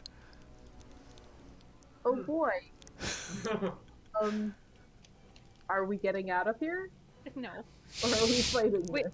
I can't drag Zugma that far or fast. I mean, you Or might want far. to get out of dodge because a rogue shouldn't be standing next to a demon. Oh, I'm definitely gonna bonus action disengage. Don't you worry. It's just, do I then dash with my action or do I do something with my action? So I'm gonna bonus action disengage. I'm gonna move right next to Zugma. And then I guess I'll use my action and shake him. Okay. Like, what is it for the sleep spell? You have to do a little bit of damage, right? Yeah. Oh. Slap him across the face. All right. Yeah. So Zugma, you take 1 damage and you. Well, actually, you take 1 damage and please make another save. Okay, fair. And you say, I was just resting my eyes. Oh no. So he his eyes kind of roll and then he slumps back and continues to sleep. Jen, you know all So about this. much turkey. Woody, since you know this thing is Meleagris, obviously, its terrifying gobble puts you to sleep. It's said that if you take damage, it can wake you up. But the only thing that is sure to wake you up is a draft of blessed water poured across the face. So you would need a vial of holy water in game terms and then Zugma would wake up without a save. Otherwise, he just has to make a save every time he takes damage. I look at Glump and I say, "Hey Glump, you got any vials in you of real nice water?" Nice. No. I've got healing potions. Pretty good. All right. Time out. Anyone in this area got holy water? Nope. Woody, roll a d20 Oh, and add your proficiency modifier to it. So 2 right now, I think. Yeah.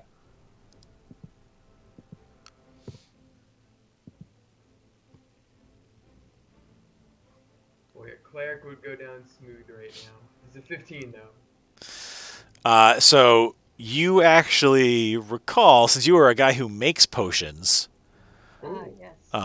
that one of the ingredients that you use in your healing potions is sometimes, not always, sometimes you just chew the mushrooms and ferment them.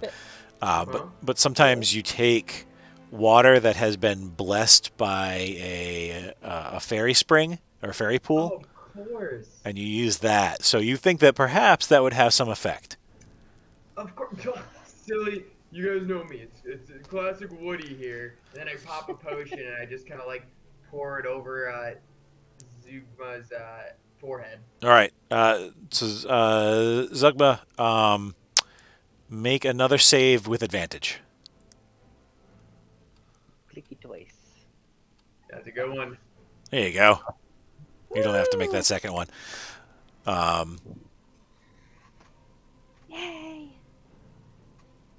Really? 25. All right. So you heal 1 point of damage that you just took from Ashby, and you wake up. And then Woody, it's Tom's turn. Okay. Also, Derek, are there any more exposed bone on either Meleagris or the head cultist? Yeah, the head cultist is like a mess, just kind of underneath Meleagris's feet. Oh boy. I mean, I'm gonna be like, ha, and ask Turkey Tom to like go down, grab a piece, like rip off a piece of this guy's bone, like the old guy's bone, The cultist what's it leader. called? Cult leader, and then like run away, like disengage, Okay. kind of like a run by, you know what I mean? Sure. Are you on his back? Oh no, you got off his back to help Zugma. You sure? Here, let me give him his own icon now that you two have separated.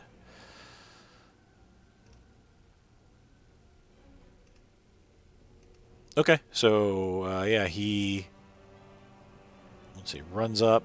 That's 5, 10, 15, 20, 25, 30. How far do you want to go? How far do you want him to go? I mean, if he can grab a piece and come back to me, that'd be great. Oh, sure, yeah. Otherwise- Yeah, he can do that. Okay, then yeah, that's it. Okay. And then Zugma, that's your turn. All right, great. Woohoo! So I'm gonna use half my movement to stand up, and I'm going to pull it's an opalescent piece of feldspar and some seeds out of my pouch this time, and I'm going to do some really complicated hand motions, and then raise them up to the sky and bring down a moonbeam in the space that the creature occupies. Okay. Ooh. So cracking through the ceiling of the cavern that you're in here, just this like ray of light from, even though it's a new moon, there's just this beaming ray of light that hits the thing. Don't worry about the logistics of it. It's magic. So it doesn't take the damage right away. It's until the spell ends, dim light fills the cylinder. When a creature enters the spell's area for the first time, the turn starts its turn there. So on its turn, it makes a con save. Okay, cool. Also, keep it locked in place. Just another heads up. From what I remember, this thing resistant against magic and elements, but its bones contain powerful magic. Also, careful of the beak. That beak, it's gonna hurt. Rip that dude's heart out. Yeah. So the You remaining couldn't tell by that, yeah. the remaining awake cultist. Let's see. Does he have his wits about him enough to? Yeah. So he disengages. He backs away from Meleagris, who just kind of like looks over at him with that like predatory avian look, and then he just friggin' runs. 5, 10, 15, 20, 25, 30. So he gets to there. And that's his turn. And then Glump, it's your turn. All right. You look like you're gonna be a problem. I have to stop you. I'm a child of prophecy, you see. And you see him like vibrate quickly, and then like 2 claws pop out of one side of his body as he just rakes him across. Okay, cool. You hear in your head, "Nothing can stop me, blah."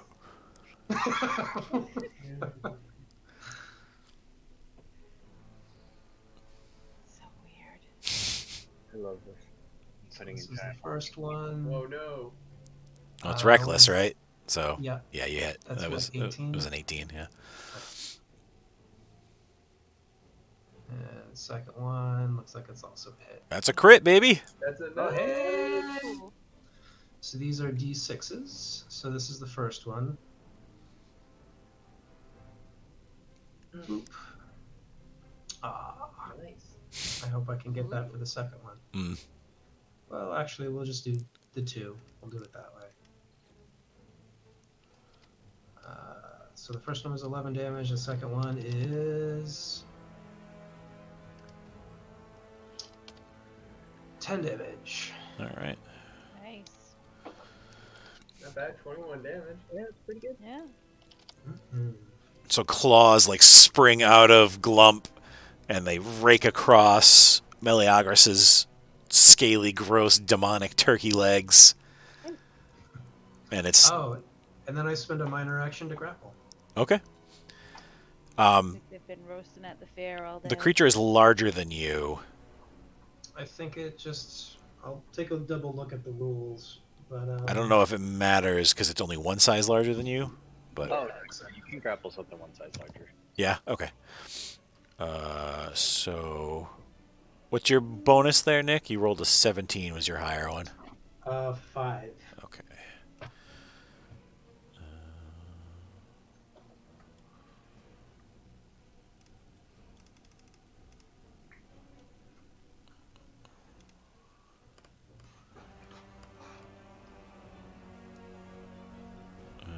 No, he only gets 16. Oh, nice. Ew. So you got him grappled. Just kind of like wrapped around his form. Yeah. I'm like weaved around his legs to keep him stuck together. Nice. All right, Basil, it's your turn. All right. So I'm kind of oh no, what did I do? I did not want to do that. I don't want any more of this around here. Don't. And I'm gonna do the magic missile because that's force damage, right? Correct. Yeah. Yes. So I'm gonna magic missile at him. Okay.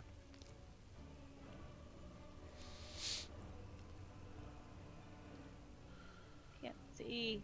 I can never. You don't have to roll the hit. You just do damage. Oh, okay. Well, good. Thank God. It's 3d4, unless you cast it at a higher. Why do I have it listed as 3d8? I don't know, but that's definitely Hang not on. accurate for magic missile. Oh, yeah, I wrote it down wrong. It's a Sorry. d4 per missile, have and it- they're I each have it one a open on d4 the plus book. 1 per missile. Yeah, I have it open on the book. So 1, 2, 3 of those. Do I add the modifier? Like, Yeah, so plus 3. okay. 3, 3, 2. Yep. They're so tiny. I can't see that. Yeah. 11 total. I just keep the chat up and look at that. Okay. Oh I did, yeah, I forget that it's I in the even chat did too. the modifier and it didn't go. So total 11. Okay, nice. So Ah! 3 bolts of magic strike into Meleagros, and he looks over at you with his beady red eyes. I crouch down like a frog on the table. He's not gonna see me. And he looks like he wants to come over at you, but unfortunately he's all wrapped up by Glump. Occupied. So he Ah, just Glump. pecks down at Glump instead. Looking for 18. All right, he has advantage, correct? Yep. Okay.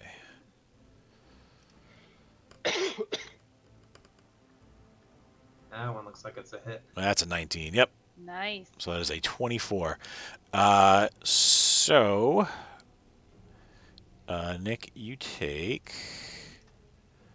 Is it the big bad that's going? Yeah. He has to do the save at the start of his turn from me. Oh yeah. Oh, yeah, for the... Okay. All right, well, let me roll the damage, because he's going to do this regardless. Yep.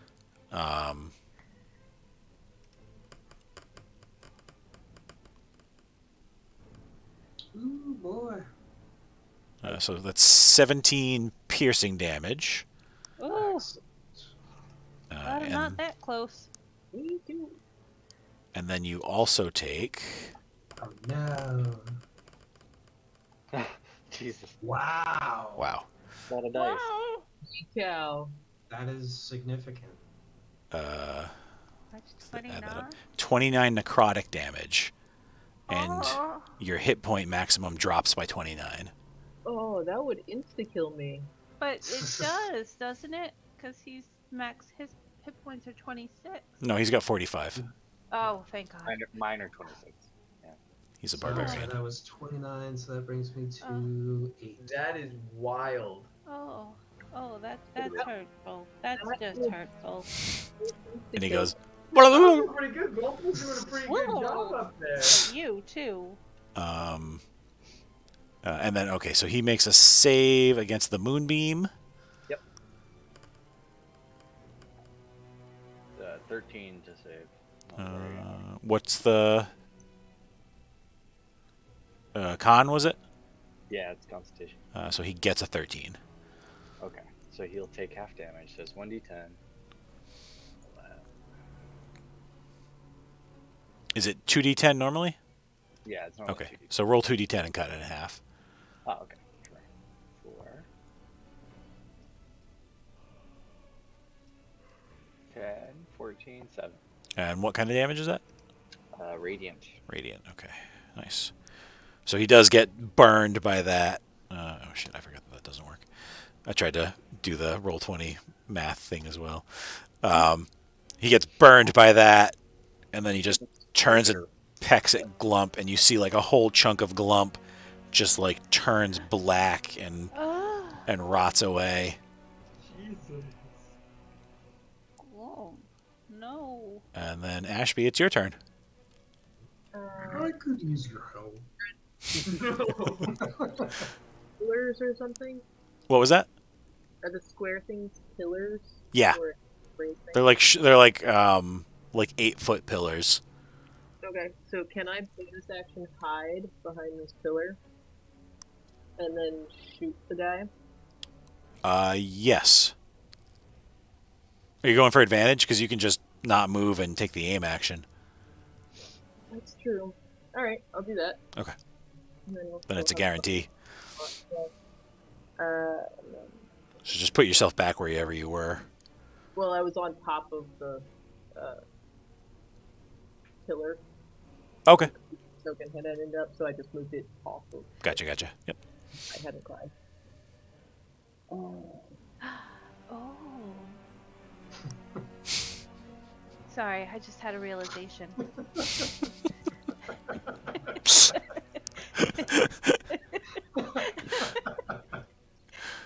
Sorry. 17 to hit. 17 hits. Awesome. So that.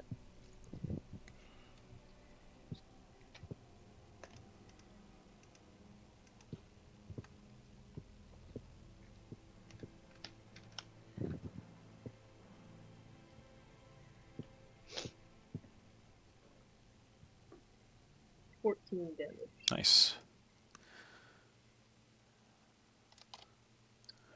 And then I don't think there's anything I can do to help. Yeah, not really. But you fire an arrow into Meleagris, and he lets out a noise. Can't do anything else. Starts swaying around a little bit. Woody, it's your turn. Boy. Okay, first thing first, is there anything magical about those bones that I got back? They just look like a dead guy's bones. Damn it. Derrick, I'm gonna have hidden as my bonus action. Okay. What was that? Trish is hiding. Okay.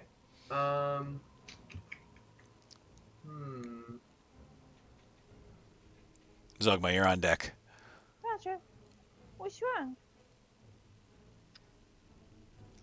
Is there any metal on or around the Meleagris itself? I mean, he's just a demon. He's not like wearing anything. Yeah. But there was metal in the 2 dead cultists who lay at his feet. They've got like metal weapons and stuff. hmm Yeah, I'm trying to think of a way to like bind him. I don't know. I'm kind of running a blank here. I'm just going in for an attack. Okay. I'm gonna go. Let's see.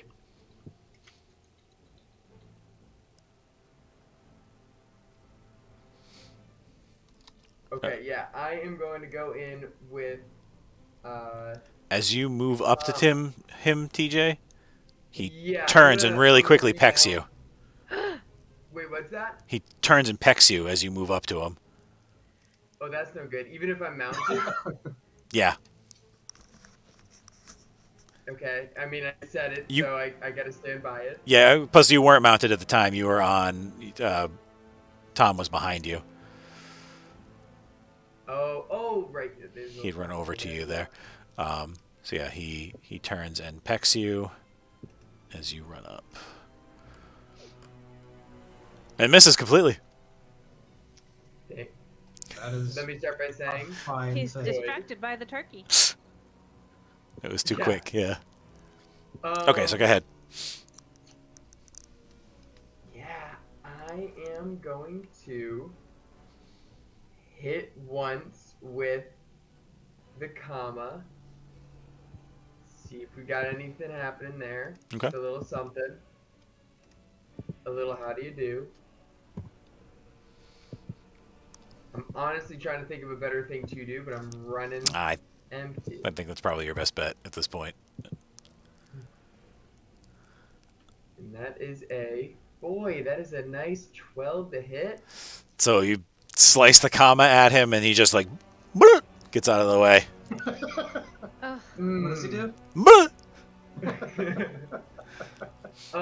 Knowing that one hit on Glump was 29, and my max HP is 23. I mean, you don't know these things. Oh, You okay. I did don't know submit these things, but a hell of an You saw him take a big ol' hit, but seeing him take that big old hit, I think I'm going to use my final key to step off the wind and take the disengage as a bonus action on my turn, which that doesn't draw an attack of opportunity, right? correct. I will do that. well used. But to potentially save you, it did spend its reaction to peck you while you went in. Exactly. Yeah. He doesn't have an opportunity Yeah, attack because he just used his reaction to attack you as you came up. Oh snap! So would I still have enough movement though after attacking to still leave? Yeah, your movement is your movement. It doesn't. Okay. Then Attacking we're doesn't gonna still negate use it. that Negate hit it. point for a fury of blows, and then we'll afterwards run away. Bravely run away. Okay. No, your middle name was Robin? Nice. You got it. Oh, well spent, man. Well spent. There we go. So one misses, but the other one absolutely delivers a critical hit.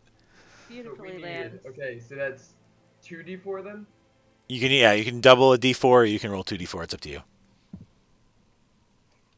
Let's give it a shot. But you only have the bonus ones.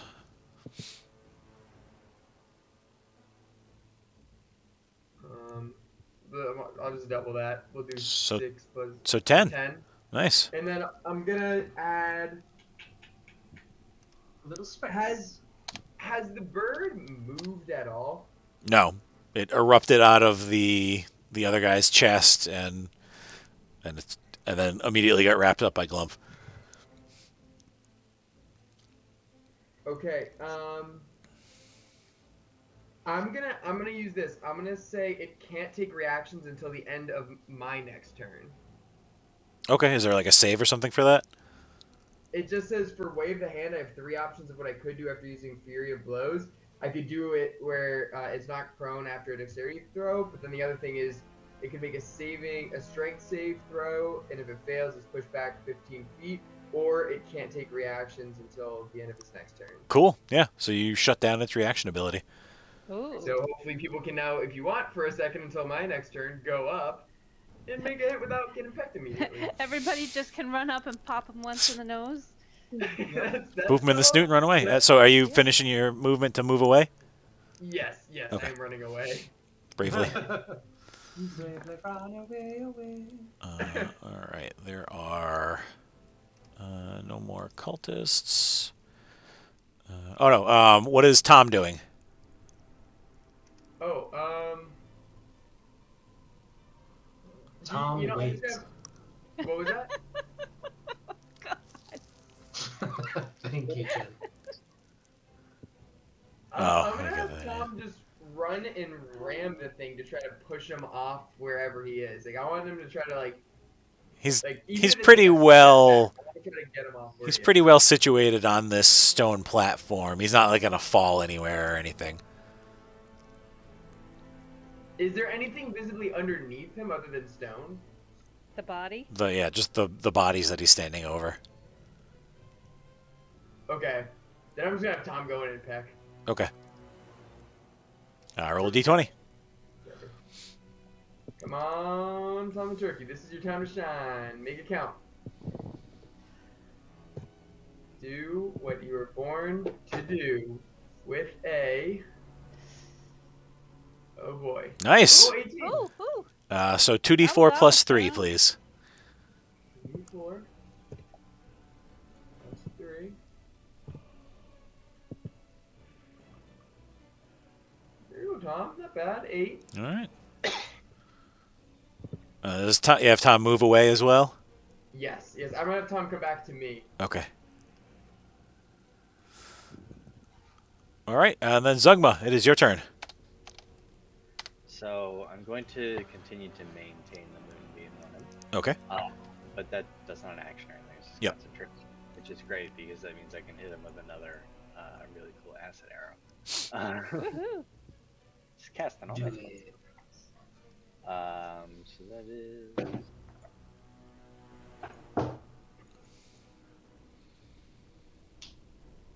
An acid arrow. Nice. Oh, sure. My goodness. That hits. Yes. Do 44 damage up front, and then another 2d4 on his next turn. At the end of his next turn. 4, I don't know how 7, much that is. 8. I It was really 8 think- damage. 8 damage.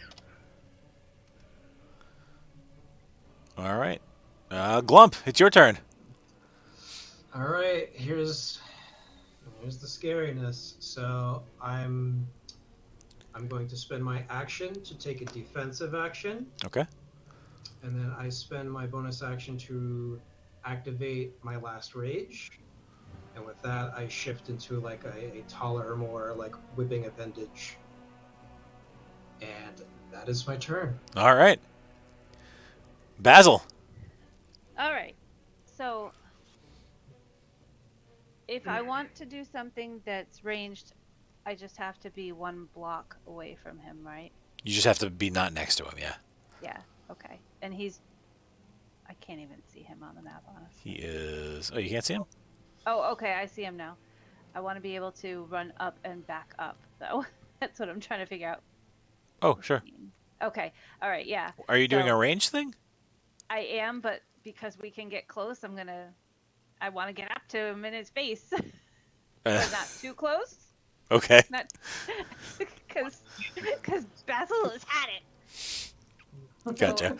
So, Basil is gonna run. All right, 5, 10, 15. Here. Yep. Now I'm gonna.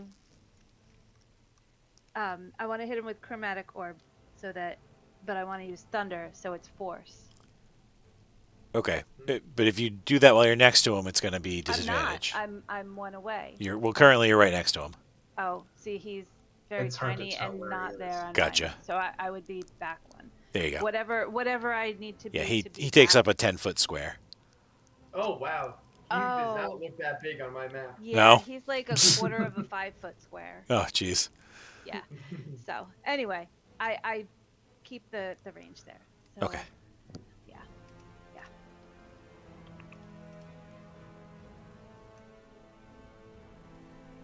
Am I supposed to be rolling that with something? No. Well, plus your spell attack modifier. Oh, okay, that's +4, so that's 12. That misses, unfortunately. The thunderclap goes wide. Okay. And I go back and I hide behind the table. Okay. Away! And I hide behind the table. That's what he looks like. Holy Oh, crap. yeah. Wow. Okay. That thing's huge. Yeah. And then it's his turn. Man, we've been fighting Uh-huh. this the whole time? Wow. Here, wait, I'll show you what my screen looks like. Yeah, please take a Yeah. picture of that. I included it last time, but I'll do it again. Here, ready? Um, That's what I'm seeing. Wow, Yeah. that really does kind of change things a bit, huh? Yeah, Yeah. the intensity completely. It's a lot less imposing. I mean, I did say he was the size of a horse, but Yeah. No. You That's mentioned funny. that, and I was like, yeah, okay, so Glump is like the size of 3 horses. Yeah. so he makes a save for the moonbeam. He can inflate. At the Nate. start, after they're at the end of the screen. Okay.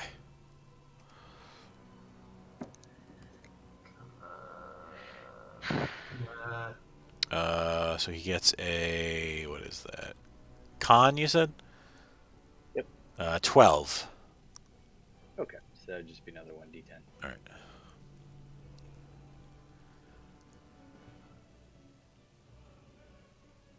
What's your spell save? 7. Spell save 13. Wait. So he didn't make He it. rolled. He At a rolled. So he didn't make it. No, he failed. I got a 12. Oh, he failed. Okay, I'm sorry. So 7 plus. Guys, I'm so tired. It's okay. We're almost there. Same, Nate. 6. So 13. All right. With- So, Nate, describe how this moonbeam kills Meleagris for me.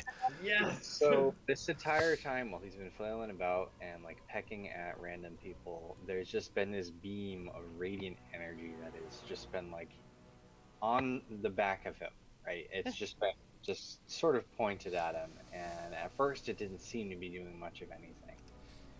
And then it started to singe, smoke, and start to change color, and then like over the course of several minutes, it microwaved him from the inside, and he suddenly so That's one tough completely bird. dry. And I quickly turn to everyone and say, "Save the neck for me, Clark." Wonderful. Nicely done. Oh. Man. So, I've bound the turkey. and We and overcooked it. and yeah, together you guys cooked it. So Meleagris I hatched it from an cultist.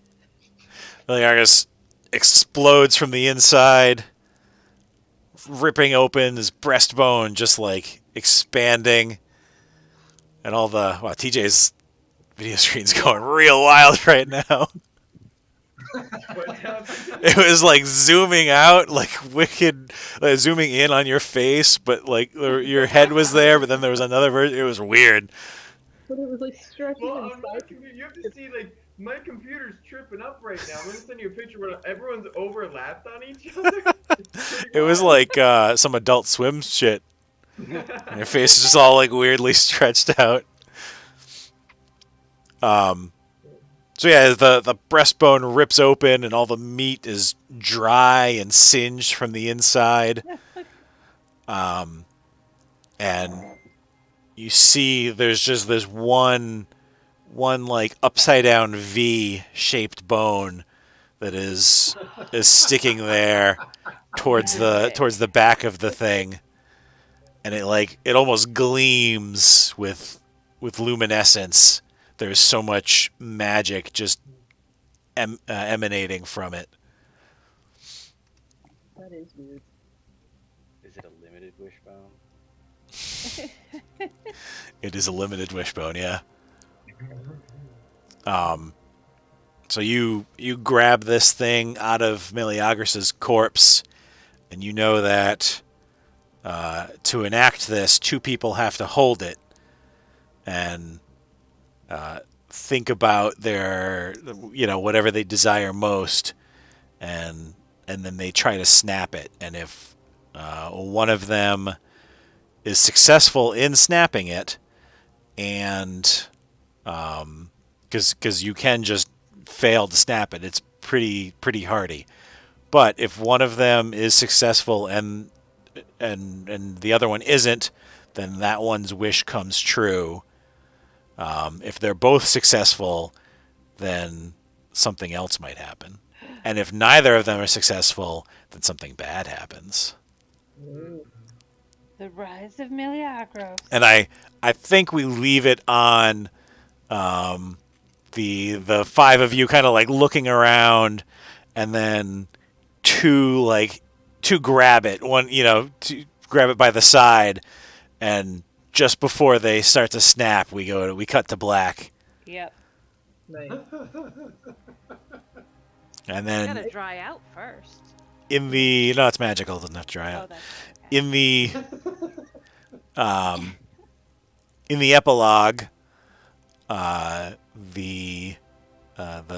villagers all make it back to Plymett, including Mayor Squanto's son, and whomever of the five of you return are praised and given treasure and rewards and deeds of land. The next day, the orcs of the Dawn tribe come for the peace feast, and Chief Massasoit and Mayor Squanto sign the peace treaty that secures a peace in these lands between their two peoples for many years to come. And every year on that day, afterwards, they get together and have a big feast and eat turkeys to celebrate how they destroyed how the cult of Meleagros was destroyed, and a peace was formed in the same time.